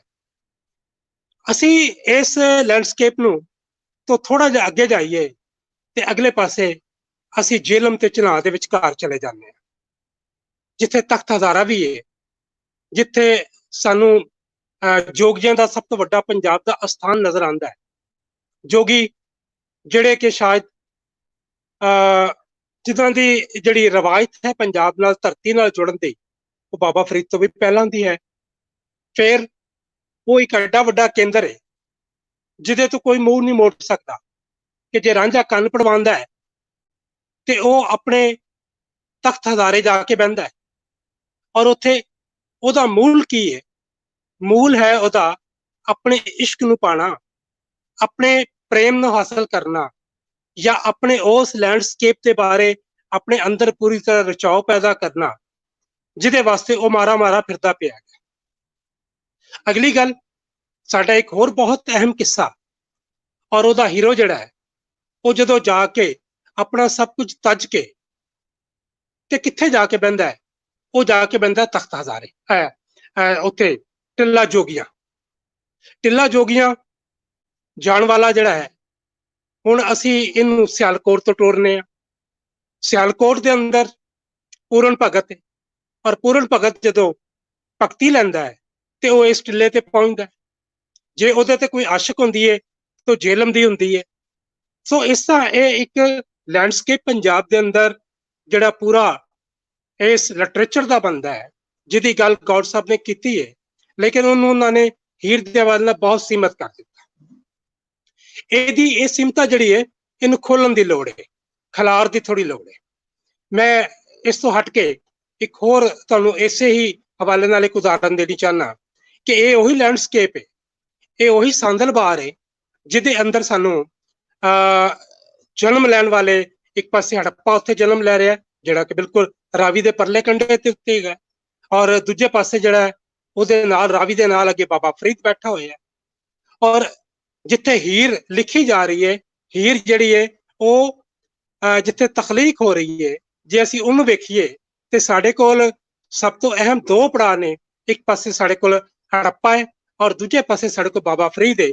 ਔਰ ਬਿਲਕੁਲ ਉਹਨਾਂ ਦੇ ਸੈਂਟਰ ਦੇ ਵਿੱਚ, ਬਿਲਕੁਲ ਗੱਬੇ ਉਹਨਾਂ ਦੇ ਜਿਹੜਾ ਹੈ, ਇਹ ਉਹ ਥਾਂ ਹੈ ਕਿ ਜਿੱਥੇ ਵਾਰਸ ਕਹਿੰਦਾ ਹੈ ਕਿ ਲੰਮੇ ਦੇਸ਼ ਦਾ ਮੁਲਕ ਮਸ਼ਹੂਰ ਮਲਕਾ, ਜਿੱਥੇ ਸ਼ੇਰ ਕੀਤੇ ਯਾਰਾਂ ਵਾਸਤੇ ਮੈਂ, ਉਹ ਹੈ ਮਲਕਾ ਹਾਂਸ। ਹੁਣ ਮਲਕਾ ਹਾਂਸ ਨੂੰ ਅਸੀਂ ਇਸ ਆਪਣੇ ਕਲਚਰਲ ਜਾਂ ਅਦਬੀ ਲੈਂਡਸਕੇਪ ਚੋਂ ਨਹੀਂ ਕੱਢ ਸਕਦੇ। ਫਿਰ ਪਰਲੇ ਪਾਸੇ ਆ ਜਾਓ ਰਾਵੀ ਤੋਂ, ਜਿਹੜਾ ਚਨਾਹ ਦਾ ਰਾਵੀ ਦਾ, ਜੇ ਉੱਥੇ ਹੀਰ ਹੈ, ਜੇ ਉੱਥੇ ਮਿਰਜ਼ਾ ਸਾਹਿਬਾ ਹੈ, ਜੇ ਉੱਥੇ ਸਾਨੂੰ ਇੱਕ ਪਾਸੇ ਮੌਲਵੀ ਅਬਦੁਲਸਤਾਰ ਜਿਹੜਾ ਕਿ ਅਰਬੀ ਕਿੱਸੇ ਨੂੰ ਲੈ ਕੇ ਤੇ ਉਹਦੇ ਤੇ ਆਪਣੇ ਪੂਰੇ ਪੰਜਾਬ ਦਾ ਲੈਂਡਸਕੇਪ ਵਾਂਦਾ ਪਿਆ ਹੈ ਔਰ ਧਾਰਮਿਕ ਤੌਰ ਤੇ ਉਹਨੂੰ ਲੈ ਕੇ ਚੱਲਦਾ ਪਿਆ ਹੈ, ਉਹ ਹੈ ਮੌਲਵੀ ਅਬਦੁਲਸਤਾਰ ਜਿਹੜਾ ਕਿ ਬਿਲਕੁਲ ਹੀ ਨਨਕਾਣਾ ਸਾਹਿਬ ਦੇ ਕੋਲ ਅੱਜ ਵੀ ਉਹਦੀ ਕਬਰ ਮੌਜੂਦ ਹੈ ਔਰ ਉਹਨੇ ਉੱਥੇ ਬੈਠ ਕੇ ਸਾਰਾ ਕੰਮ ਕੀਤਾ। ਆਸਰੁਲ ਕਸਸ ਨੇ ਲਿਖੀ। ਲੇਕਿਨ ਇਹ ਇੱਕ ਛੋਟੀ ਉਦਾਹਰਨ ਹੈ। ਮੈਂ ਇਸ ਤੋਂ ਇੱਕ ਵੱਡੀ ਉਦਾਹਰਨ ਦੇਣਾ ਚਾਹ ਰਿਹਾ ਜਿਹਦੇ ਵਾਸਤੇ ਮੈਂ ਇਹ ਬੁਨਿਆਦ ਬਣਾਈ ਸੀ, ਔਰ ਉਹ ਹੈ ਇਸ ਲੈਂਡਸਕੇਪ ਦੇ ਅੰਦਰ ਦੋ ਵੱਡੇ ਨਾਮ ਜਿਨ੍ਹਾਂ ਦੇ ਉੱਤੇ ਅਸੀਂ ਗੱਲ ਕਰਨੀ ਲੋਚਦੇ ਹਾਂ, ਤੇ ਉਹ ਹੈ ਸਭ ਤੋਂ ਵੱਡਾ ਨਾਮ ਜਿਹੜਾ ਹੈ ਉਹ ਇਸ ਲੈਂਡਸਕੇਪ ਦੇ ਅੰਦਰ ਜਿਹੜਾ ਕਿ ਸਾਂਦਲਬਾਰ ਦਾ ਹੈ, ਉਹਦੇ ਚ ਬਾਬਾ ਨਾਨਕ ਹੈ। ਬਾਬਾ ਨਾਨਕ ਦਾ ਜਨਮ ਸਥਾਨ ਹੈ। ਉਹਦਾ ਸਾਰਾ ਜਨਮ ਤੋਂ ਲੈ ਕੇ ਤੇ ਉਹਦੇ ਉਦਾਸੀਆਂ ਤੱਕ ਦਾ ਸਾਰਾ ਸਮਾਂ ਜਿਹੜਾ ਹੈ ਉਹ ਇਸ ਲੈਂਡਸਕੇਪ ਦੇ ਵਿੱਚ ਗੁਜ਼ਰਦਾ ਹੈ। ਸੋ ਜੇ ਉਹ ਦਰਿਆ ਵੀ ਪਾਰ ਕਰਦਾ ਤੇ ਪਰਲੇ ਪਾਸੇ ਤੋਂ ਹੜੱਪੇ ਤੋਂ ਜਾ ਕੇ ਕਰਦਾ। ਸੋ ਇੰਜ ਹੜੱਪੇ ਦੀ ਸਾਂਝ ਜਿਹੜੀ ਹੈ, ਜਾਂ ਫਿਰ ਜਦੋਂ ਉੱਥੋਂ ਨਿਕਲਦਾ ਬਾਬਾ ਨਾਨਕ ਤੇ ਉਹ ਰਾਵੀ ਵੱਲੇ ਜਾਂਦਾ ਹੈ। ਫਿਰ ਜੇ ਅਸੀਂ ਬਾਬੇ ਨਾਨਕ ਦਾ ਜੇ ਉਹਨਾਂ ਦਾ ਅਸੀਂ ਜੋਤੀ ਜੋਤ ਸਮਾਣਾ ਵੇਖੀਏ ਤਾਂ ਵੀ ਰਾਵੀ ਦੇ ਕੰਢੇ ਤੇ ਹੈ। ਅਸੀਂ ਇਸ ਲੈਂਡਸਕੇਪ ਨੂੰ ਇੰਨਾ ਸੀਮਤ ਨਹੀਂ ਕਰ ਸਕਦੇ। ਅਗਲੀ ਗੱਲ ਮੈਂ ਇੱਕ ਹੋਰ ਕਰਨੀ ਚਾਹੁੰਦਾ, ਜਿਹੜੀ ਕਿ ਇਸ ਕਿਤਾਬ ਦੇ ਵੱਲ ਨਾਲ ਬਹੁਤ ਅਹਿਮ ਗੱਲ ਹੈ। ਜਿੰਨਾ ਚਿਰ ਅਸੀਂ ਇਹ ਦੋਵੇਂ ਕਿਤਾਬਾਂ ਨਹੀਂ ਪੜ੍ਹਦੇ, ਦੋਵੇਂ ਪੁਸਤਕਾਂ ਨੂੰ ਅਸੀਂ ਪੂਰੇ ਗੌਰ ਨਾਲ ਨਹੀਂ ਵੇਖਦੇ, ਤੇ ਸਾਨੂੰ ਇਹ ਜਿਹੜੀ ਕਿਤਾਬ ਤੇ ਅਸੀਂ ਗੱਲ ਕਰ ਰਹੇ ਹਾਂ, ਇਹ ਗੱਲ ਸਾਨੂੰ ਬਿਲਕੁਲ ਪਹਿਲਾਂ ਸਮਝ ਨਹੀਂ ਆਉਂਦੀ ਕਿ ਅਸੀਂ ਕੀ ਗੱਲ ਕਰ ਰਹੇ ਹਾਂ, ਗੌਡ ਸਾਹਿਬ ਕੀ ਗੱਲ ਕਰ ਰਹੇ ਨੇ, ਔਰ ਅਸੀਂ ਇਹਨੂੰ ਕਿਸ ਤਰ੍ਹਾਂ ਵੇਖ ਰਹੇ ਹਾਂ। ਇਹਦੇ ਸਮਝਣ ਵਾਸਤੇ ਸਿਰਫ ਉਹੀ ਬੰਦਾ ਇਹਨੂੰ, ਗੌਡ ਸਾਹਿਬ ਦੀ ਇਸ ਗੱਲ ਨੂੰ ਸਮਝ ਸਕਦਾ ਹੈ, ਜਿਨਨੇ ਇਹਨਾਂ ਦੀ ਪਹਿਲੀ ਕਿਤਾਬ ਬਾਬਾ ਫਰੀਦ ਵਾਲੀ ਜਿਹੜੀ ਹੈ ਕਿ ਫਰੀਦਾ ਖਾਕਰਾਂ ਨਿੰਦੀਏ, ਉਸ ਕਿਤਾਬ ਨੂੰ ਅਗਰ ਨਹੀਂ ਪੜ੍ਹਿਆ ਜਾਂ ਉਹਨੂੰ ਉਸ ਤਰੀਕੇ ਨਾਲ ਨਹੀਂ ਵੇਖਿਆ, ਤੇ ਉਹ ਕਿਸੇ ਵੀ ਸੂਰਤ ਦੇ ਵਿੱਚ ਇਸ ਕਿਤਾਬ ਨੂੰ ਦਾ ਸ਼ੁਰੂ ਦਾ ਹਿੱਸਾ ਔਰ ਨਹੀਂ ਉਹਨੂੰ ਸਮਝ ਸਕਦਾ, ਔਰ ਉਹਦੇ ਵਾਸਤੇ ਇੱਕ ਵੱਡੇ ਸਵਾਲ ਪੈਦਾ ਕਰ ਦਿੰਦਾ ਹੈ ਕਿ ਇਹ ਕੀ ਗੱਲ ਕੀਤੀ ਜਾ ਰਹੀ ਹੈ। ਇਹ ਵੱਡੇ ਸਵਾਲ ਜਿਹੜੇ ਨੇ, ਇਹ ਬਹੁਤ ਵੱਡੇ ਸਵਾਲ ਨੇ, ਜਿਨ੍ਹਾਂ ਨੂੰ ਜਿਹੜਾ ਸੀ ਉਹ ਕਰਨ ਦੀ ਕੋਸ਼ਿਸ਼ ਕੀਤੀ ਗਈ ਹੈ। ਲੇਕਿਨ ਅਗਰ ਇਸ ਪੂਰੇ ਲੈਂਡਸਕੇਪ ਨੂੰ, ਜਿਹੜਾ ਅਦਬੀ ਵੀ ਹੈ, ਕਲਚਰਲ ਵੀ ਹੈ, ਔਰ ਸਾਡੀ ਸਭਿਅਤਾ ਦਾ ਵੀ ਹੈ, ਇਹਨੂੰ ਅਗਰ ਪੂਰੇ ਨੂੰ ਇੱਕ ਫਰੇਮ 'ਚ ਰੱਖ ਕੇ ਅਸੀਂ ਵੇਖ ਕੇ ਆਪਣਾ ਇਤਿਹਾਸ ਸਿਰਜੀਏ, ਆਪਣਾ ਜਿਹੜਾ ਸਾਡਾ ਲੈਂਡਸਕੇਪ ਦਾ ਇਤਿਹਾਸ ਹੈ, ਜਿਹੜਾ ਸਾਡਾ ਅਦਬੀ ਲੈਂਡਸਕੇਪ ਦਾ ਇਤਿਹਾਸ ਹੈ, ਜਿਹੜਾ ਸਾਡਾ ਕਲਚਰਲ ਦਾ ਹੈ, ਰਹਿਤਲ ਦਾ ਹੈ, ਜੇ ਅਸੀਂ ਉਹਨੂੰ ਉਸ ਤਰ੍ਹਾਂ ਜੋੜ ਕੇ ਉਹਦੇ ਨਾਲ ਨੱਤੀ ਕਰਕੇ ਅਸੀਂ ਨਾ ਵੇਖੀਏ ਤੇ ਸਾਨੂੰ ਪੂਰੀ ਤਰ੍ਹਾਂ ਗੱਲ ਸਮਝ ਨਹੀਂ ਆਉਂਦੀ। ਮੈਂ ਆਪਣੀ ਗੱਲ ਦਾ ਮੁੱਢ ਬੰਨਣਾ ਚਾਹ ਰਿਹਾ ਸੀ, ਜਿਹੜੀ ਕਿ ਇਸ ਬੁੱਕ ਦੇ ਬਿਲਕੁਲ ਅਖੀਰ ਦੇ ਉੱਤੇ ਫਾਦੁਲ ਫਾਦ ਦਾ ਜਿਹੜਾ ਹਵਾਲਾ ਦਿੱਤਾ ਗਿਆ ਹੈ, ਦੋ ਉਹਦੇ 'ਚ ਉਦਾਹਰਨਾਂ ਦਿੱਤੀਆਂ ਗਈਆਂ ਨੇ। ਦੋਨੋਂ ਉਦਾਹਰਨਾਂ ਆਪਣੀ ਜਗ੍ਹਾ ਤੇ ਠੀਕ ਨੇ। ਮੈਂ ਇਹ ਵੀ ਕਹਾਂਗਾ ਕਿ ਜਿਸ ਤਰੀਕੇ ਦੇ ਨਾਲ ਗੱਲ ਇਸ ਕਿਤਾਬ ਦੇ ਬਿਲਕੁਲ ਸ਼ੁਰੂ ਕੀਤੀ ਗਈ ਹੈ, ਉਹ ਗੱਲ ਜੇ ਸਾਨੂੰ ਕੁਰਾਏ ਪਾਉਂਦੀ ਹੈ ਤੇ ਸਾਨੂੰ ਅਖੀਰ ਤੱਕ ਪਹੁੰਚਦਿਆਂ ਉਹ ਆਪਣਾ ਜਵਾਬ ਵੀ ਪੈਦਾ ਕਰਦੀ ਹੈ ਕਿ ਇਹ ਗੱਲ ਕਿਉਂ ਕੀਤੀ ਗਈ ਹੈ। ਮੈਂ ਇਸ ਗੱਲ ਨੂੰ ਮੈਂ ਇੰਝ ਲਵਾਂਗਾ ਕਿ ਜਿਹੜੀ ਬੁਨਿਆਦ ਸੈਕੂਲਰਿਜ਼ਮ ਦੀ, ਉਹ ਸੈਕੂਲਰਿਜ਼ਮ ਜਿਹੜਾ ਸਾਡਾ ਹੈ, ਯੂਰਪ ਦਾ ਨਹੀਂ, ਜਿਹੜਾ ਸਾਡਾ ਸੈਕੂਲਰਿਜ਼ਮ ਹੈ, ਉਸ ਬੁਨਿਆਦ ਦਾ ਜਾਂ ਉਸ ਸੈਕੂਲਰਿਜ਼ਮ ਦੀ ਬੁਨਿਆਦ ਦਾ ਨੀਂਹ ਦਾ ਜਿਹੜਾ ਪਹਿਲਾ ਬੰਦਾ ਹੈ, ਜਿਨੇ ਇਹ ਨੀਂਹ ਰੱਖੀ ਔਰ ਇਹਦੇ ਉੱਤੇ ਬਾਅਦ ਦੇ ਵਿੱਚ ਆਉਣ ਵਾਲਿਆਂ ਨੇ ਬਹੁਤ ਵੱਡੀ ਉਸਾਰੀ ਕੀਤੀ, ਉਹ ਬੰਦਾ ਜਿਹੜਾ ਹੈ ਉਹ ਦਮੋਦਰ ਹੈ। ਮੈਂ ਸਮਝਦਾ ਕਿ ਦਮੋਦਰ ਤੋਂ ਵੱਡਾ ਬੰਦਾ ਇਸ ਖਿੱਤੇ ਦੇ ਵਿੱਚ ਸਾਨੂੰ ਨਜ਼ਰ ਨਹੀਂ ਆਉਂਦਾ ਜਿਨੇ ਇਹ ਨੀਂਹ ਰੱਖੀ ਹੋਵੇ। ਜੇ ਅਸੀਂ ਬਾਬਾ ਫਰੀਦ ਜੀ ਨੂੰ ਵੇਖਦੇ ਹਾਂ ਤੇ ਬਾਬਾ ਫਰੀਦ ਜੀ ਵੀ ਆਪਣੀਆਂ ਉਦਾਹਰਨਾਂ ਜਿਹੜੀਆਂ ਨੇ ਉਹ ਠੀਕ ਹੈ ਕਿ ਉਹ ਧਰਮ ਵਿੱਚੋਂ ਲੈ ਕੇ ਆਉਂਦੇ ਨੇ, ਉਹ 5 ਨਮਾਜ਼ਾਂ ਦੀ ਗੱਲ ਕਰਦੇ ਨੇ, ਉਹ ਸਿਰ ਕੱਪਣ ਦੀ ਗੱਲ ਕਰਦੇ ਨੇ। ਲੇਕਿਨ ਤੁਸੀਂ ਦੇਖੋ ਕਿ ਦਮੋਦਰ ਜਦੋਂ ਆਪਣਾ ਕਿੱਸਾ ਸ਼ੁਰੂ ਕਰਦਾ ਹੈ ਤੇ ਸ਼ੁਰੂ ਦੀਆਂ 4 ਲਾਈਨਾਂ ਜਿਹੜੀਆਂ ਨੇ ਉਹ ਸਾਨੂੰ ਸਮਝ ਨਹੀਂ ਆਉਂਦੀਆਂ ਕਿ ਉਹ ਕਿਹਦੀ ਉਸਤਤ ਕਰ ਰਿਹਾ ਹੈ, ਉਹ ਕਿਹਦੇ ਬਾਰੇ ਗੱਲ ਕਰ ਰਿਹਾ ਹੈ। ਲੇਕਿਨ ਉਹਦੇ ਵਿੱਚੋਂ ਇੱਕ ਗੱਲ ਬਹੁਤ ਹੀ ਸਪਸ਼ਟ ਹੈ ਕਿ ਉਹ ਧਰਤੀ ਦੀ ਗੱਲ ਕਰ ਰਿਹਾ ਹੈ, ਉਹ ਧਰਤੀ ਦੇ ਰੱਬ ਦੀ ਗੱਲ ਕਰ ਰਿਹਾ ਹੈ, ਉਹ ਉਸ ਰੱਬ ਦੀ ਗੱਲ ਕਰ ਰਿਹਾ ਹੈ ਜਿਹੜਾ ਇਸ ਧਰਤੀ ਦੇ ਵਿੱਚੋਂ, ਇਸ ਧਰਤੀ ਦੇ ਲੋਕਾਂ ਦੇ ਮਨਾਂ ਦੇ ਵਿੱਚੋਂ ਪੁੰਗ ਰਿਹਾ ਹੈ ਕਿ ਉਹ ਰੱਬ ਕਿਵੇਂ ਦਾ ਹੋ ਸਕਦਾ ਹੈ। ਸੋ ਜਦੋਂ ਅਸੀਂ ਇਸ ਸੈਕੂਲਰਿਜ਼ਮ ਨੂੰ ਲੈਂਦੇ ਹਾਂ, ਜਦੋਂ ਅਸੀਂ ਇਹਨੂੰ ਵੇਖਦੇ ਹਾਂ ਤੇ ਵਾਰਿਸ ਸ਼ਾਹ ਤੀਕਰ ਆਉਂਦਿਆਂ ਇਹਦੀ ਬਹੁਤ ਸਾਰੀ ਸ਼ਕਲ ਬਦਲ ਜਾਂਦੀ ਹੈ। ਸੌਰੀ ਜੀ। ਇਸ ਬਦਲੀ ਹੋਈ ਸ਼ਕਲ ਦਾ ਲਾਹਾ ਕੌਣ ਲੈਂਦਾ ਹੈ? ਅਸੀਂ ਅਗਰ ਤਾਰੀਖੀ ਤੌਰ ਤੇ ਵੇਖੀਏ ਤੇ ਇਹਦਾ ਲਾਹਾ ਕਲੋਨੀਅਲ ਪੀਰੀਅਡ 'ਚ ਚੁੱਕਿਆ ਗਿਆ। ਉਹ ਕੀ ਹੈ? ਉਹ ਲਾਹਾ ਇਹ ਹੈ ਕਿ ਇੱਥੋਂ ਦੀ ਧਰਤੀ ਦੇ ਜਿਹੜੇ ਪੁੱਤਰ ਨੇ, ਜਿਹੜਾ ਇੱਥੋਂ ਦਾ ਲੈਂਡਸਕੇਪ ਹੈ, ਜਿਹੜਾ ਇੱਥੋਂ ਦਾ ਅਦਬੀ ਲੈਂਡਸਕੇਪ ਹੈ, ਜਿਹੜਾ ਪੋਲੀਟੀਕਲ ਲੈਂਡਸਕੇਪ ਹੈ, ਜਿਹੜਾ ਕੋਈ ਇੱਥੋਂ ਦਾ ਹਰ ਤਰ੍ਹਾਂ ਦਾ ਲੈਂਡਸਕੇਪ ਜਿਹੜਾ ਹੈ, ਉਹਨੂੰ ਆਪਣੇ ਹਿੱਤ ਵਿੱਚ ਉਹ ਵਰਤ ਰਹੇ ਨੇ। ਔਰ ਉਹ ਕਿਵੇਂ ਵਰਤ ਰਹੇ ਨੇ ਕਿ ਉਹਨਾਂ ਨੇ ਅਖੀਰ ਤੱਕ ਆਉਂਦਿਆਂ ਇਸ ਸਾਰੀ ਜ਼ਮੀਨ ਨੂੰ ਨਾ ਸਿਰਫ ਉਹਨਾਂ ਨੇ ਕਲਚਰਲ ਸਤ੍ਹਾ ਦੇ ਉੱਤੇ, ਨਾ ਸਿਰਫ ਉਹਨਾਂ ਨੇ ਲਿਟਰੇਰੀ ਸਤ੍ਹਾ ਦੇ ਉੱਤੇ, ਨਾ ਸਿਰਫ ਉਹਨਾਂ ਨੇ ਇਤਿਹਾਸਕ ਸਤ੍ਹਾ ਦੇ ਉੱਤੇ, ਉਹਨਾਂ ਨੇ ਇਹਦੀਆਂ ਬਹੁਤ ਸਾਰੀਆਂ ਵੰਡੀਆਂ ਪਾ ਦਿੱਤੀਆਂ। ਔਰ ਉਹ ਵੰਡ ਜਿਹੜੀ ਹੈ ਉਹਦਾ ਮੂਲ ਜਿਹੜਾ ਹੈ ਉਹਨੂੰ ਮਜ਼ਹਬ ਨੂੰ ਬਣਾਇਆ, ਧਰਮ ਨੂੰ ਮੂਲ ਬਣਾ ਕੇ ਉਹ ਇਸ ਪੰਜਾਬ ਨੂੰ ਉਹਨਾਂ ਨੇ ਇਹਦੇ ਸਾਰੀਆਂ ਜਿੰਨੀਆਂ ਵੀ ਸੁਹੱਪਣ ਸਨ, ਜਿੰਨੀਆਂ ਵੀ ਖੂਬਸੂਰਤੀਆਂ ਸਨ, ਜਿੰਨੀਆਂ ਵੀ ਵਡਿਆਈਆਂ ਸਨ, ਉਹਨਾਂ ਨੂੰ ਉਹਨਾਂ ਨੇ ਵੰਡਿਆ। ਕਿਸ ਤਰ੍ਹਾਂ ਵੰਡਿਆ ਕਿ ਉਹਨਾਂ ਨੂੰ ਕੁਝ ਚੀਜ਼ਾਂ ਸਿੱਖਾਂ ਦੇ ਝੋਲੀ ਪਾ ਦਿੱਤੀਆਂ, ਕੁਝ ਦਾ ਵਿਰਾਸਤ ਜਿਹੜੀ ਹੈ ਉਹ ਮੁਸਲਮਾਨਾਂ ਦੇ ਨਾਂ ਲਿਖ ਦਿੱਤੀ, ਔਰ ਕੁਝ ਨੂੰ ਹਿੰਦੂਆਂ ਦੇ ਹਵਾਲੇ ਕਰ ਦਿੱਤਾ। ਔਰ ਉਹਨਾਂ ਨੇ ਕਦੇ ਇਹ ਨਹੀਂ ਕੀਤਾ ਕਿ ਇਹ ਪੰਜਾਬੀ ਨੇ ਔਰ ਪੰਜਾਬ ਦੇ ਨਾਂ ਤੇ ਰਹਿਣਾ ਚਾਹੀਦਾ। ਅਸੀਂ ਵੀ ਉਹੀ ਕੁਝ ਕੀਤਾ ਜੋ ਉਹਨਾਂ ਨੇ ਸਾਨੂੰ ਦਿੱਤਾ। ਅਸੀਂ ਨਾ ਬਾਬਾ ਫਰੀਦ ਵਾਲਾ ਵਿਰਸਾ ਸੰਭਾਲਿਆ, ਨਾ ਅਸੀਂ ਦਮੋਦਰ ਨੂੰ ਲੈ ਕੇ ਅੱਗੇ ਚੱਲੇ, ਨਾ ਅਸੀਂ ਸ਼ਕਲ ਬਣਾਈ ਵਾਰਿਸ ਸ਼ਾਹ ਦੀ। ਅਸੀਂ ਇੱਥੋਂ ਤੱਕ ਆਂਦਿਆਂ ਜੋ ਸ਼ਕਲ ਬਣਾਈ ਉਹ ਉਹੀ ਸੀ ਜਿਹੜੀ ਸ਼ਕਲ ਸਾਨੂੰ ਕਲੋਨੀਅਲ ਪੀਰੀਅਡ ਨੇ ਦਿੱਤੀ, ਜਿਹੜੀ ਸ਼ਕਲ ਸਾਨੂੰ 7 ਸਮੁੰਦਰ ਪਾਰ ਤੋਂ ਆਉਣ ਵਾਲਿਆਂ ਨੇ ਦਿੱਤੀ, ਔਰ ਅਸੀਂ ਅੱਜ ਵੀ ਉਹਦੇ ਉੱਤੇ ਪਹਿਰਾ ਦੇ ਰਹੇ ਹਾਂ। ਉਹਨਾਂ ਨੇ ਸਾਨੂੰ ਕਲਚਰਲ ਤੌਰ ਤੇ ਵੰਡਿਆ, ਸਾਡੀ ਬੋਲੀ ਵੀ ਵੰਡ ਦਿੱਤੀ। ਇੱਕ ਨੂੰ ਗੁਰਮੁਖੀ ਕਿਹਾ, ਇੱਕ ਨੂੰ ਸ਼ਾਹਮੁਖੀ ਕਿਹਾ। ਬਈ ਕਿਹੜੀ ਸ਼ਾਹਮੁਖੀ, ਕਿਹੜੀ ਗੁਰਮੁਖੀ? ਜੇ ਭਾਸ਼ਾ ਪੰਜਾਬੀ ਹੈ, ਜ਼ਬਾਨ ਪੰਜਾਬੀ ਹੈ, ਤੇ ਉਹਦੀਆਂ ਲਿਪੀਆਂ ਵੀ ਪੰਜਾਬੀ ਲਿਪੀਆਂ ਨੇ। ਕਿ ਇਹ ਜਿਹੜੀਆਂ ਲਿਪੀ ਜਿਹਨੂੰ ਸ਼ਾਹਮੁਖੀ ਕਿਹਾ ਜਾਂਦਾ ਹੈ, ਕੀ ਇਹ ਸ਼ਾਵਾਂ ਦੇ ਨਾਲ ਆਈ? ਕਿਹੜੇ ਸ਼ਾਵਾਂ ਦੇ ਨਾਲ ਆਈ? ਜਾਂ ਇਹਨੂੰ ਕੀ ਸ਼ਾਵਾਂ ਨੇ ਇਖਤਿਆਰ ਕੀਤਾ? ਨਹੀਂ। ਕੀ ਇਹਦੇ ਤੇ ਪਾਬੰਦੀ ਸੀ ਕਿ ਇਹਨੂੰ ਕੋਈ ਹਿੰਦੂ ਨਹੀਂ ਸਿੱਖ ਸਕਦਾ, ਕੋਈ ਸਿੱਖ ਨਹੀਂ ਸਿੱਖ ਸਕਦਾ, ਜਾਂ ਇਹਨੂੰ ਕੋਈ ਉਹ ਆਪਣੇ ਬਈ ਸਾਰੇ ਇਸ ਲੈਂਗੁਏਜ ਨੂੰ, ਇਸ ਸਕ੍ਰਿਪਟ ਨੂੰ ਸਾਰੇ ਹੀ ਜਾਣਦੇ ਸਨ।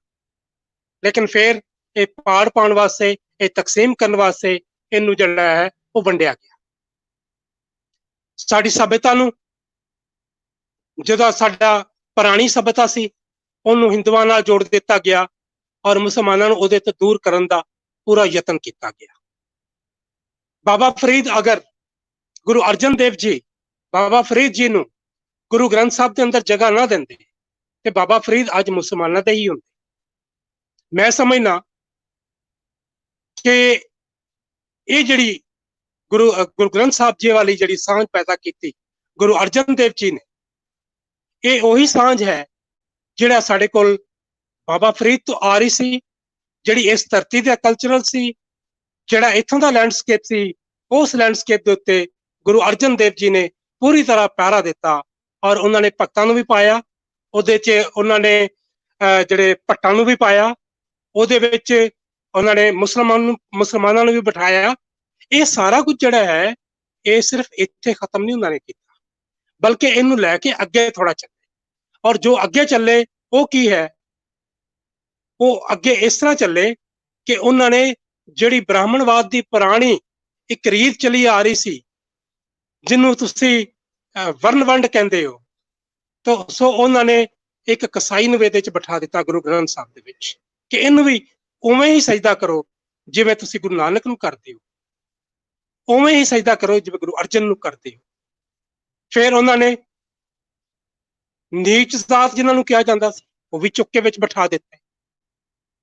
ਫਿਰ ਉਹ ਲੋਕ ਜਿਨ੍ਹਾਂ ਨੂੰ ਮਲੀਚ ਕਹਿ ਕੇ ਬ੍ਰਾਹਮਣਵਾਦ ਨੇ ਵੱਖਰਾ ਕੀਤਾ, ਉਹਨਾਂ ਮਲੀਚਾਂ ਨੂੰ ਵੀ ਜਗ੍ਹਾ ਦਿੱਤੀ ਬਾਬਾ ਫਰੀਦ ਦੀ ਸ਼ਕਲ 'ਚ, ਸੱਤਾ ਬਲਵੰਡ ਦੀ ਸ਼ਕਲ ਦੇ ਵਿੱਚ, ਬਾਬੇ ਮਰਦਾਨੇ ਦੀ ਸ਼ਕਲ ਦੇ ਵਿੱਚ। ਸੋ ਇਹ ਜਿਹੜਾ ਸਾਡਾ ਇੱਕ ਸੈਕੂਲਰਿਜ਼ਮ ਹੈ, ਇਹ ਜਿਹੜੀ ਇੱਕ ਸਾਡੀ ਸਾਂਝ ਬਣਦੀ ਸੀ, ਉਸ ਸਾਂਝ ਨੂੰ ਜਿੱਥੇ ਬ੍ਰੇਕ ਕੀਤਾ ਗਿਆ, ਉਸ ਬ੍ਰੇਕ ਨੂੰ ਤੋੜਨ ਦੀ ਲੋੜ ਹੈ। ਔਰ ਮੈਂ ਸਮਝਦਾ ਕਿ ਗੌਡ ਸਾਹਿਬ ਨੇ ਇਸ ਬ੍ਰੇਕ ਨੂੰ ਤੋੜਨ ਵਾਸਤੇ ਜਿਹੜਾ ਉਪਰਾਲਾ ਕੀਤਾ ਹੈ, ਜਾਂ ਜਿੱਧਰ ਉਹਨਾਂ ਨੇ ਸੈਂਤ ਮਾਰੀ ਹੈ, ਉਹ ਬਹੁਤ ਖੂਬਸੂਰਤ ਹੈ ਔਰ ਵਧਾਈ ਦੇ ਪਾਤਰ ਹਨ। ਔਰ ਉਹਨਾਂ ਨੂੰ ਇਹਦੇ ਤੇ ਅੱਗੇ ਚੱਲਣਾ ਚਾਹੀਦਾ ਹੈ। ਮੇਰੀ ਇੱਕ ਥੋੜੀ ਜਿਹੀ ਹੱਥ ਜੋੜ ਕੇ ਗੌਡ ਸਾਹਿਬ ਅੱਗੇ ਬੇਨਤੀ ਹੈ ਕਿ ਉਹ ਜਿਹੜੀ ਪਿਛਲੀ ਕਿਤਾਬ ਹੈ, ਜੇ ਉਹਦਾ ਇੱਕ ਛੋਟਾ ਜਿਹਾ ਖੁਲਾਸਾ ਇਕੱਠਾ ਕਰਕੇ, ਇੱਕ ਛੋਟਾ ਜਿਹਾ ਅਗਰ ਤੁਸੀਂ ਉਹਨੂੰ ਬਹੁਤ ਸੰਖੇਪ ਕਰਕੇ ਅਗਰ ਆਪਣੀ ਪਿਛਲੀ ਗੱਲ ਨੂੰ ਇਹਦੇ ਨਾਲ ਜੋੜ ਕੇ ਤੇ ਇਹਨੂੰ ਛੋਟੀ ਜਿਹੀ ਬੁੱਕ ਨੂੰ ਥੋੜਾ ਹੋਰ ਵੱਡਾ ਕਰ ਦਿਓ, ਤੇ ਇਹਨੂੰ ਪੜ੍ਹਨ ਵਾਲੇ, ਇਹਨੂੰ ਵਕਰਨ ਵਾਲੇ ਜਿਹੜੇ ਨੇ ਉਹ ਬਹੁਤ ਚੰਗਾ ਹੋ ਜਾਏਗਾ ਔਰ ਬਹੁਤ ਸੋਹਣਾ ਹੋਏਗਾ। ਔਰ ਸਾਨੂੰ ਇਹਦੇ ਵਾਸਤੇ ਦੂਜੀ ਬੁੱਕ ਜਿਹੜੀ ਹੈ ਉਸ ਤਰੀਕੇ ਨਾਲ ਨਹੀਂ ਲੱਭਣੀ ਪਏਗੀ ਪੜ੍ਹਨ ਵਾਲਿਆਂ ਨੂੰ। ਔਰ ਅਸੀਂ ਜਿਹੜਾ ਸ਼ੁਰੂ ਕਰਨੇ ਆ ਜਦੋਂ ਇਸ ਬੁੱਕ ਨੂੰ, ਕਿ ਜਿਹੜਾ ਸ਼ੁਰੂ ਦੇ ਵਿੱਚ ਸਾਨੂੰ ਠਿੱਬੀਆਂ ਲੱਗਦੀਆਂ ਨੇ ਜਾਂ ਅਸੀਂ ਠੁੱਡੇ ਖਾਂਦੇ ਆ ਕਿ ਇਹ ਕੀ ਹੋ ਗਿਆ, ਇਹ ਇਹਨਾਂ ਨੇ ਕੀ ਗੱਲ ਕਰ ਦਿੱਤੀ, ਸਾਨੂੰ ਉਹ ਨਹੀਂ, ਫਿਰ ਅਸੀਂ ਪੜ੍ਹਨ ਵਾਲਾ ਜਿਹੜਾ ਹੈ ਉਹ ਉਹਨੂੰ ਨਹੀਂ ਕਰੇਗਾ। ਸੋ ਮੇਰਾ ਖਿਆਲ ਹੈ ਕਿ ਇਹ ਸਮਾਂ ਮੇਰਾ ਖਿਆਲ ਹੈ ਗੌਰ ਸਾਹਿਬ ਨੂੰ ਦੇਣਾ ਚਾਹੀਦਾ ਹੈ ਕਿ ਉਹ ਵੀ ਆਪਣੀ ਗੱਲ ਜਿਹੜੀ ਹੈ ਖੁੱਲ ਕੇ ਕਰਨ। ਮੈਂ ਇਹਦੇ ਤੇ ਜਿੰਨੇ ਵੀ ਸਵਾਲ ਚੁੱਕ ਸਕਦਾ ਸੀ ਮੈਂ ਉਹ ਸਵਾਲ ਚੁੱਕੇ ਨੇ, ਔਰ ਮੈਂ ਚਾਹੁੰਦਾ ਕਿ ਗੌਰ ਸਾਹਿਬ ਇਹਨਾਂ ਸਵਾਲਾਂ ਦੇ ਉੱਤੇ ਖੁੱਲ ਕੇ ਗੱਲ ਕਰਨ, ਔਰ ਫਿਰ ਸਾਡੇ ਜਿਹੜੇ ਇਸ ਵਕਤ ਸਰੋਤੇ ਨੇ ਉਹ ਵੀ ਇਹਦੇ ਤੇ ਗੱਲ ਕਰਨਗੇ। ਤਾਂ ਮੇਰਾ ਖਿਆਲ ਹੈ ਕਿ ਸਾਨੂੰ ਗੌਰ ਸਾਹਿਬ ਨੂੰ ਜ਼ਿਆਦਾ ਟਾਈਮ ਦੇਣਾ ਚਾਹੀਦਾ। ਜੀ ਬਾਬਾ ਜੀ ਬਹੁਤ ਸ਼ੁਕਰੀਆ। ਅਸੀਂ ਤੁਸੀਂ ਸਾਡੇ ਨਾਲ ਹੀ ਰਹਿਣਾ, ਅਸੀਂ ਗੌਰ ਸਾਹਿਬ ਦੇ ਨਾਲ ਹੁਣ ਗੱਲਬਾਤ ਕਰਨੇ। ਜੀ ਸਾਡੀ ਅੱਜ ਦੀ ਕਿਤਾਬ ਦੇ ਹਵਾਲੇ ਨਾਲ ਮੈਂ ਕਿਉਂਕਿ ਗੱਲ ਕਰਦਾ ਜਾਵਾਂ, ਸਾਡੇ ਦੋ ਰਿਵਿਊਅਰਸ ਹਨ, ਇੱਕ ਯਾਦਵਿੰਦਰ ਸਿੰਘ ਜੀ ਔਰ ਬਾਬਾ ਜੀ ਇਕਬਾਲ ਕੈਸਰ, ਤੇ ਸਾਡੇ ਨਾਲ ਇਸ ਬੁੱਕ ਦੇ ਆਥਰ ਈਸ਼ਵਰ ਦਿਆਲ ਗੌਰ ਜੀ ਸਾਡੇ ਨਾਲ ਨੇ। ਅਸੀਂ ਉਹਨਾਂ ਨੂੰ ਬੁਲਾਵਾਂਗੇ ਤੇ ਉਹ ਆਪਣੀ ਗੱਲਬਾਤ ਸਾਂਝੀ ਕਰਨਗੇ ਸਾਡੇ ਨਾਲ। ਮੈਂ ਉਹਨਾਂ ਨੂੰ ਰਿਕੁਐਸਟ ਕਰਨਾ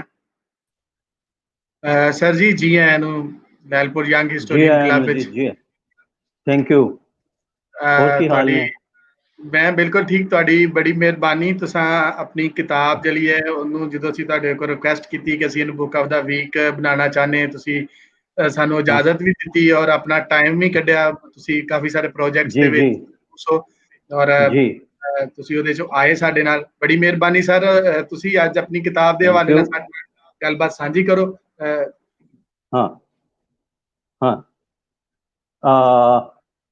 ਲਾਇਲਪੁਰ ਯੰਗ ਹਿਸਟੋਰੀਅਨਸ ਕਲੱਬ ਦੀ ਰੂਹੇ ਰਵਾਂ ਤੌਹੀਦ ਚੱਠਾ ਤੇ ਕੋਲਾ ਚੀਮਾ ਜੀ ਅਤੇ ਇਸ ਕਲੱਬ ਦੇ ਨਾਲ ਜੁੜੇ ਹੋਏ ਤਮਾਮ ਵਿਦਵਾਨਾਂ ਦੋਸਤਾਂ ਨੂੰ ਮੈਂ ਸਤਿ ਸ੍ਰੀ ਅਕਾਲ ਬੁਲਾਉਣਾ ਹਾਂ, ਉਹਨਾਂ ਨੂੰ ਅਦਬੀ ਸਲਾਮ ਕਰਦਾ ਹਾਂ। ਮੈਂ ਤੌਹੀਦ ਨੂੰ ਜਾਤੀ ਮੁਬਾਰਕਬਾਦ ਵੀ ਦਿੰਦਾ ਹਾਂ ਕਿ ਉਹਨਾਂ ਨੇ ਯੰਗ ਹਿਸਟੋਰੀਅਨਸ ਤੇ ਕਲੱਬ ਦਾ ਆਪਸੀ ਰਿਸ਼ਤਾ ਕਾਇਮ ਕਰਨ ਦੀ ਇੱਕ ਪਹਿਲ ਕਦਮੀ ਕੀਤੀ ਅਤੇ ਕਲੱਬ ਦੇ ਰਸਮੀ ਤੇ ਰਵਾਇਤੀ ਮਾਨੇ ਬਦਲ ਦਿੱਤੇ।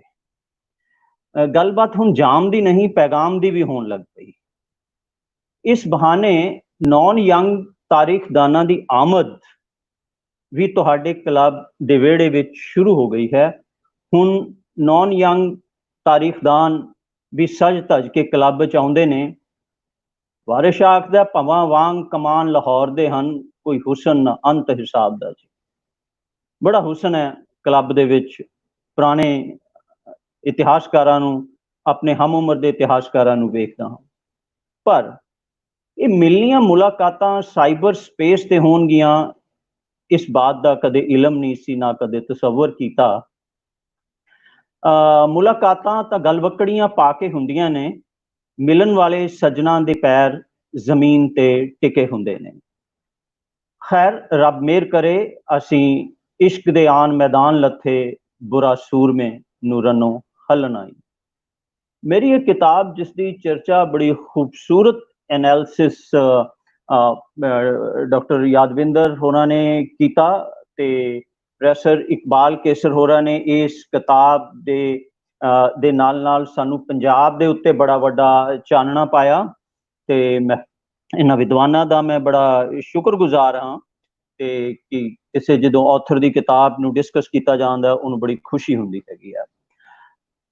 ਜਿੱਥੋਂ ਤੱਕ ਮੇਰੀ ਆਪਣੀ ਨਿੱਜੀ ਰਾਏ ਦਾ ਸਵਾਲ ਹੈ ਮੇਰੀ ਇਸ ਕਿਤਾਬ ਦੇ ਬਾਰੇ, ਕਿਉਂਕਿ ਹੁਣ ਮੇਰੀ ਕਿਤਾਬ ਨਹੀਂ ਹੈ, ਛਪ ਕੇ ਬਾਹਰ ਆਏਗੀ ਹੈ, 2 ਸਾਲ ਹੋ ਗਏ ਨੇ ਹੁਣ ਤੇ ਮੈਥੋਂ ਵੱਖ ਹੈ ਕਿਤਾਬ।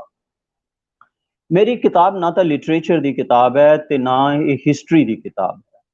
ਇਹ ਲਿਟਰੇਚਰ ਤੇ ਹਿਸਟਰੀ ਦੀ ਆਪਸੀ ਗੁਫ਼ਤਗੂ ਦੀ ਕਿਤਾਬ ਹੈ। ਲਿਟਰੇਚਰ ਤੇ ਹਿਸਟਰੀ ਦੀ ਇਸ ਗੁਫ਼ਤਗੂ ਦੇ ਹਵਾਲੇ ਨਾਲ ਮੈਂ ਇਹ ਗੱਲ ਦੱਸਣਾ ਚਾਹੁੰਦਾ ਹਾਂ ਕਿ ਲਿਟਰੇਚਰ ਤੇ ਹਿਸਟਰੀ ਸਾਡੇ ਕੋਲ ਅਜਿਹੇ 2 ਮੁਕਾਮ ਹਨ, ਅਜਿਹੀਆਂ 2 ਸਾਈਟਸ ਨੇ ਜਿੱਥੇ ਮੀਨਿੰਗਸ ਜਨਰੇਟ ਹੁੰਦੇ ਨੇ, ਮੀਨਿੰਗਸ ਜਨਰੇਟ ਕੀਤੇ ਜਾਂਦੇ ਨੇ। ਸੋ ਲਿਟਰੇਚਰ ਤੇ ਹਿਸਟਰੀ ਦੀ ਆਪਸੀ ਗੁਫ਼ਤਗੂ ਇੰਟਰਟੈਕਸਚੁਅਲਿਟੀ ਨੂੰ ਪੈਦਾ ਕਰਦੀ ਹੈ ਤੇ ਇੰਟਰਟੈਕਸਚੁਅਲਿਟੀ ਆਪਸੀ ਮੇਲ ਜੋਲ ਨੂੰ ਪੈਦਾ ਕਰਦੀ ਹੈ। ਖਿਆਲਾਂ ਦਾ ਆਪਸੀ ਤਬਾਦਲਾ ਹੁੰਦਾ ਹੈ।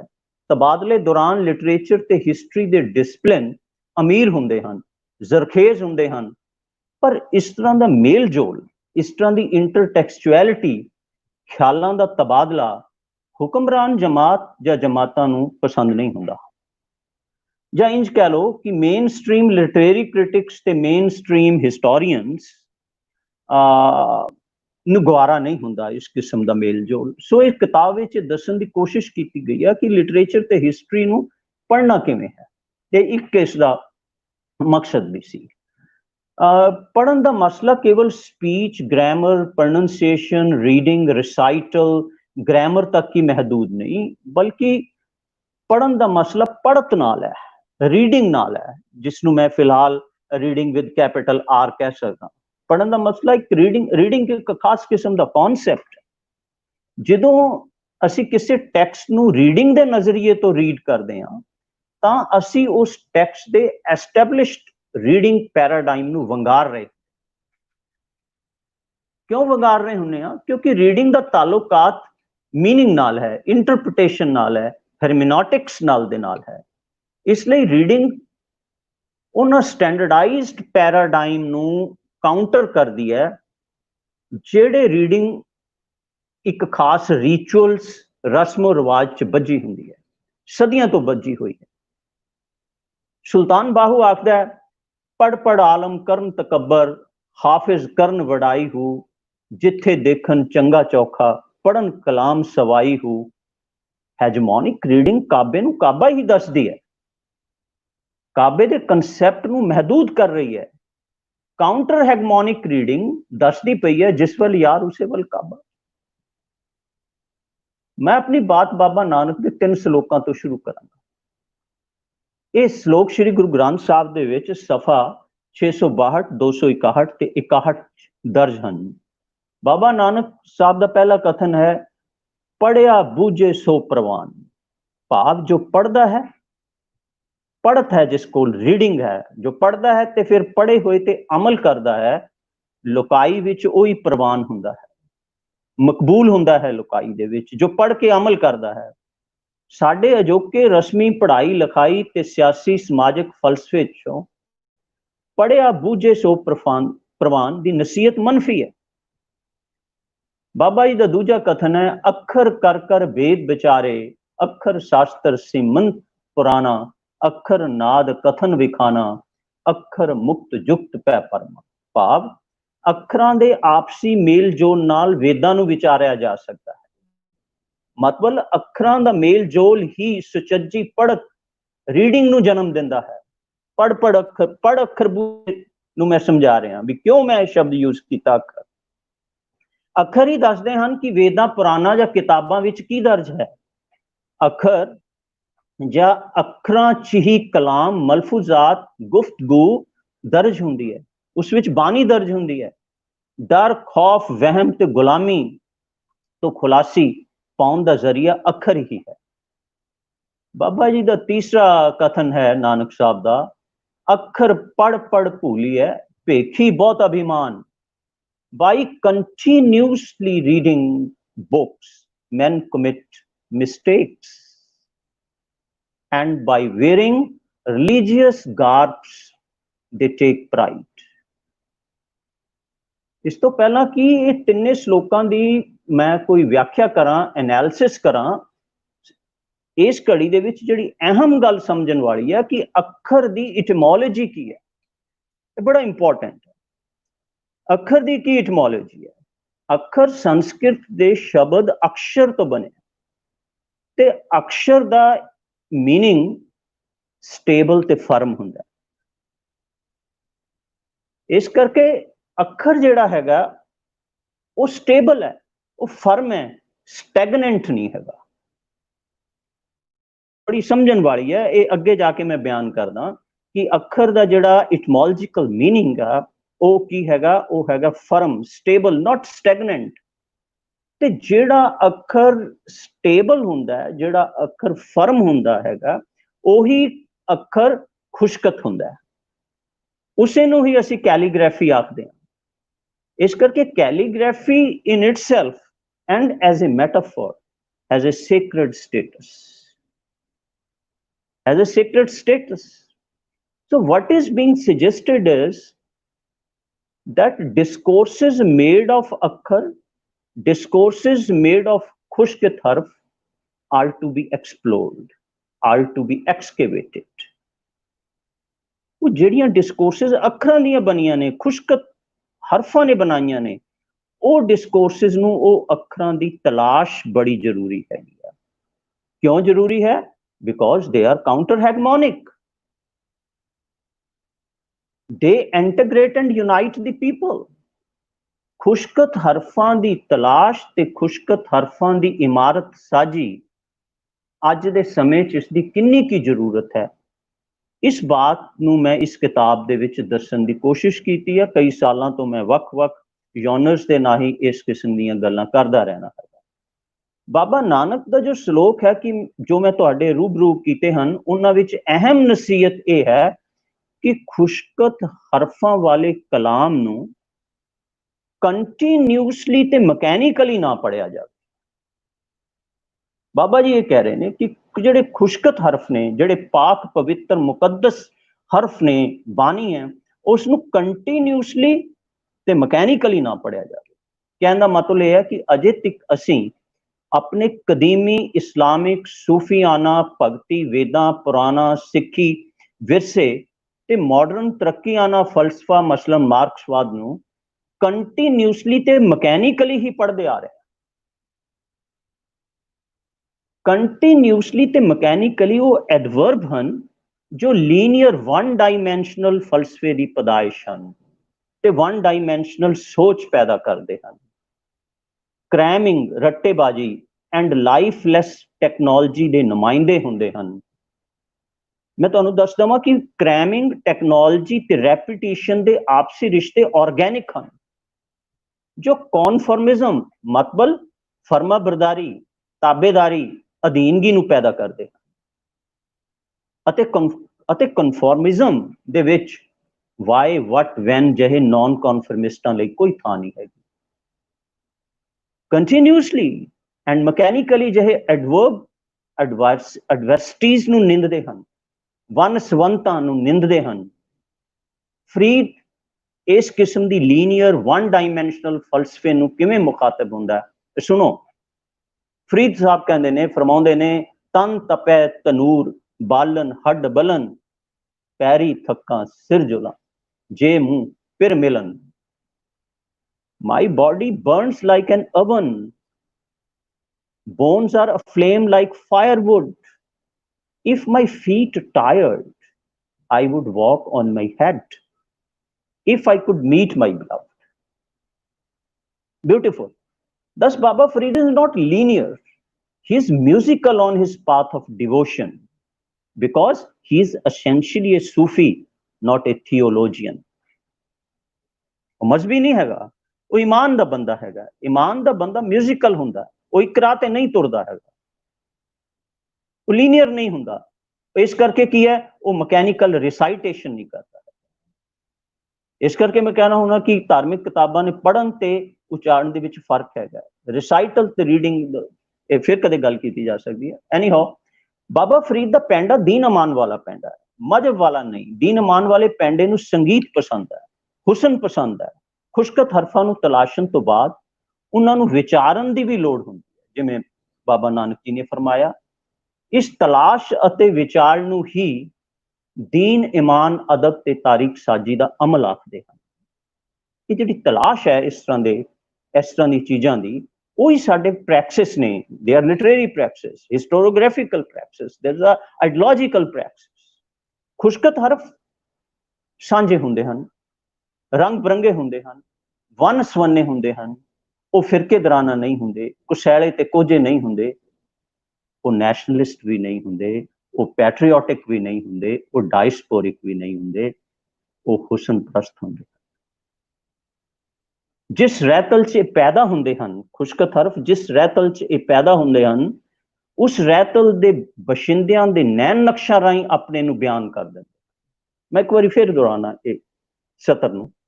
ਜਿਸ ਰਹਿਤਲ 'ਚ ਇਹ ਖੁਸ਼ਕਤ ਹਰਫ ਪੈਦਾ ਹੁੰਦੇ ਹਨ, ਉਸ ਰਹਿਤਲ ਦੇ ਬੰਦਿਆਂ ਬਸ਼ਿੰਦਿਆਂ ਦੇ ਨੈਣ ਨਕਸ਼ਾਂ ਰਾਹੀਂ ਆਪਣੇ ਆਪ ਨੂੰ ਬਿਆਨ ਕਰ ਦਿੰਦੇ ਹਨ। ਚਿਹਰਾ ਸੋਹਣਾ ਤੇ ਖਤ ਖਾਲ ਬੰਦੇ, ਖੁਸ਼ਕਤ ਜਿਉਂ ਹਰਫ ਕਿਤਾਬ ਦਾ ਜੀ। ਚਲੋ ਲੈਲਾ ਤੁਲ ਕਦਰ ਦੀ ਕਰੋ ਜ਼ਿਆਰਤ, ਵਾਰੇ ਸ਼ਾਹ ਕਮ ਸਵਾਬ ਦਾ ਜੀ। होंठ सुर्ख याकूत लाल चमकन ठोडी स्यों जो वलैती सार विचों नक अल्फ हुसैनी दा पीपला सी जुल्फ नाग खजाने दी बार विचों बाहां वेलनियां वेलियां गुण मक्खन छाती संग मरमर गंगा दी तार खुशकत हर ज्यों हरफ किताब दा खुशकत हरफ किताब दे हरफ वांग हुंदे हन। हाँ किताब तां कुरान गुरु ग्रंथ साहब वेद पुराण भी हो सकती है, शाह हुसैन बुल्ले दी काफी या वारिस दी हीर भी हो सकती है। सरकारी मिसल खानियां ਜਾਂ ਆਰਕਾਈਵਸ ਜਾਂ ਸਰਕਾਰੀ ਕਿਤਾਬਾਂ 'ਚ ਖੁਸ਼ਕਤ ਹਰਫ ਗੈਰ ਹਾਜ਼ਰ ਹੁੰਦੇ ਹਨ। ਅਜਿਹੀਆਂ ਥਾਵਾਂ ਤੇ ਕੇਵਲ ਖੁਸ਼ਕਤ ਲਿਬਾਸ ਹੀ ਹੁੰਦੇ ਹਨ ਜੋ ਕੰਟੈਂਟਲੈਸ ਕਾਸਟਿਊਮਸ ਹੁੰਦੀਆਂ ਨੇ। ਕੰਟੈਂਟਲੈਸ ਕਾਸਟਿਊਮਸ ਖੁਸ਼ਕਤ ਲਿਬਾਸ ਹੀ ਹੁੰਦੇ ਨੇ, ਉਹਨਾਂ ਵਿੱਚ ਕੁਝ ਨਹੀਂ ਹੁੰਦਾ। ਫਰੀਦਾ ਕਾਲੇ ਮੈਂਡੇ ਕੱਪੜੇ ਕਾਲਾ ਮੈਂਡਾ ਵੇਸ ਗੁਨਾਹੀ ਭਰਿਆ ਮੈਂ ਫਿਰਾਂ ਲੋਕ ਕਹਿਣ ਦਰਵੇਸ਼। ਖੁਸ਼ਕਤ ਲਿਬਾਸਾਂ ਨੂੰ ਬੇਨਕਾਬ ਕਰਨ ਦਾ ਇਲਮ ਵੀ ਖੁਸ਼ਕਤ ਹਰਫਾਂ ਨੂੰ ਤਲਾਸ਼ਣ ਵਾਲਿਆਂ ਕੋਲ ਹੀ ਹੁੰਦਾ ਹੈ। ਫਰੀਦਾ ਜੇ ਤੂੰ ਅਕਲ ਲਤੀਫ ਹੈ ਕਾਲੇ ਲਿਖਣਾ ਲੇਖ ਆਪਣੇ ਗਿਰੇਵਾਨ ਮੇਂ ਸਿਰਨੀਵਾ ਕਰ ਵੇਖ। ਖੁਸ਼ਕਤ ਹਰਫ ਤੇ ਖੁਸ਼ਕਤ ਲਿਬਾਸ ਤਾਂ ਇਨਸਾਨੀ ਸ਼ਕਲਾਂ ਸੂਰਤਾਂ 'ਚ ਵੀ ਹੁੰਦੇ ਹਨ। ਹੀਰ ਰੂਹ ਤੇ ਕਲਬੂਤ ਚਾਕ ਕਲਬੂਤ ਜਾਣੇ। ਖੁਸ਼ਕਤ ਹਰਫਾਂ ਨੈਣ ਨਕਸ਼ਾਂ ਦਾ ਆਰਕਾਈਵਸ, ਇਹਨਾਂ ਦਾ ਮਿਸਲਖਾਨਾ ਵਸੀ ਹੁੰਦਾ ਹੈ। ਖੁਸ਼ਕਤ ਹਰਫਾਂ 'ਚ ਜਾਦੂ ਹੁੰਦਾ ਹੈ, ਉਹਨਾਂ 'ਚ ਕੈਰਿਜ਼ਮਾ ਹੁੰਦਾ ਹੈ। ਬਾਬਾ ਫਰੀਦ ਖੁਸ਼ਕਤ ਹਰਫਾਂ ਦੀ ਤਲਾਸ਼ ਛਨ ਤਾਂ ਜੋ ਕੰਤ ਤੇ ਸਾਈ ਨੂੰ ਵਸ ਵਿੱਚ ਕੀਤਾ ਜਾ ਸਕੇ। ਅੱਜ ਕੱਲ੍ਹ ਇਹ ਕੰਮ ਰੂਲਿੰਗ ਕਲਾਸਿਸ ਕਰ ਰਹੀ ਤਾਂ ਕਿ ਲੁਕਾਈ ਨੂੰ ਵਸ 'ਚ ਕੀਤਾ ਜਾ ਸਕੇ। ਬਾਬਾ ਫਰੀਦ ਖੁਸ਼ਕਤ ਹਰਫਾਂ ਦੀ ਤਲਾਸ਼ ਛਨ। ਇੱਕ ਥਾਂ ਤੇ ਉੱਤੇ ਜ਼ਿਕਰ ਕਰਦੇ ਹਨ ਕਵਨ ਸੁ ਅੱਖਰ ਕਵਨ ਗੁਣ ਕਵਨ ਸੁਮਿਨਿਆ ਮੰਤ ਕਵਨ ਸੁਵੇਸ਼ ਜੋ ਕਰੀ ਜਿਤ ਵਸ ਆਵੇ ਕੰਤ। What words akhar should I speak? What qualities should I gather? What charms should I master? What dress should I wear to win the love of my Lord? ਖੁਸ਼ਕਤ ਹਰਫਾਂ ਨੂੰ ਵਾਰਿਸ ਵੀ ਬਿਆਨ ਕਰਦਾ ਹੈ।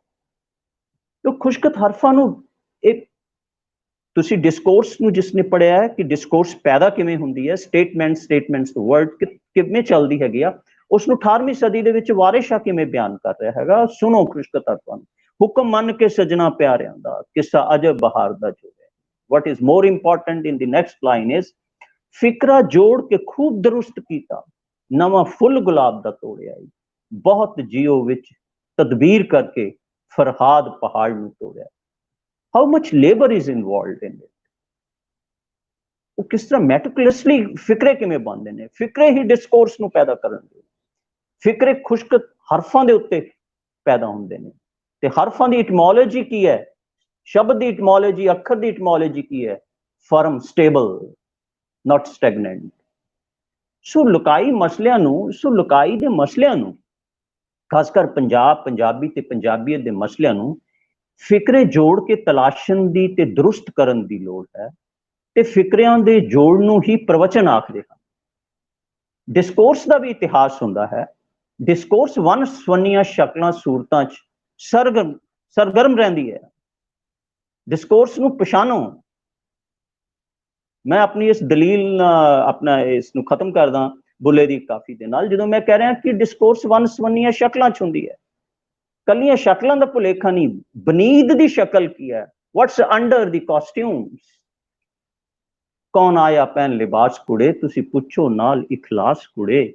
ਹੱਥ ਖੂੰਡੀ ਮੋਢੇ ਕੰਬਲ ਕਾਲਾ, ਅੱਖੀਆਂ ਦੇ ਵਿੱਚ ਵਸੇ ਉਜਾਲਾ। ਝਾਕ ਨਹੀਂ ਕੋਈ ਹੈ ਮਤਵਾਲਾ, ਪੁੱਛੋ ਬਿਠਾ ਕੇ ਪਾਸ ਕੁੜੇ, ਕੌਣ ਆਇਆ ਪਹਿਨ ਲਿਬਾਸ ਕੁੜੇ। ਥੈਂਕ ਯੂ, ਧੰਨਵਾਦ। ਤੁਸੀਂ ਮੇਰੇ ਇਸ ਤਰ੍ਹਾਂ ਦੇ ਮੇਰੀ ਕਿਤਾਬ ਦੇ ਬਾਰੇ ਜੋ ਮੈਂ ਆਪਣੇ ਵਿਚਾਰ ਸੀ ਉਹ ਮੈਂ ਤੁਹਾਡੇ ਸਾਹਮਣੇ ਪੇਸ਼ ਕੀਤੇ। Thank you very much. Sir ਬਹੁਤ ਸ਼ੁਕਰੀਆ। ਅਸੀਂ ਕੁਛ ਅੱਜ ਜਿਹੜੇ ਸਾਡੇ ਨਾਲ ਦੋਸਤ ਵੇਖ ਰਹੇ ਸਨ ਉਹਨਾਂ ਵੱਲੋਂ ਕੋਈ ਗੱਲਬਾਤ ਵੀ ਆਈ ਹੈ ਸਾਡੇ ਸਾਹਮਣੇ, ਉਹ ਵੀ ਡਿਸਕਸ ਕਰਾਂਗੇ। ਉਹਨਾਂ ਨੇ ਇੱਕ ਬੜਾ ਅਹਿਮ ਜਿਹੜੀ ਗੱਲ ਯਾਦਵਿੰਦਰ ਜੀ ਹੋਰਾਂ ਨੇ ਕੀਤੀ, ਉਹ ਗੱਲ ਸੀ ਕਿ ਯਾਦਵਿੰਦਰ ਯਾਦਵਿੰਦਰ ਜੀ ਨੇ ਕੀਤੀ। ਉਹਦੇ ਵਿੱਚ ਇਹ ਗੱਲ ਸੀ ਸਰ ਕਿ ਸੈਕੂਲਰਿਜ਼ਮ ਦੇ ਹਵਾਲੇ ਨਾਲ ਗੱਲ ਕੀਤੀ ਗਈ ਸੀ ਕਿ ਇੱਕ ਮਾਡਰਨ, ਇੱਥੇ ਅਮਰ ਰਿਆਜ਼ ਟੂਟੂ ਹੋਰਾਂ ਵੀ ਲਿਖਿਆ, ਹੋਰ ਦੋਸਤ ਵੀ, ਕਿ ਜਿਹੜੀ ਤੁਸੀਂ ਕਿਹਾ ਕਿ ਜਿਹੜੀ ਇੱਥੇ ਦਾ ਜਿਹੜਾ ਸੈਕੂਲਰਿਜ਼ਮ ਦੀ ਜਿਹੜੀ ਗੱਲਬਾਤ ਹੈ ਉਹਨੂੰ ਅਸੀਂ ਕਿਸ ਤਰ੍ਹਾਂ ਸਮਝ ਸਕਦੇ ਹਾਂ, ਤੁਸੀਂ ਉਹਦੇ ਹਵਾਲੇ ਨਾਲ ਕੁਝ ਥੋੜਾ ਜਿਹਾ ਚਾਨਣਾ ਪਾਓ, ਕਿਉਂਕਿ ਉਹ ਕਹਿੰਦੇ ਨੇ ਕਿ ਇੱਕ ਮਾਡਰਨ ਟਰਮ ਹੈ, ਉਹਨੂੰ ਪਾਸਟ ਦੇ ਵਿੱਚ ਅਸੀਂ ਕਿਸ ਤਰ੍ਹਾਂ ਸਮਝ ਸਕਦੇ ਬੇਸ਼ੱਕ ਜਿਹੜਾ ਮੈਂ ਨਹੀਂ ਕਹਿ ਰਿਹਾ ਹੈ ਕਿ ਅਸੀਂ ਸੈਕੂਲਰਿਜ਼ਮ ਦੀ ਜਦੋਂ ਗੱਲ ਕਰਦੇ ਹਾਂ ਤਾਂ ਉਸ ਨੂੰ ਪਾਸਟ ਟਰਮੀਨੋਲੋਜੀ ਦੇ ਵਿੱਚੋਂ ਜਿਹੜਾ ਹੈ ਅਸੀਂ ਉਸ ਨੂੰ ਪ੍ਰੈਜ਼ੈਂਟ ਦੀ ਜਿਹੜੀ ਹੈਗੀ ਹੈ ਵੈਸਟਰਨ ਟਰਮੀਨੋਲੋਜੀ ਉਹਦੇ ਨਾਲ ਮਿਲਾ ਕੇ ਗੱਲ ਕਰੀਏ। ਸਾਡੇ ਕੋਲ ਆਪਣੀ ਰਹਿਤਲ ਦੇ ਵਿੱਚ ਇੱਕ ਕਨਸੈਪਟ ਪਿਆ ਹੋਇਆ ਹੈਗਾ। ਜੇ ਆਪਾਂ ਗੁਰੂ ਅਰਜਨ ਦੇਵ ਜੀ ਨੂੰ ਪੜ੍ਹੀਏ ਤਾਂ ਥਾਂ ਤੇ ਕਹਿੰਦੇ ਸਭੇ ਸਾਂਝੀ ਵਾਲ ਸਦਾਇਨ ਤੂੰ ਕਿਤੇ ਨਾ ਦਿਸੇ ਬਾਹਰਾ ਜੀ। ਤਾਂ ਜਿਹੜਾ ਇਹ ਬਾਹਰਾ ਨਾ ਦਿਸਣ ਵਾਲਾ ਜਿਹੜਾ ਹੈ, ਗੱਲ ਇਹ ਆ ਕਿ ਸਾਡੀ ਪ੍ਰੋਬਲਮ ਕੀ ਰਹੀ ਹੈਗੀ ਆ ਪੰਜਾਬ ਦੀ, ਕਿ ਸਾਡੇ ਕੋਲ ਟਰਮਸ ਜਿਹੜੀਆਂ ਹੈਗੀਆਂ ਨੇ ਉਹਨਾਂ ਨੂੰ ਸਪੈਸੀਫਾਈ ਨਹੀਂ ਅਸੀਂ ਕਰ ਸਕੇ। ਸਾਡੇ ਕੋਲ ਵਿਜ਼ਨ ਪਿਆ ਹੈ, ਉਸ ਵਿਜ਼ਨ ਨੂੰ ਅਸੀਂ ਉਸ ਲੈਂਗੁਏਜ ਦੇ ਵਿੱਚ ਜਿਹਨੂੰ ਅਸੀਂ ਕਹਿੰਦੇ ਥਿਓਰੈਟੀਕਲੀ ਅਸੀਂ ਉਹਨੂੰ ਬਾਉਂਡ ਨਹੀਂ ਕਰ ਸਕੇ। ਉਹਨਾਂ ਨੇ ਉਸ ਨੂੰ ਬਾਉਂਡ ਕਰਕੇ ਇੱਕ ਸੈਕੂਲਰਿਜ਼ਮ ਦਾ ਵਿਜ਼ਨ ਬਣਾ ਲਿਆ ਹੈ। ਤੇ ਇਹਦਾ ਮਤਲਬ ਇਹ ਨਹੀਂ ਕਿ ਸਾਡੇ ਕੋਲ ਕਿਸੇ ਕਿਸਮ ਦੀ ਕੋਈ ਸੈਕੂਲਰ ਅਪਰੋਚ ਹੈ ਹੀ ਨਹੀਂ ਸੀ। ਸਾਡੇ ਕੋਲ ਇੱਕ ਵੱਖਰੇ ਕਿਸਮ ਦੀ ਸੈਕੂਲਰ ਅਪਰੋਚ ਸੀ। ਮੇਰੇ ਕਹਿਣ ਦਾ ਮਤਲਬ ਇਹ ਆ, ਉਹ ਸੈਕੂਲਰਿਜ਼ਮ ਉਸ ਤਰ੍ਹਾਂ ਦੇ ਨਾਲ ਰਿਲੀਜਨ ਦੇ ਐਂਟੀ ਜਾਂ ਉਸ ਦੇ ਓਪੋਜੀਸ਼ਨ ਦੇ ਵਿੱਚ ਉਸ ਤਰ੍ਹਾਂ ਦੇ ਨਾਲ ਨਹੀਂ ਸੀ ਜਿਸ ਤਰ੍ਹਾਂ ਦੇ ਵਿੱਚ ਉਹ ਵੈਸਟਰਨ ਡਿਸਕੋਰਸ ਦੇ ਵਿੱਚ ਹੋਇਆ ਸੀ। ਇਹ ਮੈਨੂੰ ਲੱਗਦਾ ਕਿ ਇੱਕ ਬੁਨਿਆਦੀ ਫਰਕ ਜਿਹੜਾ ਹੈਗਾ ਉਹ ਸਾਨੂੰ ਜ਼ਰੂਰ ਸਮਝਣ ਦੀ ਜ਼ਰੂਰਤ ਹੈ। ਜੀ ਸ਼ੁਕਰੀਆ ਜੀ ਸਰ। ਸਰ ਡਾਕਟਰ ਸਾਹਿਬ ਈਸ਼ਵਰ ਜੀ ਇੱਥੇ ਜਿਹੜਾ ਜੋਗੀ ਸੂਫੀ tradition were rejected by the colonial master because of its class nature too। ਕਿਸਨੇ ਕਹੀ ਗੱਲ? ਹੈਲੋ ਦੁਬਾਰੇ ਤੋਂ ਕਹੋ ਜੀ। ਮੈਂ ਕਿਹਾ ਜੀ ਇਹ ਗੱਲ ਜਿਹੜੀ ਇਹਨਾਂ ਨੇ ਕੀਤੀ ਹੈ ਕਿ ਜਿਹੜੀ ਸੂਫੀ ਔਰ ਜੋਗੀ ਟ੍ਰੈਡੀਸ਼ਨ ਸੀ, ਜਿਹੜੇ ਸਾਡੇ ਵੇਖ ਰਹੇ ਨੇ ਦੋਸਤ, ਉਹਨਾਂ ਨੇ ਕੀਤੀ ਹੈ ਕਿ ਜਿਹੜੇ ਕਲੋਨੀਅਲ ਮਾਸਟਰ ਸਨ ਉਹਨਾਂ ਨੇ ਇਸ ਤੋਂ ਵੀ ਜਿਹੜਾ ਨਾ ਉਹਨੂੰ ਇਸ ਪੂਰੇ ਸਿਨੈਰੀਓ ਚੋਂ ਕੱਢਿਆ ਕਿ ਉਹਦੀ ਨੇਚਰ ਬੜੀ ਡਿਫਰੈਂਟ ਸੀ। ਜੋਗੀਆਂ ਦੀ ਨੇਚਰ ਟ੍ਰੈਡੀਸ਼ਨ ਨੂੰ ਕਿਹਨਾਂ ਨੇ ਕੱਢਿਆ ਬਾਹਰ? ਕਲੋਨੀਅਲ ਮਾਸਟਰਿਜ਼ਮ।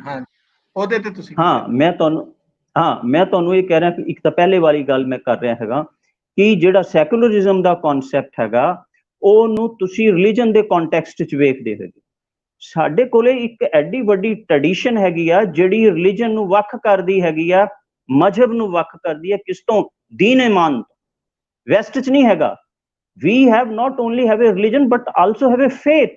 ਸਾਡਾ ਇੱਕ ਦੀਨ ਇਮਾਨ ਦੀ ਇੱਕ ਬਹੁਤ ਵੱਡੀ ਸੈਕੂਲਰ ਟ੍ਰੈਡੀਸ਼ਨ ਹੈਗੀ ਆ। ਔਰ ਸੈਕੂਲਰ ਵਰਡ ਮੈਂ ਬਾਰ-ਬਾਰ ਇਸ ਕਰਕੇ ਇਹ ਯੂਜ਼ ਆਉਂਦਾ ਕਿ ਜਿਹੜੀਆਂ ਸਾਰੀਆਂ ਹੱਦਾਂ ਸਰਹੱਦਾਂ ਮਜ਼ਹਬ ਦੀਆਂ ਪਾਰ ਕਰਦੀ ਹੈ। Islam something else, Hinduism something else, Sikhism something else, ਪਰ ਦੀਨ ਇਮਾਨ ਜਿਹੜਾ ਹੈਗਾ ਉਹ ਇਸ ਕਿਸਮ ਦੀਆਂ ਬਾਉਂਡਰੀਜ਼ 'ਚ ਨਹੀਂ ਹੈਗਾ। ਸਾਡਾ ਜਿਹੜਾ ਸੈਕੂਲਰਿਜ਼ਮ ਹੈ ਉਹ ਦੀਨ ਇਮਾਨ ਦੇ ਪਰਸਪੈਕਟਿਵ 'ਚ ਸਮਝਣ ਦੀ ਜ਼ਰੂਰਤ ਹੈਗੀ ਆ। ਮੰਨ ਲਓ ਤੁਸੀਂ, ਮੈਂ ਤੁਹਾਨੂੰ ਇਹ ਗੱਲ, ਤੁਹਾਡੇ ਦੂਸਰੇ ਸਵਾਲ ਦਾ ਵੀ ਇਸ ਦੇ ਨਾਲ ਜਵਾਬ ਜੁੜਿਆ ਹੋਇਆ ਹੈਗਾ। ਰਾਂਝੇ ਨੂੰ 5 ਪੀਰ ਮਿਲਦੇ ਨੇ ਤੇ 5 ਦੇ 5 ਪੀਰ ਅੱਜ ਕੱਲ ਦੀ ਸ਼ਬਦਾਵਲੀ 'ਚ ਕਹਾਂ ਇਸਲਾਮ ਦੇ ਨਾਲ ਸੰਬੰਧਿਤ ਨੇ। 5 ਪੀਰ ਉਹ ਕੁਰਾਨ 'ਚ ਰੂਟਡ ਨੇ, ਪਰ ਉਹੀ ਰਾਂਝਾ ਜਿਹੜਾ ਮੁਸਲਮਾਨਾਂ ਦਾ ਮੁੰਡਾ ਹੈਗਾ 5 ਪੀਰਾਂ ਤੋਂ ਅਸੀਸ ਲੈ ਕੇ, ਆਸ਼ੀਰਵਾਦ ਲੈ ਕੇ ਕਿੱਥੇ ਜਾਂਦਾ ਹੈਗਾ? ਨਾਨ ਇਸਲਾਮਿਕ ਯੋਗੀ ਕੋਲੇ ਜਾਂਦਾ ਹੈਗਾ, ਬਾਲਨਾਥ ਕੋਲੇ, ਬਾਲਨਾਥ ਦੇ ਟਿੱਲੇ ਤੇ। ਉਹ ਵੀ ਉਸ ਨੂੰ ਦੇ ਦਿੰਦਾ ਹੈਗਾ ਨਾ। ਲੁੱਕ, ਉਹ ਮੁਸਲਮਾਨਾਂ ਦਾ ਮੁੰਡਾ ਉੱਥੇ ਵੀ ਜਾਂਦਾ। ਹੁਣ ਕੀ ਹੋ ਰਿਹਾ ਕਿ Islamic, Sufism, naan Islamic traditions ਦਾ ਸੁਮੇਲ ਹੋ ਰਿਹਾ ਹੈਗਾ। ਉਹ ਜਿਹੜਾ ਕਲਚਰਲ ਫਿਊਜ਼ਨ ਹੈ, ਉਹ ਜਿਹੜਾ ਕਲਚਰਲ ਸਿੰਥੇਸਿਸ ਹੈ, ਜਿਸ ਨੂੰ ਅਸੀਂ ਅੱਜ ਕੱਲ ਸੈਕੂਲਰਿਜ਼ਮ ਕਹਿ ਰਹੇ ਹੈਗੇ ਆ, ਉਹ ਕਲਚਰਲ ਸਿੰਥੇਸਿਸ ਫਿਊਜ਼ਨ ਉਹ ਕਿਉਂ ਕਲੋਨੀਅਲਿਜ਼ਮ ਨੂੰ ਗਵਾਰਾ ਹੋਏਗਾ ਬਈ? ਉਹ ਉਸ ਨੂੰ ਕਿਉਂ ਗਵਾਰਾ ਹੋਏਗਾ? ਇੱਕ ਥਾਂ ਦੇ ਉੱਤੇ ਆਰਸੀ ਟੈਂਪਲ ਦੀ ਕਿਤਾਬ ਪੜ੍ਹੋ, ਉਹਦੇ ਫਸਟ ਵੋਲੀਅਮ ਦੇ ਪ੍ਰੀਫੇਸ ਦੇ ਵਿੱਚ ਹੈ ਕਿ ਗੁਰੂ ਨਾਨਕ ਤੇ ਬਾਬਾ ਫਰੀਦ ਇਕੱਠੇ ਮੁਲਾਕਾਤ ਕਰ ਰਹੇ ਨੇ। Now for a conventional historian it's false, it's a fiction kind of a thing, it's not based on facts. How can Baba Faried meet Baba Nanak when there is a gap of 300 years between the two? How can? ਪਰ ਅੱਗੇ ਬੜੀ ਅਸੀਂ ਧਿਆਨ ਨਾਲ ਨਹੀਂ ਪੜ੍ਹਦੇ ਚੀਜ਼ਾਂ ਨੂੰ, ਕਿਉਂਕਿ ਉਹ ਪ੍ਰੋਫੈਸ ਦੇ ਵਿੱਚ ਅੱਗੇ ਆਰਸੀ ਟੈਂਪਲ ਕਹਿੰਦਾ these are the pious fraud of the folk ਚਾਹੁੰਦੀ ਹੈ ਕਿ ਬਾਬਾ ਨਾਨਕ ਤੇ ਬਾਬਾ ਫਰੀਦ ਇਕੱਠੇ ਮਿਲਣ। ਸ਼ਾਹ ਹੁਸੈਨ ਦੀ ਇੱਕ ਕਾਫੀ ਹੈ ਬੜੀ ਲੰਬੀ ਚੌੜੀ, ਉਹ ਕਾਫੀ 'ਚ ਕਹਿੰਦਾ ਮੇਰਾ ਜਿਹੜਾ ਸਾਲੂ ਹੈ ਨਾ, ਜਿਹੜਾ ਕੁੜੀਆਂ ਰੰਗਲਾ ਸਾਲੂ ਵਿਆਹ ਵਾਲੇ ਦਿਨ, ਸ਼ਾਦੀ ਵਾਲੇ ਦਿਨ ਲੈਂਦੀਆਂ ਨੇ, ਉਹ ਕਹਿੰਦਾ ਜਿਹੜੀਆਂ ਕੁੜੀਆਂ ਨੇ, ਮੇਰਾ ਸਾਲੂ ਜਿਹੜਾ ਹੈਗਾ ਉਹ ਗੁਜਰਾਤ ਤੋਂ ਆਇਆ, ਉਹ ਕਸ਼ਮੀਰ ਤੋਂ ਆਇਆ, ਉਹ ਮੁਲਤਾਨ ਤੋਂ ਆਇਆ, ਉਹ ਕਰਨਾਲ ਤੋਂ ਆਇਆ। ਇਹ ਸਾਰੀਆਂ ਕੀ ਨੇ? These are the Sufi centres, ਜਿੱਥੋਂ ਉਹਦਾ ਸਕਾਰਫ ਹੈ ਜਿਹੜਾ ਉਹ ਆ ਰਿਹਾ ਹੈਗਾ। ਉਹ ਖਿਰਕੇ ਨੂੰ, ਜਿਹੜਾ ਸੂਫੀ ਖਿਰਕਾ ਹੈਗਾ ਉਸਨੂੰ ਰਿਪਰੈਜ਼ੈਂਟ ਕਰਦਾ, ਉਹਦਾ ਸਿੰਬਲ ਹੈ। ਫਿਰ ਉਹ ਲਾਸਟ 'ਚ ਉਸ ਕਾਫੀ 'ਚ ਕੀ ਕਹਿੰਦਾ? ਕਹਿੰਦਾ ਸਾਲੂ ਮੇਰਾ 19 ਦਾ ਵੂਲਨ, ਸਾਲੂ ਮੇਰਾ 19 ਦਾ, ਕੋਈ ਸ਼ਾਮ ਬਿੰਦਰਾਵਨ 19 ਦਾ। ਉਹ ਕ੍ਰਿਸ਼ਨ ਦੀ ਗੱਲ ਕਰ ਰਿਹਾ। ਕਹਿੰਦਾ ਮੇਰੇ ਸਾਲੂ ਦੇ ਵਿੱਚ ਕਿੰਨੀਆਂ ਰੰਗ ਨੇ? ਮੇਰਾ ਸਾਲੂ ਕੱਲਾ ਕਹਿੰਦਾ ਸੂਫੀ ਟ੍ਰੈਡੀਸ਼ਨ 'ਚ ਹੀ ਨਹੀਂ ਰੰਗਿਆ, ਉਹ ਨਿਰਗੁਣ ਭਗਤੀ ਟ੍ਰੈਡੀਸ਼ਨ 'ਚ, ਸਿਰਗੁਣ ਭਗਤੀ ਟ੍ਰੈਡੀਸ਼ਨ 'ਚ ਰੰਗਿਆ ਹੋਇਆ ਹੈਗਾ। ਇਸ ਕਿਸਮ ਦਾ ਕਲਚਰਲ ਫਿਊਜ਼ਨ ਗੋਰਾ ਬੜੀ minutely he was observing, the colonial state was observing this kind of the non-conformist kind of synthetic culture among the people of the Punjab, those who were later on divided into the, trifurcated into the straitjackets of the Hindu Muslim and the Sikhs. Number one. Number two, एक गल कीती केसर साहब ने कि तुसी हीर नूं महदूद कर दिता तख्त हजारा चंग ते रंगपुर खेड़े तक, ये की ने ਸਾਡੇ ਕਲਚਰਲ ਲੈਂਡਸਕੇਪਸ ਦੀ ਗੱਲ ਕੀਤੀ ਹੈ। ਮੈਂ ਇਹੀ ਗੱਲ ਮੈਂ ਕਰ ਰਿਹਾ ਹੈਗਾ ਪਿਛਲੇ 30-35 ਸਾਲ ਤੋਂ, ਸਟੂਡੈਂਟਸ ਨੂੰ ਵੀ ਪੜਾਇਆ, ਆਪ ਵੀ ਸਿੱਖ ਰਿਹਾ ਹੈਗਾ ਕਿ ਜਦੋਂ ਅਸੀਂ ਲਿਟਰਲ ਮੀਨਿੰਗ ਲੈਣੇ ਆ ਕਿਸੇ ਚੀਜ਼ ਦਾ, immediately we get entrapped into the hegemonic ruling class discourse. A metaphor ne. Cultural landscape, try to understand the Punjab cultural landscape that is stretched from Sindh to Ganga Jamna Doab. Ganga Jamna Doab किस दा metaphor है? कृष्ण दा metaphor है। जिसदी गल कौन कर रहा हैगा? जिसदी गल शाह हुसैन कर रहा है, जिसदी गल बुल्ले शाह कर रहा हैगा। दामोदर सारी दी सारी ही दी जिहड़ा eroticism है, that is steeped in the Krishna bhakti. हुण कोई हिंदू फंडामेंटलिस्ट कहेगा जी देखो दामोदर तां हिंदू है, उन्हें हिंदू च करता। These are not the things. Try to understand the two juxtaposed discourses. One, the discourses which is emanating from the native is also a colonial world, from the indigenous soil, and there is another discourse that is emanating from the colonial imperialistic domain or a camp. This was the subtle game.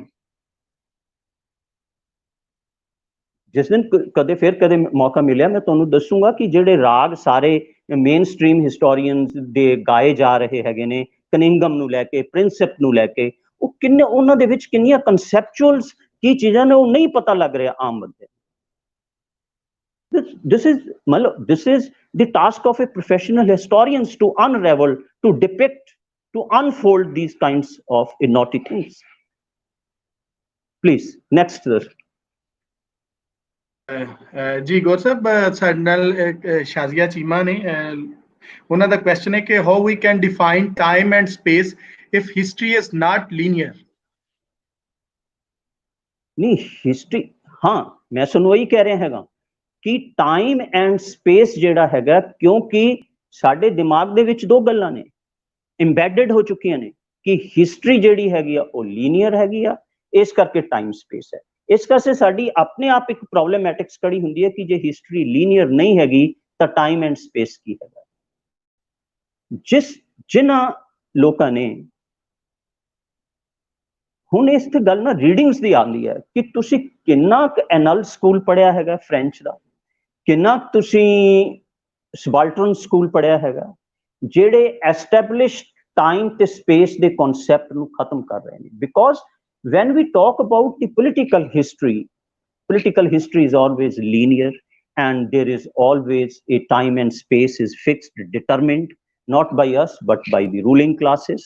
But when you talk about the cultural history, then you need to revise the concept of time and space, that time and space in the larger perspective, longe dure ਉਹਨੂੰ ਵੱਡੇ ਤੁਸੀਂ ਵਸੀਹ ਕਰਨਾ ਪਏਗਾ ਉਹ time ਤੇ space ਨੂੰ।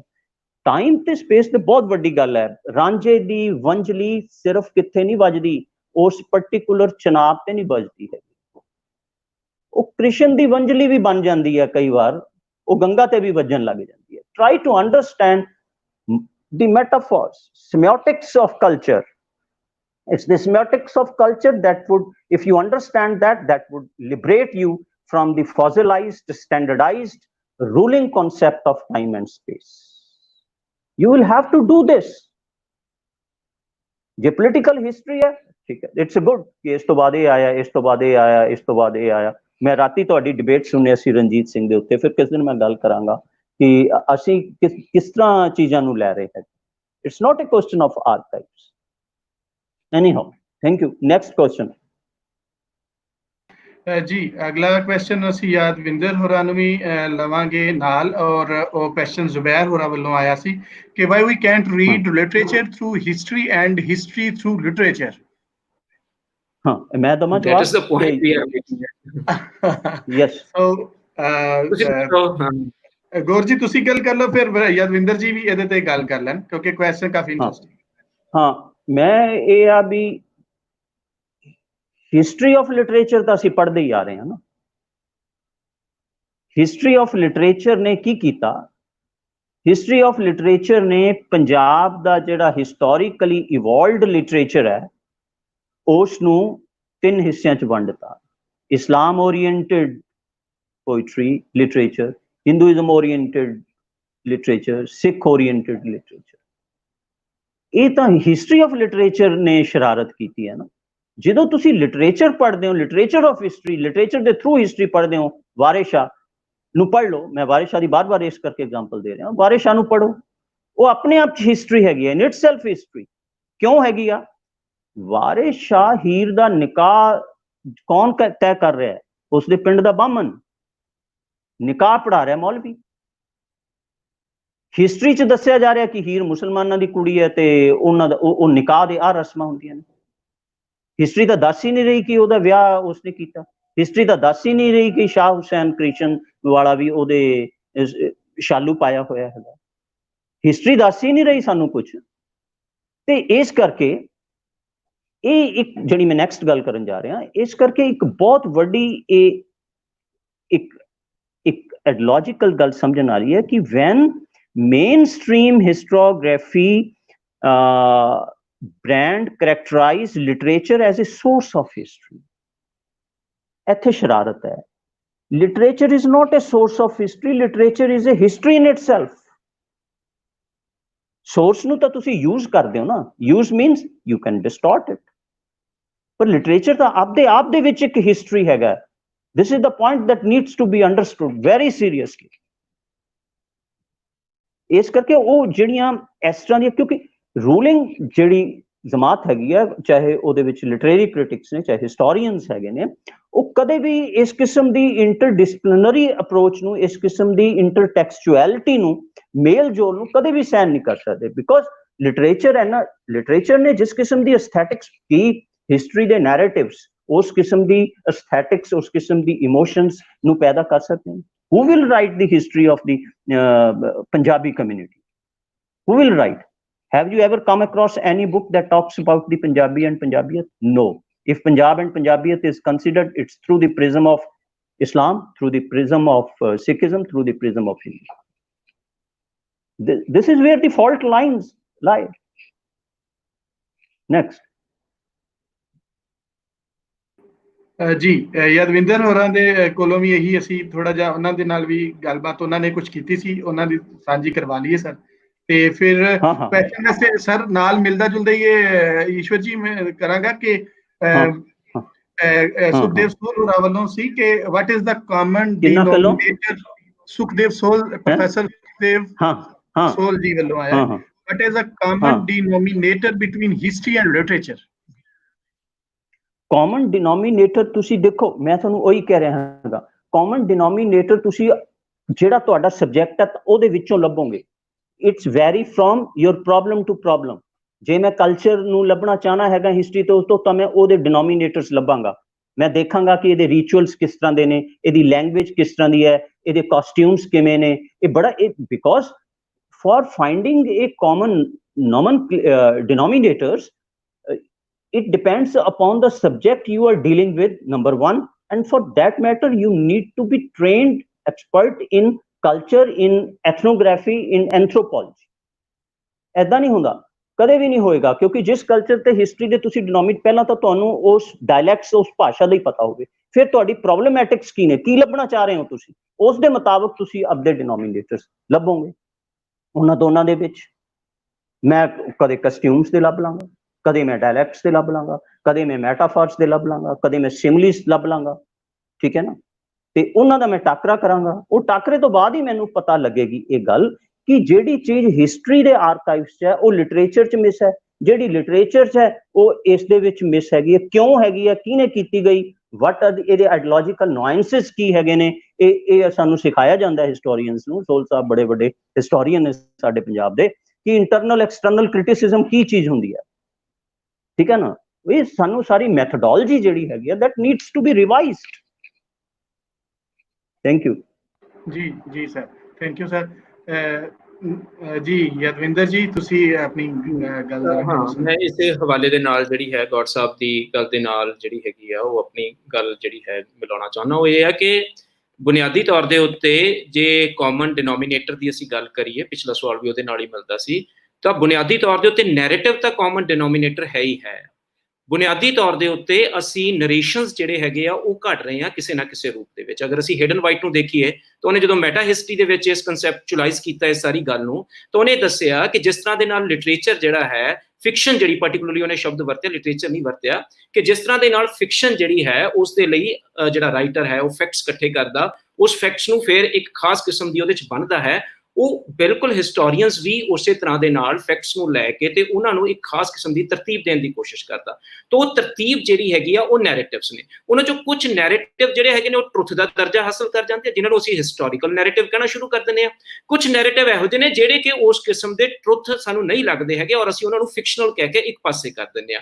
ਸਾਡਾ ਬੁਨਿਆਦੀ ਮਸਲਾ ਇਹ ਹੈ ਕਿ ਕੀ ਅਸੀਂ ਇਸ ਨੈਰੇਟਿਵ ਦੇ ਵਿੱਚ ਜਿਹੜੀ ਡਾਇਲੈਕਟਸ ਪੈਦਾ ਕੀਤੀ ਹੋਈ ਆ ਉਸ ਤੋਂ ਬਿਯੋਂਡ ਜਾ ਸਕਦੇ ਆ ਤਾਂ ਕਿਵੇਂ ਜਾ ਸਕਦੇ ਆ। ਮੈਨੂੰ ਲੱਗਦਾ ਕਿ ਗੌਡ ਸਾਹਿਬ ਦਾ ਜਿਹੜਾ ਸਾਰਾ ਕੰਮ ਹੈਗਾ ਉਹ ਬੁਨਿਆਦੀ ਤੌਰ ਦੇ ਉੱਤੇ ਇਸ ਦੀ ਖਸਲਤ ਨੂੰ ਸਮਝਣ ਦੇ ਲਈ ਆ। ਔਰ ਇਹ ਰਹਿਤਲ ਬੜੀ ਇੰਪੋਰਟੈਂਟ ਹੈਗੀ ਆ ਕਿ ਰਹਿਤਲ ਤੋਂ ਬਿਨਾਂ, ਖਾਸ ਤੌਰ ਦੇ ਉੱਤੇ ਪੰਜਾਬ ਦੀ ਇਸ ਰਹਿਤਲ ਤੋਂ ਬਿਨਾਂ, ਔਰ ਉਸ ਇੱਕ ਖਾਸ ਤੌਰ ਦੇ ਉੱਤੇ ਇੱਕ ਇਹ ਵੀ ਗੱਲ ਆਈ ਸੀਗੀ ਕਿ ਮਟੀਰੀਅਲ ਐਸਪੈਕਟ ਜਿਹੜਾ ਹੈਗਾ ਉਹ ਸਾਰੇ ਦਾ ਸਾਰਾ, ਕੀ ਅਸੀਂ ਉਹ ਤੋਂ ਬਿਨਾਂ ਲਿਟਰੇਚਰ ਨੂੰ ਸਮਝ ਸਕਦੇ ਹਾਂ? ਬਿਲਕੁਲ ਨਹੀਂ ਸਮਝ ਸਕਦੇ। ਮੈਂ ਵੀ ਇਹ ਕਹਿਣੀ ਚਾਹੁੰਦਾ ਗੱਲ ਜਿਹੜੀ ਆ ਕਿ ਮਟੀਰੀਅਲ ਜਿੱਦਾਂ ਅਕਬਰ ਨੇ ਇਹ ਗੱਲ ਕੀਤੀ ਸੀਗੀ ਕਿ ਕਲਚਰ ਲੈ ਕਿੱਦਾਂ ਵਾਪਰਦੀ ਆ, ਤੁਹਾਡੇ ਜਿਹੜੇ ਮਟੀਰੀਅਲ ਆਸਪੈਕਟ ਨੇ ਕਲਚਰ ਦੇ ਉਹ ਕਿਤੇ ਹੋਰ ਪਹੁੰਚ ਜਾਂਦੇ ਆ ਤੇ ਤੁਹਾਡੀ ਜਿਹੜੀ ਨਾਨ ਮਟੀਰੀਅਲ ਆਸਪੈਕਟ ਨੇ ਉਹ ਕਿਤੇ ਹੋਰ ਵਿਚਰਦੇ ਆ, ਤਾਂ ਫਿਰ ਅਸੀਂ ਟੁੱਟ ਜਾਂਦੇ ਆ ਉਸ ਸਾਰੇ ਤੋਂ। ਸਾਡੇ ਨਾਲ ਵੀ ਇਦਾਂ ਹੀ ਵਾਪਰਿਆ ਕਿ ਸਾਡੇ ਮਟੀਰੀਅਲ ਆਸਪੈਕਟ ਸੀਗੇ ਜਿਹੜੇ ਕਲਚਰ ਦੇ, ਉਹ ਕਿਸੇ ਹੋਰ ਦੌਰ ਦੇ ਵਿੱਚ ਅਸੀਂ ਵਿਚਰ ਰਹੇ ਹਾਂ, ਉਹ ਪੋਸਟ ਕਲੋਨੀਅਲ ਦੇ ਦੌਰ ਦੇ ਵਿੱਚ ਵਿਚਰ ਰਹੇ ਹਾਂ।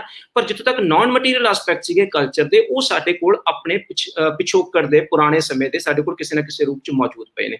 ਤਾਂ ਉਹਨਾਂ ਵਿਚਕਾਰ ਤਾਲਮੇਲ ਕਿਵੇਂ ਬਿਠਾਉਣਾ, ਇਹ ਵੀ ਮੈਨੂੰ ਲੱਗਦਾ ਹੈਗਾ ਕਿ ਰਹਿਤਲ ਦਾ ਸਵਾਲ ਆ ਜਿਹੜਾ ਕਿ ਸਾਨੂੰ ਇਹਦੇ ਨਾਲ ਹੀ ਨਜਿੱਠਣਾ ਚਾਹੀਦਾ ਕਿਸੇ ਨਾ ਕਿਸੇ ਰੂਪ 'ਚ। ਜੀ ਤੁਹਾਡਾ ਜੀ ਸ਼ੁਕਰੀਆ ਬਾਬਾ ਜੀ। ਇਕਬਾਲ ਕੈਸਰ ਹੋਰਾਂ ਦੇ ਨਾਲ ਗੱਲ ਕਰਾਂਗੇ। ਬਾਬਾ ਜੀ, ਇੱਥੇ ਗੱਲ ਲਿਟਰੇਚਰ ਦੀ ਔਰ ਹਿਸਟਰੀ ਦੀ ਹੋ ਰਹੀ, ਤੁਸੀਂ ਫਿਕਸ਼ਨ ਔਰ ਹਿਸਟਰੀ ਦਾ ਵੀ ਕੰਮ ਕੀਤਾ, ਤੇ ਅਸੀਂ ਇਹ ਕੁਐਸਚਨ ਜਿਹੜਾ ਹੈ ਉਹ ਤੁਹਾਡੇ ਨਾਲ ਵੀ ਰੱਖਾਂਗੇ ਕਿ ਇਹਨੂੰ ਅਸੀਂ ਕਿਸ ਤਰ੍ਹਾਂ ਵੇਖ ਸਕਦੇ ਹਾਂ। ਜੀ, ਮੈਂ ਜਿਹੜੀ ਗੱਲ ਕਰ ਰਿਹਾ ਸੀ ਉਹ ਇਹੀ ਗੱਲ ਕਰ ਰਿਹਾ ਸੀ ਕਿ ਜਦੋਂ ਤੱਕ ਅਸੀਂ ਕਿਸੇ ਲੈਂਡਸਕੇਪ ਦਾ, ਕਿਸੇ ਵੀ ਏਰੀਏ ਦਾ, ਕਿਸੇ ਵੀ ਇਲਾਕੇ ਦਾ, ਜਦੋਂ ਤੱਕ ਅਸੀਂ ਉਹਨੂੰ ਪ੍ਰਕਾਰ ਲੈ ਕੇ ਉਹਦਾ ਸੈਂਟਰ ਨਹੀਂ ਕੱਢਦੇ ਔਰ ਉਸ ਸੈਂਟਰ ਦੇ ਵਿੱਚ ਅਸੀਂ ਵੇਖਦੇ ਹਾਂ ਕਿ ਉਹਦੇ 'ਚ ਉਹਦਾ ਕੀ ਹੈ ਔਰ ਫਿਰ ਉਹਦੀ ਪੂਰੀ ਤਰ੍ਹਾਂ ਅਸੀਂ ਪਰਖ ਕਰਨੇ ਆ। ਉੱਥੇ ਜ਼ਬਾਨ ਵੀ ਹੈ, ਉੱਥੇ ਲਿਟਰੇਚਰ ਵੀ ਹੈ, ਉੱਥੇ ਤੁਹਾਡੇ ਅਣਵੇਖੇ ਜਿਹੜੇ ਤੁਹਾਡੇ ਹੈ ਨੇ ਕਲਚਰ ਦੇ ਹਿੱਸੇ, ਉਹ ਵੀ ਉੱਥੇ ਮੌਜੂਦ ਨੇ। ਸੋ ਤੁਸੀਂ ਉਹਨਾਂ ਨੂੰ ਲੈ ਕੇ ਤੇ ਪੂਰੀ ਤਰ੍ਹਾਂ ਫੇਰ ਐਨਾਲਿਸਿਸ ਕਰ ਸਕਦੇ ਹੋ। ਮਿਸਾਲ ਦੇ ਤੌਰ ਤੇ ਅਗਰ ਅਸੀਂ ਪੂਰੇ ਪੰਜਾਬ ਨੂੰ ਵੇਖੀਏ, ਮਟੀਰੀਅਲਿਸਟਿਕ ਤੌਰ ਤੇ ਵੇਖੀਏ, ਅਸੀਂ ਕਿ ਨਕਸ਼ਾ ਕਰ ਲੈਂਦੇ ਹਾਂ, ਦੇਖਦੇ ਹਾਂ ਕਿ ਕਿੱਥੇ ਕਿੱਥੇ ਕੀ, ਲੇਕਿਨ ਉਹਦਾ ਬਿਲਕੁਲ ਗੱਬੇ 'ਚ ਆ ਕੇ ਸਾਡੇ ਕੋਲ ਜਿਹੜਾ ਸਾਂਦਲ ਬਾਰ ਹੈ, ਸਾਡੇ ਕੋਲ ਜਿਹੜੀ ਕੜਿਆਣਾ ਬਾਰ ਹੈ ਔਰ ਇੱਧਰ ਸਾਡੇ ਕੋਲ ਜਿਹੜੀ ਨੀਲੀ ਹੈ, ਇਹ ਉਹ ਕਲਚਰਲ ਸੈਂਟਰ ਬਣਦਾ ਹੈ ਜਿੱਥੇ ਸਾਰੀ ਪੰਜਾਬ ਦੀ ਵੱਡੀ ਤਖਲੀਕ ਹੋਈ, ਜਿੱਥੇ ਪੰਜਾਬ ਦੀ ਸਭ ਤੋਂ ਵੱਡੀ ਰਚਨਾ ਰਚੀਆਂ ਗਈਆਂ। ਔਰ ਇਸ ਹਿਸਾਬ ਦੇ ਨਾਲ ਅਸੀਂ ਅਗਰ ਵੇਖੀਏ ਕਿ ਸਾਨੂੰ ਉਹ ਸਾਰੀਆਂ ਸ਼ਕਲਾਂ ਜਿਹੜੀਆਂ ਗੌਡ ਸਾਹਿਬ ਵੀ ਕਹਿ ਰਹੇ ਸਨ ਕਿ ਉੱਥੋਂ ਦੀਆਂ ਸ਼ਕਲਾਂ ਨਜ਼ਰ ਆਉਂਦੀਆਂ ਨੇ, ਜਿਨ੍ਹਾਂ ਸ਼ਕਲਾਂ ਨੂੰ ਲੈ ਕੇ ਬਾਬਾ ਫਰੀਦ ਜੀ ਗੱਲ ਕਰ ਰਹੇ ਨੇ, ਜਾਂ ਉਹ ਇੱਕ ਉੱਥੋਂ ਦਾ ਨਰੇਟਿਵ ਬਣਾ ਰਹੇ ਨੇ। ਸੋ ਉਹ ਇਹੋ ਹੀ ਹੈ। ਸੋ ਮੇਰੇ ਕਹਿਣ ਦਾ ਵੀ ਮਤਲਬ ਇਹ ਸੀ ਕਿ ਇਹ ਸਾਰੀਆਂ ਚੀਜ਼ਾਂ ਨੂੰ ਸਾਨੂੰ, ਜੇ ਅਸੀਂ ਉਹਨਾਂ ਨੂੰ ਲਿਟਰੇਰੀ ਤੌਰ ਤੇ ਦੇਖਦੇ ਹਾਂ ਤੇ ਫਿਰ ਵੀ ਆਪਣੀ ਜਗ੍ਹਾ ਤੇ, ਲੇਕਿਨ ਮਟੀਰੀਅਲਿਸਟਿਕ ਤੌਰ ਤੇ ਵੇਖਦੇ ਹਾਂ ਤੇ ਫਿਰ ਵੀ ਸਾਨੂੰ ਵੇਖਣਾ ਚਾਹੀਦਾ ਹੈ। ਯਾਨੀ ਹਰ ਐਸਪੈਕਟਸ ਤੋਂ, ਹਰ ਪਾਸਿਓਂ ਸਾਨੂੰ ਜਿਹੜਾ ਨਾ ਉਹ ਚੀਜ਼ਾਂ ਨੂੰ ਵੇਖ ਕੇ ਪੂਰੀ ਤਰ੍ਹਾਂ ਤਜਜ਼ੀਆ ਕਰਨਾ ਚਾਹੀਦਾ ਹੈ। ਔਰ ਮੇਰਾ ਖਿਆਲ ਹੈ ਕਿ ਇਹ ਹੁਣ ਵੇਲਾ ਆ ਗਿਆ ਹੈ ਕਿ ਅਸੀਂ ਪੰਜਾਬੀ ਆਪਣੇ ਲਿਟਰੇਚਰ ਨੂੰ ਆਪਣੇ ਮੈਪ ਦੇ ਉੱਤੇ ਖਿਲਾਰ ਕੇ ਵੇਖੀਏ, ਆਪਣਾ ਉਹ ਮੈਪ ਜਿਹੜਾ ਕਿ ਸਾਡਾ ਜ਼ਮੀਨ ਦੇ ਉੱਤੇ ਹੈ, ਔਰ ਇੱਕ ਮੈਪ ਉਹ ਜਿਹੜਾ ਸਾਡਾ ਕਲਚਰ ਔਰ ਸਾਡੀ ਤਖਲੀਕ ਤੇ ਸੋਚ ਦੇ ਵਿੱਚ ਹੈ। ਅਸੀਂ ਉਹਨੂੰ ਸਾਰਿਆਂ ਨੂੰ ਲੈ ਕੇ ਵੇਖਦੇ ਹਾਂ ਤੇ ਫਿਰ ਹੀ ਅਸੀਂ ਕਿਸੇ ਨਤੀਜੇ ਤੇ ਪਹੁੰਚ ਸਕਾਂਗੇ। ਔਰ ਇਹ ਕੰਮ ਕਰਨਾ ਬਹੁਤ ਜ਼ਰੂਰੀ ਹੈ, ਔਰ ਗੌਡ ਸਾਹਿਬ ਵਰਗੇ ਬੰਦੇ ਕਰ ਸਕਦੇ ਨੇ, ਔਰ ਇਸ ਕੰਮ ਨੂੰ ਲੈ ਕੇ ਅਸੀਂ ਅੱਗੇ ਵੱਧ ਸਕਦੇ ਹਾਂ। ਜੀ ਬਾਬਾ ਜੀ, ਬਹੁਤ ਸ਼ੁਕਰੀਆ। ਅੱਜ ਦਾ ਜਿਹੜਾ ਪ੍ਰੋਗਰਾਮ ਸੀ ਦਾ ਸਾਡਾ ਟਾਈਮ ਤੇ ਖਤਮ ਹੋ ਗਿਆ। ਬਾਕੀ ਜਿਹੜੇ ਦੋਸਤ ਹਲੇ ਗੱਲਬਾਤ ਕਰ ਰਹੇ ਨੇ ਉਹ ਕਰਨ।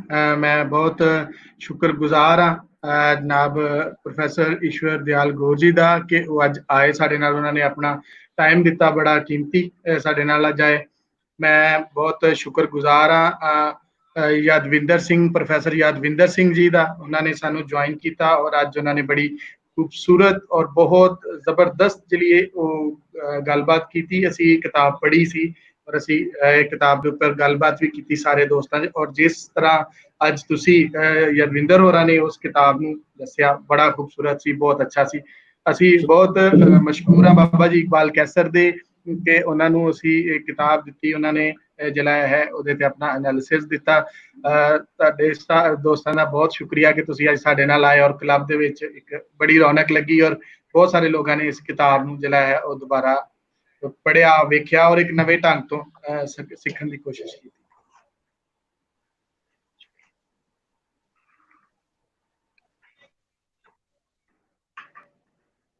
ਜੀ ਗੌਰ ਸਾਹਿਬ, ਆਖਰ ਤੇ ਇੱਕ ਵਾਰੀ ਅਸੀਂ ਤੁਹਾਡਾ ਫੇਰ ਸ਼ੁਕਰੀਆ ਕਿ ਤੁਸੀਂ ਜਿਹੜਾ ਹੈ ਉਹ ਇੱਕ ਕਿਤਾਬ ਦਿੱਤੀ ਔਰ ਇੱਕ ਪੂਰੀ ਗੱਲਬਾਤ ਵੀ ਦਿੱਤੀ, ਇੱਕ ਮੈਥਡੋਲੋਜੀ ਦੇ ਉੱਪਰ ਵੀ ਇੱਕ ਗੱਲਬਾਤ ਦਿੱਤੀ ਕਿ ਅਸੀਂ ਕਿਸ ਤਰ੍ਹਾਂ ਵੇਖ ਸਕਦੇ ਹਾਂ। ਸੋ ਅਸੀਂ ਕਿਉਂਕਿ ਬਹੁਤ ਸਾਰੇ ਸਾਡੇ ਸਟੂਡੈਂਟ, ਅਸੀਂ ਆਪ ਵੀ ਜਿਹੜੇ ਸਟੂਡੈਂਟ ਕਰ ਰਹੇ ਹਾਂ ਕੰਮ ਹਿਸਟਰੀ ਨੂੰ ਵੇਖਣ ਦਾ, ਉਹਨਾਂ ਵਾਸਤੇ ਇਹ ਅੱਜ ਇੱਕ ਤਰ੍ਹਾਂ ਦੀ ਰਿਸਰਚ ਮੈਥਡੋਲੋਜੀ ਦਾ ਵੀ ਇੱਕ ਇਹ ਲੈਕਚਰ ਸੀ ਕਿ ਅਸੀਂ ਉਸ ਪੂਰੀ ਜਿਹੜੀ ਸਾਡੀ ਟ੍ਰੈਡੀਸ਼ਨ ਹੈ ਉਹਨੂੰ ਅਸੀਂ ਕਿਸ ਤਰ੍ਹਾਂ ਤਾਰੀਖ ਵਿੱਚ ਜਿਹੜਾ ਲੈ ਕੇ ਚੱਲ ਸਕਦੇ ਹਾਂ। ਤੁਹਾਡਾ ਬਹੁਤ ਸ਼ੁਕਰੀਆ, ਬਹੁਤ ਮਿਹਰਬਾਨੀ। ਥੈਂਕ ਯੂ ਵੈਰੀ ਮਚ ਜੀ। ਬਾਕੀ ਸਾਰੇ ਦੋਸਤਾਂ ਦਾ ਵੀ ਬਹੁਤ ਸ਼ੁਕਰੀਆ ਜਿਹੜੇ ਸਾਡੇ ਨਾਲ ਅੱਜ ਸਾਨੂੰ ਵੇਖ ਰਹੇ ਸੀ ਔਰ ਉਹਨਾਂ ਨੇ ਅੱਜ ਗੱਲਬਾਤ ਵੀ ਸਾਡੇ ਨਾਲ ਸਾਂਝੀ ਕੀਤੀ। ਸਾਰੇ ਦੋਸਤਾਂ ਨੂੰ ਇਹ ਰਿਕੁਐਸਟ ਹੈ ਕਿ ਪਲੀਜ਼ ਤੁਸੀਂ ਆਪਣੀ ਗੱਲਬਾਤ ਲਿਖ ਦੇਣਾ। ਪ੍ਰੋਫੈਸਰ ਯਾਦਵਿੰਦਰ ਜੀ, ਡਾਕਟਰ ਸਰ ਈਸ਼ਵਰ ਸਾਹਿਬ ਔਰ ਬਾਬਾ ਜੀ ਇਕਬਾਲ ਕੈਸਰ ਨੂੰ ਪੜ੍ਹ ਲੈਣਗੇ ਔਰ ਆਪਣੇ ਆਨਸਰ ਦੇ ਦੇਣਗੇ। ਔਰ ਅਸੀਂ ਜਿਹੜਾ ਹੈ ਨਾ ਉਹ ਆਪਣੇ ਪ੍ਰੋਗਰਾਮ ਨੂੰ ਇੱਥੇ ਹੁਣ ਖਤਮ ਕਰਨੇ ਆ ਔਰ ਅਗਲੇ ਪ੍ਰੋਗਰਾਮ ਤੱਕ ਜਿਹੜਾ ਹੈ ਉਹ ਅਸੀਂ ਕੱਲ ਆਪਣੀ ਜਿਹੜੀ next book of the week ਉਹ ਅਸੀਂ ਅਨਾਉਂਸ ਕਰ ਦਿਆਂਗੇ। ਉਹਦਾ ਪੋਸਟਰ ਵੀ ਲੱਗ ਜਾਏਗਾ। ਮਿਹਰਬਾਨੀ ਕਰਕੇ ਅਸੀਂ ਜਿਹੜਾ ਉੱਥੇ ਇਵੈਂਟ ਜਨਰੇਟ ਕਰਨੇ ਆ, ਲਾਇਲਪੁਰ ਯੰਗ ਹਿਸਟੋਰੀਅਨ ਕਲੱਬ ਦੇ ਪੇਜ ਦੇ ਉੱਪਰ ਜਿਹੜਾ ਇਵੈਂਟ ਕ੍ਰੀਏਟ ਕਰਨੀ ਹੈ, ਉਸ ਇਵੈਂਟ ਦੇ ਵਿੱਚ ਉਹਨੂੰ ਤੁਸੀਂ ਉਸ ਤੇ ਗੋਇੰਗ ਜਾਂ ਇੰਟਰਸਟਿੰਗ ਲਿਖੋ, ਕਿਉਂਕਿ ਉਸ ਇਵੈਂਟ ਦੇ ਵਿੱਚ ਅਸੀਂ ਪੋਸਟਰ ਵੀ ਪੋਸਟ ਕਰਨੇ ਆ। ਉਸ ਇਵੈਂਟ ਦੇ ਵਿੱਚ ਅਸੀਂ ਉਸ ਕਿਤਾਬ ਦੇ ਹਵਾਲੇ ਨਾਲ ਉਹਦੇ ਵਿੱਚੋਂ ਕੁਝ ਚੀਜ਼ਾਂ ਕੱਢ ਕੇ ਵੀ ਲਾਉਂਦੇ ਰਹਿੰਦੇ ਆ ਕਿ ਜਿਹੜੀਆਂ ਚੀਜ਼ਾਂ ਲੋਕ ਉੱਥੋਂ ਪੜ੍ਹ ਸਕਣ। ਠੀਕ ਹੈ, ਉਸ ਇਵੈਂਟ ਦੇ ਵਿੱਚ ਹੀ ਤੁਹਾਨੂੰ ਅਪਡੇਟਸ ਜਿਹੜੀਆਂ ਨੇ ਮਿਲਦੀਆਂ ਰਹਿਣਗੀਆਂ, ਕਿਉਂਕਿ ਇਹ ਪੂਰਾ ਵੀਕ ਚੱਲਣਾ ਹੁੰਦਾ ਹੈ ਪ੍ਰੋਗਰਾਮ। ਸੋ ਇਹਦਾ ਇੱਕ ਪੋਸਟਰ ਜਿਹੜਾ ਹੈ ਉਹ ਜਿਹੜੀ ਫੇਸਬੁੱਕ ਦੀ ਵਾਲ ਹੈ ਉਹਦੇ ਚ ਪੋਸਟਰ ਦੀ ਲਾਈਫ ਬਹੁਤ ਥੋੜੀ ਹੈ। ਸੋ ਇਵੈਂਟ ਜਿਹੜਾ ਹੈ ਉਹ ਇਵੈਂਟ ਤੁਹਾਨੂੰ ਬਾਰ-ਬਾਰ ਯਾਦ ਕਰਵਾਉਂਦਾ ਰਹੇਗਾ ਕਿ ਤੁਸੀਂ ਇਸ ਇਵੈਂਟ ਨੂੰ ਇੰਟਰਸਟ ਇਹਦੇ ਚ ਸ਼ੋ ਕਰਵਾਇਆ ਸੀ ਜਾਂ ਤੁਸੀਂ ਗੋਇੰਗ ਤੇ ਕਲਿੱਕ ਕੀਤਾ ਸੀ ਤੇ ਅਸੀਂ ਇਹਦੇ ਵਿੱਚ ਇਹ ਅਪਡੇਟ ਆਈ, ਉਹ ਤੁਹਾਨੂੰ ਨਾਲ ਦੀ ਨਾਲ ਮਿਲਦੀ ਰਹੇਗੀ। ਔਰ ਉਹ ਅਪਡੇਟਸ ਕੋਈ ਇਸ ਤਰ੍ਹਾਂ ਹੋਣਗੀਆਂ, ਉਹਦੇ ਵਿੱਚ ਤੁਹਾਨੂੰ ਪੋਸਟਰ ਮਿਲੇਗਾ, ਰਿਵਿਊਵਰਸ ਦੀਆਂ ਬਾਇਓਜ਼ ਮਿਲਣਗੀਆਂ, ਰਿਵਿਊਵਰਸ ਦੇ ਹਵਾਲੇ ਨਾਲ ਗੱਲਬਾਤ ਮਿਲੇਗੀ ਔਰ ਉਹਦੇ ਤੋਂ ਵੱਖ ਉਹਦੇ ਵਿੱਚ ਕਿਤਾਬ ਦੇ ਵਿੱਚੋਂ ਮੁਖਤਲਿਫ ਜਿਹੜੇ ਪੇजेस ਨੇ ਉਹ ਅਸੀਂ ਸ਼ੇਅਰ ਕਰ ਦਿੰਦੇ ਆ ਕਿ ਉਹ ਲੋਕ ਉਹਨੂੰ ਵੇਖ ਸਕਣ, ਉਹਨੂੰ ਪੜ੍ਹ ਸਕਣ। ਜਿਹੜਾ ਸਾਨੂੰ ਚੰਗਾ ਲੱਗੇ ਉਹਦੇ ਵਿੱਚੋਂ ਅਸੀਂ ਥੋੜਾ ਵਿੱਚ ਸ਼ੇਅਰ ਕਰਦੇ ਰਹਿੰਦੇ ਆ।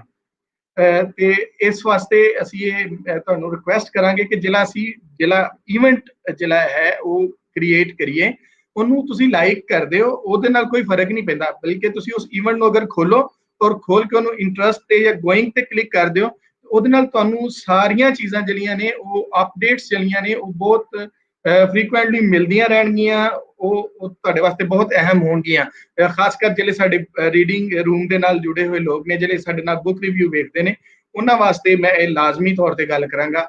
ਦੂਸਰੇ ਜਿਹੜੇ ਸਾਨੂੰ ਦੋਸਤ ਵੇਖ ਰਹੇ ਨੇ ਉਹ ਸਾਡੇ ਨਾਲ ਰਹਿਣ, ਔਰ ਮਿਹਰਬਾਨੀ ਉਹਨਾਂ ਦੀ, ਬਹੁਤ ਸ਼ੁਕਰੀਆ, ਆਪਣੇ ਕਮੈਂਟਸ ਦੇਣ ਇੱਥੇ ਵੀ, ਔਰ ਲਾਜ਼ਮੀ ਤੌਰ ਤੇ YouTube ਦੇ ਉੱਪਰ ਵੀ ਆਪਣੇ ਕਮੈਂਟਸ ਦੇਣ ਔਰ ਉੱਥੇ ਵੀ ਗੱਲਬਾਤ ਰੱਖਣ, ਤਾਂ ਕਿ ਉੱਥੇ ਜਿਹੜੀ ਉਧਰ ਜਿਹੜੀ ਲੋਕ ਬੈਠੇ ਨੇ ਉਹ ਵੀ ਉਹਨੂੰ ਵੇਖ ਸਕਣ, ਔਰ ਉੱਥੇ ਉਹ ਪਰਮਾਨੈਂਟ ਰਹਿੰਦੇ ਨੇ, ਫੇਸਬੁੱਕ ਦੇ ਅੱਗੇ ਪਿੱਛੇ ਵੀ ਚਲੇ ਜਾਂਦੇ ਨੇ।